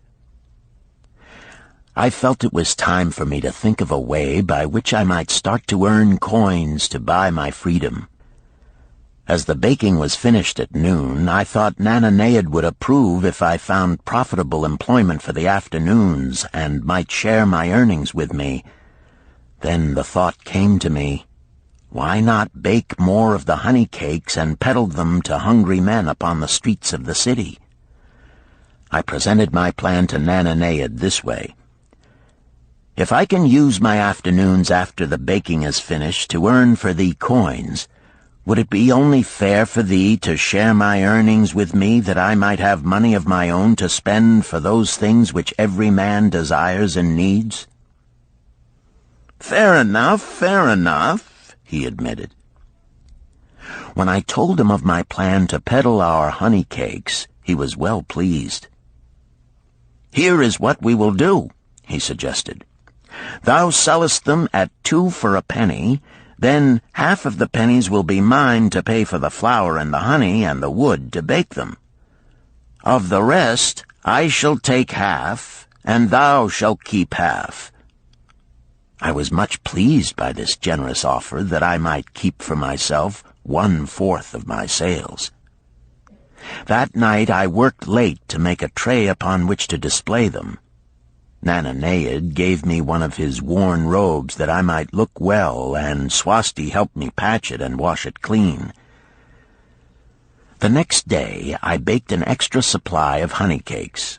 They looked brown and tempting upon the tray as I went along the street, loudly calling my wares. At first no one seemed interested, and I became discouraged. I kept on, and later in the afternoon, as men became hungry, the cakes began to sell, and soon my tray was empty. Nananeid was well pleased with my success and gladly paid me my share. I was delighted to own pennies. Megiddo had been right when he said a master appreciated good work from his slaves. That night I was so excited over my success I could hardly sleep, and tried to figure how much I could earn in a year and how many years would be required to buy my freedom. As I went forth with my tray of cakes every day, I soon found regular customers. One of these was none other than thy grandfather, Arid Gula. He was a rug merchant and sold to the housewives, going from one end of the city to the other, accompanied by a donkey loaded high with rugs and a black slave to tend it. He would buy 2 cakes for himself and 2 for his slave, always tarrying to talk with me while they ate them. Thy grandfather said something to me one day that I shall always remember. "I like thy cakes, boy. But better still, I like the fine enterprise with which thou offerest them. Such spirit can carry thee far on the road to success." But how canst thou understand, Hayden Gula, what such words of encouragement could mean to a slave boy, lonesome in a great city, struggling with all he had in him to find a way out of his humiliation? As the months went by, I continued to add pennies to my purse. It began to have a comforting weight upon my belt. Work was proving to be my best friend, just as Megiddo had said. I was happy, but Swasti was worried. "Thy master, I fear to have him spend so much time at the gaming houses," she protested. I was overjoyed one day to meet my friend Megiddo upon the street. He was leading 3 donkeys loaded with vegetables to the market. "I am doing mighty well," he said. "My master does appreciate my good work, for now I am a foreman. See, he does trust the marketing to me. And also he is sending for my family. Work is helping me to recover from my great trouble. Someday it will help me to buy my freedom and once more own a farm of my own." Time went on, and Nananeid became more and more anxious for me to return from selling. He would be waiting when I returned, and would eagerly count and divide our money. He would also urge me to seek further markets and increase my sales. Often I went outside the city gates to solicit the overseers of the slaves building the walls. I hated to return to the disagreeable sights, but found the overseers liberal buyers. One day I was surprised to see Zabado waiting in line to fill his basket with bricks. He was gaunt and bent, and his back was covered with welts and sores from the whips of the overseers. I was sorry for him, and handed him a cake which he crushed into his mouth like a hungry animal. Seeing the greedy look in his eyes, I ran before he could grab my tray. "Why dost thou work so hard?" Arid Gula said to me one day. "Almost the same question thou asked of me today, dost thou remember?" I told him what Megiddo had said about work and how it was proving to be my best friend. I showed him with pride my wallet of pennies and explained how I was saving them to buy my freedom. "When thou art free, what wilt thou do?" he inquired. "Then," I answered, "I intend to become a merchant." At that he confided in me, something I had never suspected. "Thou knowest not that I also am a slave. I am in partnership with my master." "Stop," demanded Hayden Gula. "I will not listen to lies defaming my grandfather. He was no slave." His eyes blazed in anger. Sharunada remained calm. "I honor him for rising above his misfortune and becoming a leading citizen of Damascus. Art thou his grandson, cast of the same mold? Art thou man enough to face true facts, or dost thou prefer to live under false illusions?" Hayden Gula straightened in his saddle. In a voice suppressed with deep emotion, he replied, "My grandfather was beloved by all. Countless were his good deeds. When the famine came, did not his gold buy grain in Egypt, and did not his caravan bring it to Damascus and distribute it to the people, so none would starve? Now thou sayest he was but a despised slave in Babylon. Had he remained a slave in Babylon, then he might well have been despised. But when, through his own efforts, he became a great man in Damascus, the gods indeed condoned his misfortunes and honored him with their respect," Sharunada replied. "After telling me that he was a slave," Sharunada continued, "he explained how anxious he had been to earn his freedom. Now that he had enough money to buy this, he was much disturbed as to what he should do. He was no longer making good sales and feared to leave the support of his master." I protested his indecision. "Cling no longer to thy master. Get once again the feeling of being a free man. Act like a free man and succeed like one. Decide what thou desirest to accomplish, and then work will aid thee to achieve it." He went on his way, saying he was glad I had shamed him for his cowardice. One day I went outside the gates again, and was surprised to find a great crowd gathering there. When I asked a man for an explanation, he replied, "Hast thou not heard? An escaped slave who murdered one of the king's guards has been brought to justice and will this day be flogged to death for his crime. Even the king himself is to be here." So dense was the crowd about the flogging post, I feared to go near lest my tray of honey cakes be upset. Therefore I climbed up the unfinished wall to see over the heads of the people. I was fortunate in having a view of Nebuchadnezzar himself as he rode by in his golden chariot. Never had I beheld such grandeur, such robes and hangings of gold cloth and velvet. I could not see the flogging, though I could hear the shrieks of the poor slave. I wondered how one so noble as our handsome king could endure to see such suffering, yet when I saw he was laughing and joking with his nobles, I knew he was cruel and understood why such inhuman tasks were demanded of the slaves building the walls. After the slave was dead, his body was hung upon a pole by a rope attached to his leg so all might see. As the crowd began to thin, I went close. On the hairy chest, I saw tattooed 2 entwined serpents. It was Pirate.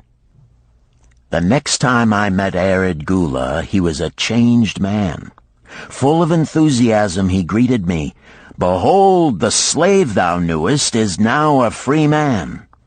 There was magic in thy words. Already my sales and my profits are increasing. My wife is overjoyed. She was a free woman, the niece of my master. She much desires that we move to a strange city where no man shall know I was once a slave. Thus our children shall be above reproach for their father's misfortune. Work has become my best helper. It has enabled me to recapture my confidence and my skill to sell." I was overjoyed that I had been able, even in a small way, to repay him for the encouragement he had given me. One evening Swasti came to me in deep distress. "Thy master is in trouble. I fear for him. Some months ago he lost much at the gaming tables. He pays not the farmer for his grain, nor his honey. He pays not the moneylender. They are angry and threaten him." "Why should we worry over his folly? We are not his keepers," I replied thoughtlessly. "Foolish youth, thou understandest not.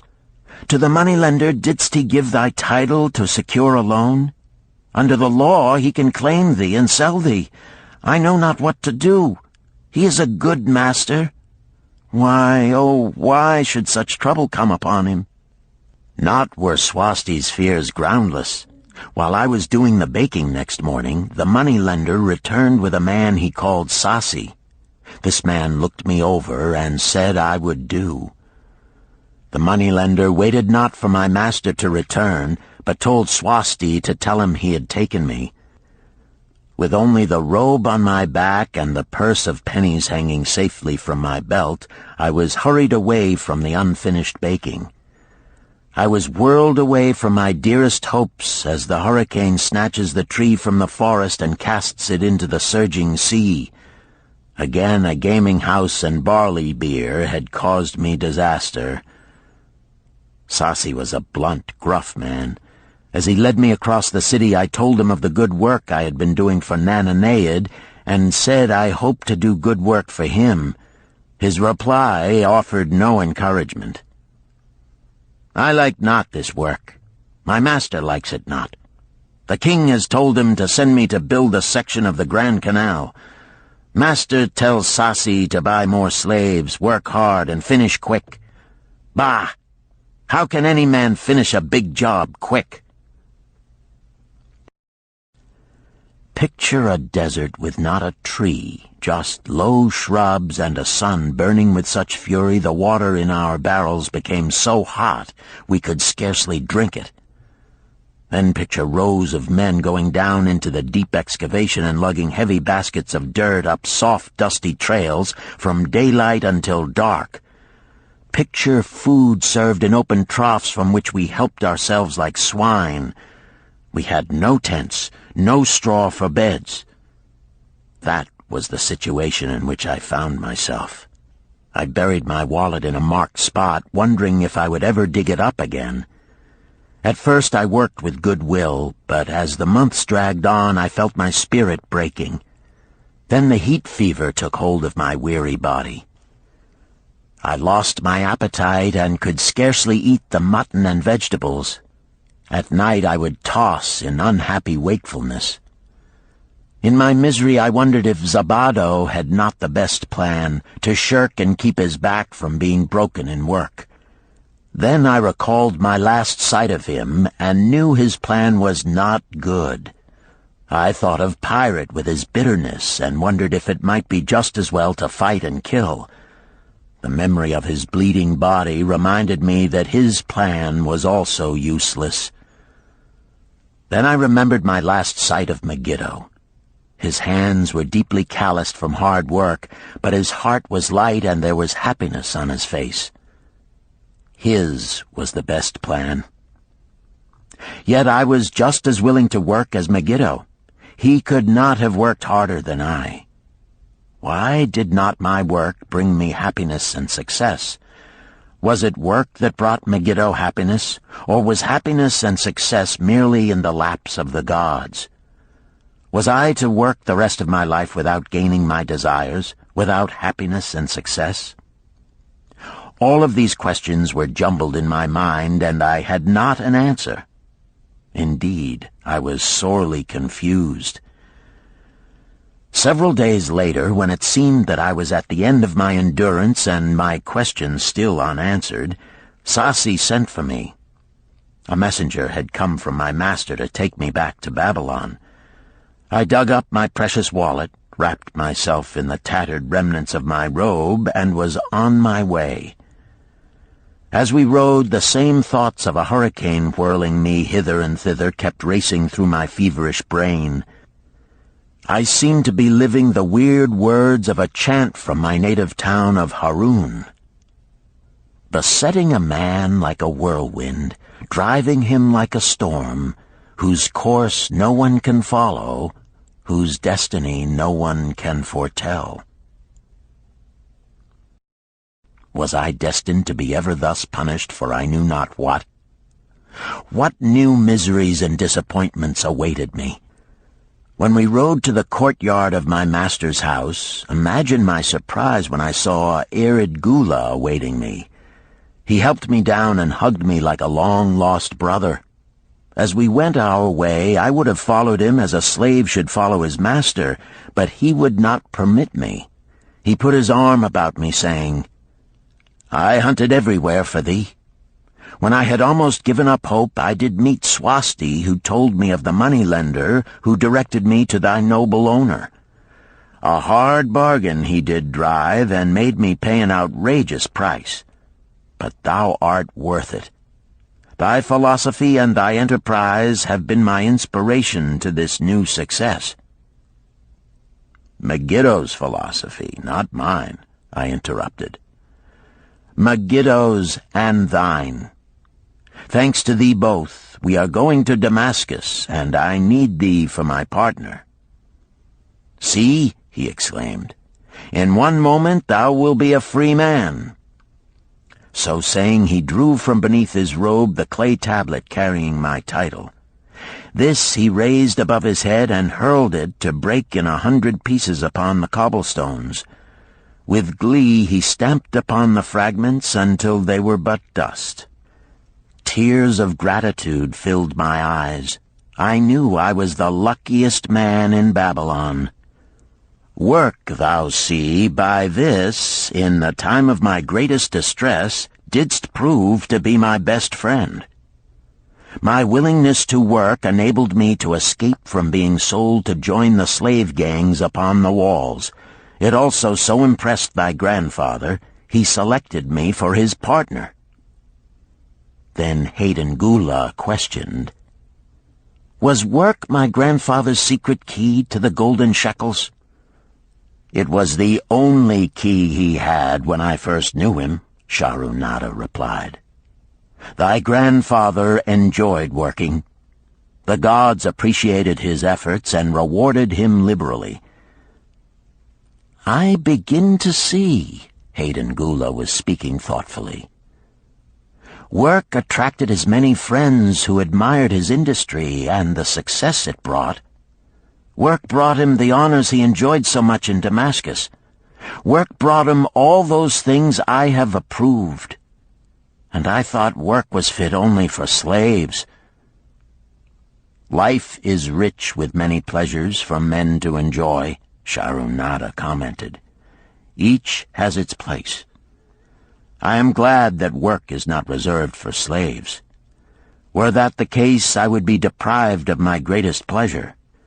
Many things do I enjoy, but nothing takes the place of work." Sharunada and Hayden Gula rode in the shadows of the towering walls up to the massive bronze gates of Babylon. At their approach, the gate guards jumped to attention and respectfully saluted an honored citizen.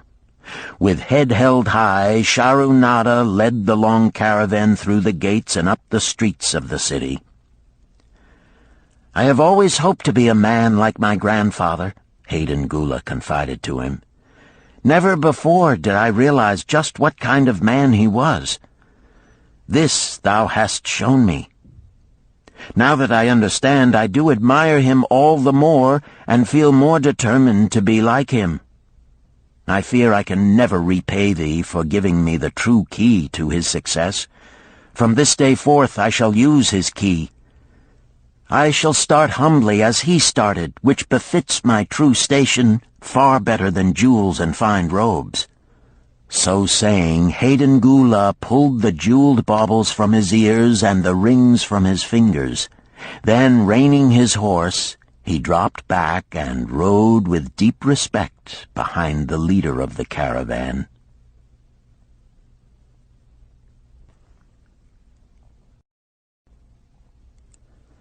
Chapter 11. An Historical Sketch of Babylon. In the pages of history there lives no city more glamorous than Babylon. Its very name conjures visions of wealth and splendor. Its treasures of gold and jewels were fabulous. One naturally pictures such a wealthy city as located in a suitable setting of tropical luxury, surrounded by rich natural resources of forests and mines. Such was not the case. It was located beside the Euphrates River in a flat, arid valley. It had no forests, no mines, not even stone for building. It was not even located upon a natural trade route. The rainfall was insufficient to raise crops. Babylon is an outstanding example of man's ability to achieve great objectives using whatever means are at his disposal. All of the resources supporting this large city were man-developed. All of its riches were man-made. Babylon possessed just two natural resources: a fertile soil and water in the river.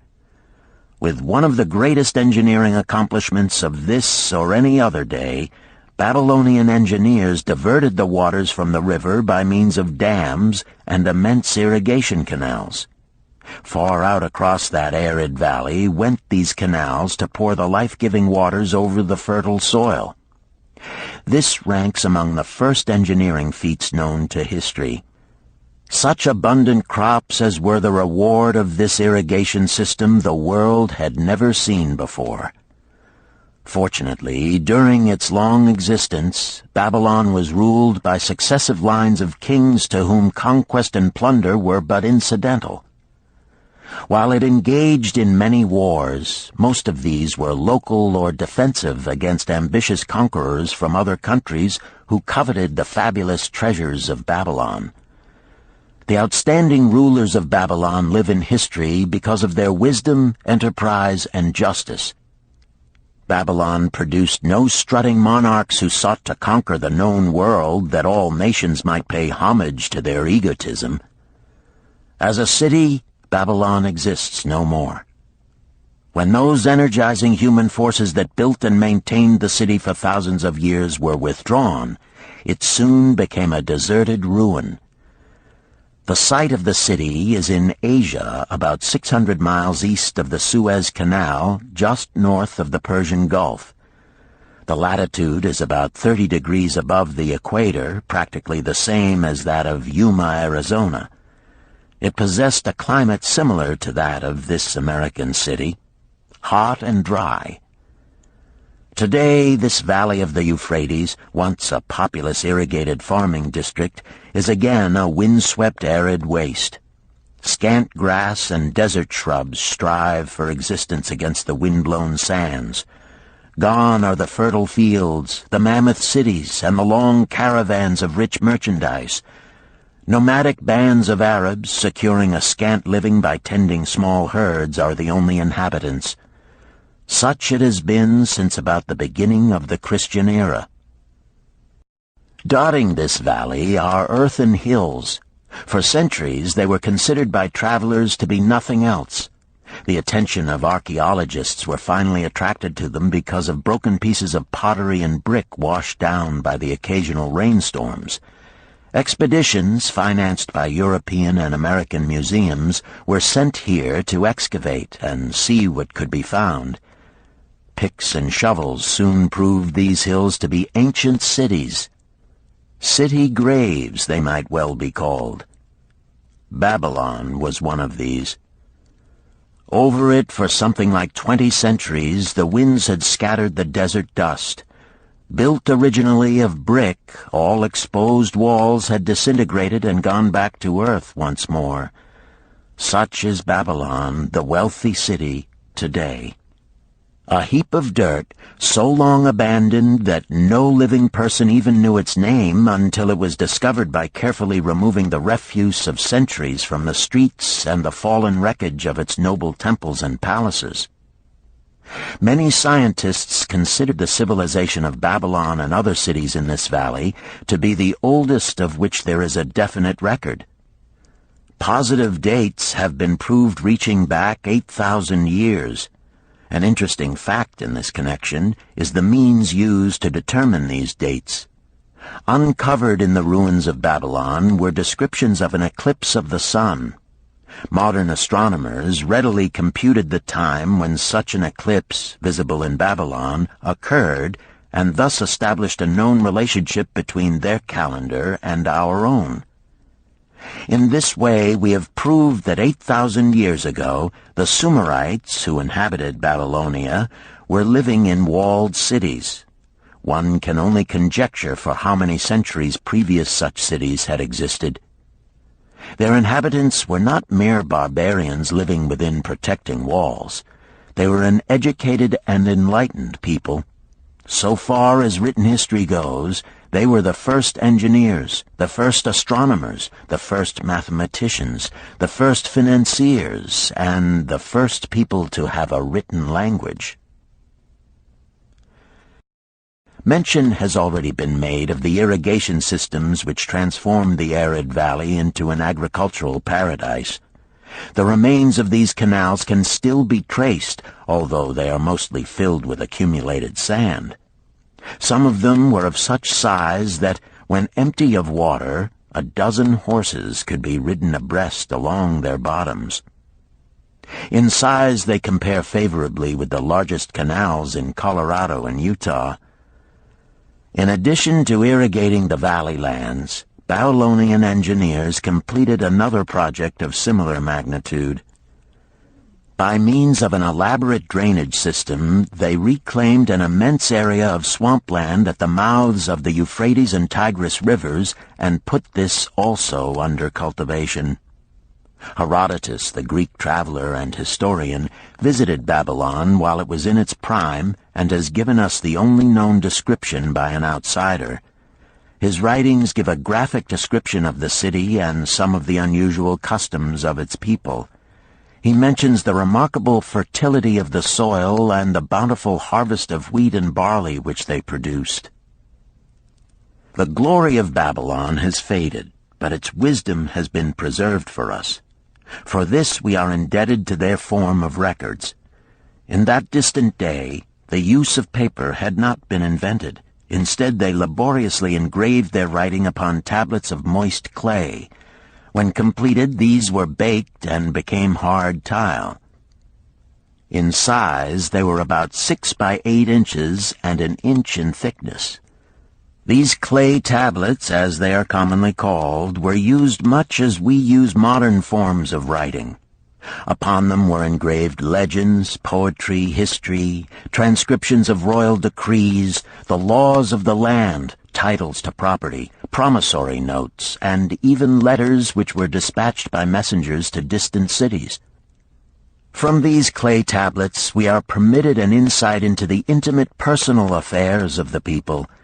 For example, one tablet, evidently from the records of a country storekeeper, relates that upon the given date, a certain named customer brought in a cow and exchanged it for 7 sacks of wheat, 3 being delivered at the time, and the other 4 to await the customer's pleasure. Safely buried in the wrecked cities, archaeologists have recovered entire libraries of these tablets, hundreds of thousands of them. One of the outstanding wonders of Babylon was the immense walls surrounding the city. The ancients ranked them with the Great Pyramid of Egypt as belonging to the 7 wonders of the world. Queen Semiramis is credited with having erected the first walls during the early history of the city. Modern excavators have been unable to find any trace of the original walls, nor is their exact height known. From mention made by early writers, it is estimated they were about 50 to 60 feet high, faced on the outer side with burnt brick, and further protected by a deep moat of water. The later and more famous walls were started about 600 years before the time of Christ by King Nabopolassar. Upon such a gigantic scale did he plan the rebuilding, he did not live to see the work finished. This was left to his son Nebuchadnezzar, whose name is familiar in biblical history. The height and length of these later walls staggers belief. They are reported upon reliable authority to have been about 160 feet high, the equivalent of the height of a modern 15-story office building. The total length is estimated as between 9 and 11 miles. So wide was the top that a 6-horse chariot could be driven around them. Of this tremendous structure, little now remains except portions of the foundations and the moat. In addition to the ravages of the elements, the Arabs completed the destruction by quarrying the brick for building purposes elsewhere. Against the walls of Babylon marched, in turn, the victorious armies of almost every conqueror of that age of wars of conquest. A host of kings laid siege to Babylon, but always in vain. Invading armies of that day were not to be considered lightly. Historians speak of such units as 10,000 horsemen, 25,000 chariots, 1,200 regiments of foot soldiers with 1,000 men to the regiment. Often 2 or 3 years of preparation would be required to assemble war materials and depots of food along the proposed line of march. The city of Babylon was organized much like a modern city. There were streets and shops. Peddlers offered their wares through residential districts. Priests officiated in magnificent temples. Within the city was an inner enclosure for the royal palaces. The walls about this were said to have been higher than those about the city. The Babylonians were skilled in the arts. These included sculpture, painting, weaving, gold working, and the manufacture of metal weapons and agricultural implements. Their jewelers created most artistic jewelry. Many samples have been recovered from the graves of its wealthy citizens and are now on exhibition in the leading museums of the world. At a very early period, when the rest of the world was still hacking at trees with stone-headed axes, or hunting and fighting with flint-pointed spears and arrows, the Babylonians were using axes, spears, and arrows with metal heads. The Babylonians were clever financiers and traders. So far as we know, they were the original inventors of money as a means of exchange, of promissory notes, and written titles to property. Babylon was never entered by hostile armies until about 540 years before the birth of Christ. Even then, the walls were not captured. The story of the fall of Babylon is most unusual. Cyrus, one of the great conquerors of that period, intended to attack the city and hoped to take its impregnable walls. Advisors of Nabonidus, the king of Babylon, persuaded him to go forth to meet Cyrus and give him battle without waiting for the city to be besieged. In the succeeding defeat to the Babylonian army, it fled away from the city. Cyrus thereupon entered the open gates and took possession without resistance. Thereafter, the power and prestige of the city gradually waned until, in the course of a few hundred years, it was eventually abandoned, deserted, left for the winds and storms to level once again to that desert earth from which its grandeur had originally been built. Babylon had fallen, never to rise again. But to it, civilization owes much. The eons of time have crumbled to dust the proud walls of its temples, but the wisdom of Babylon endures. The End.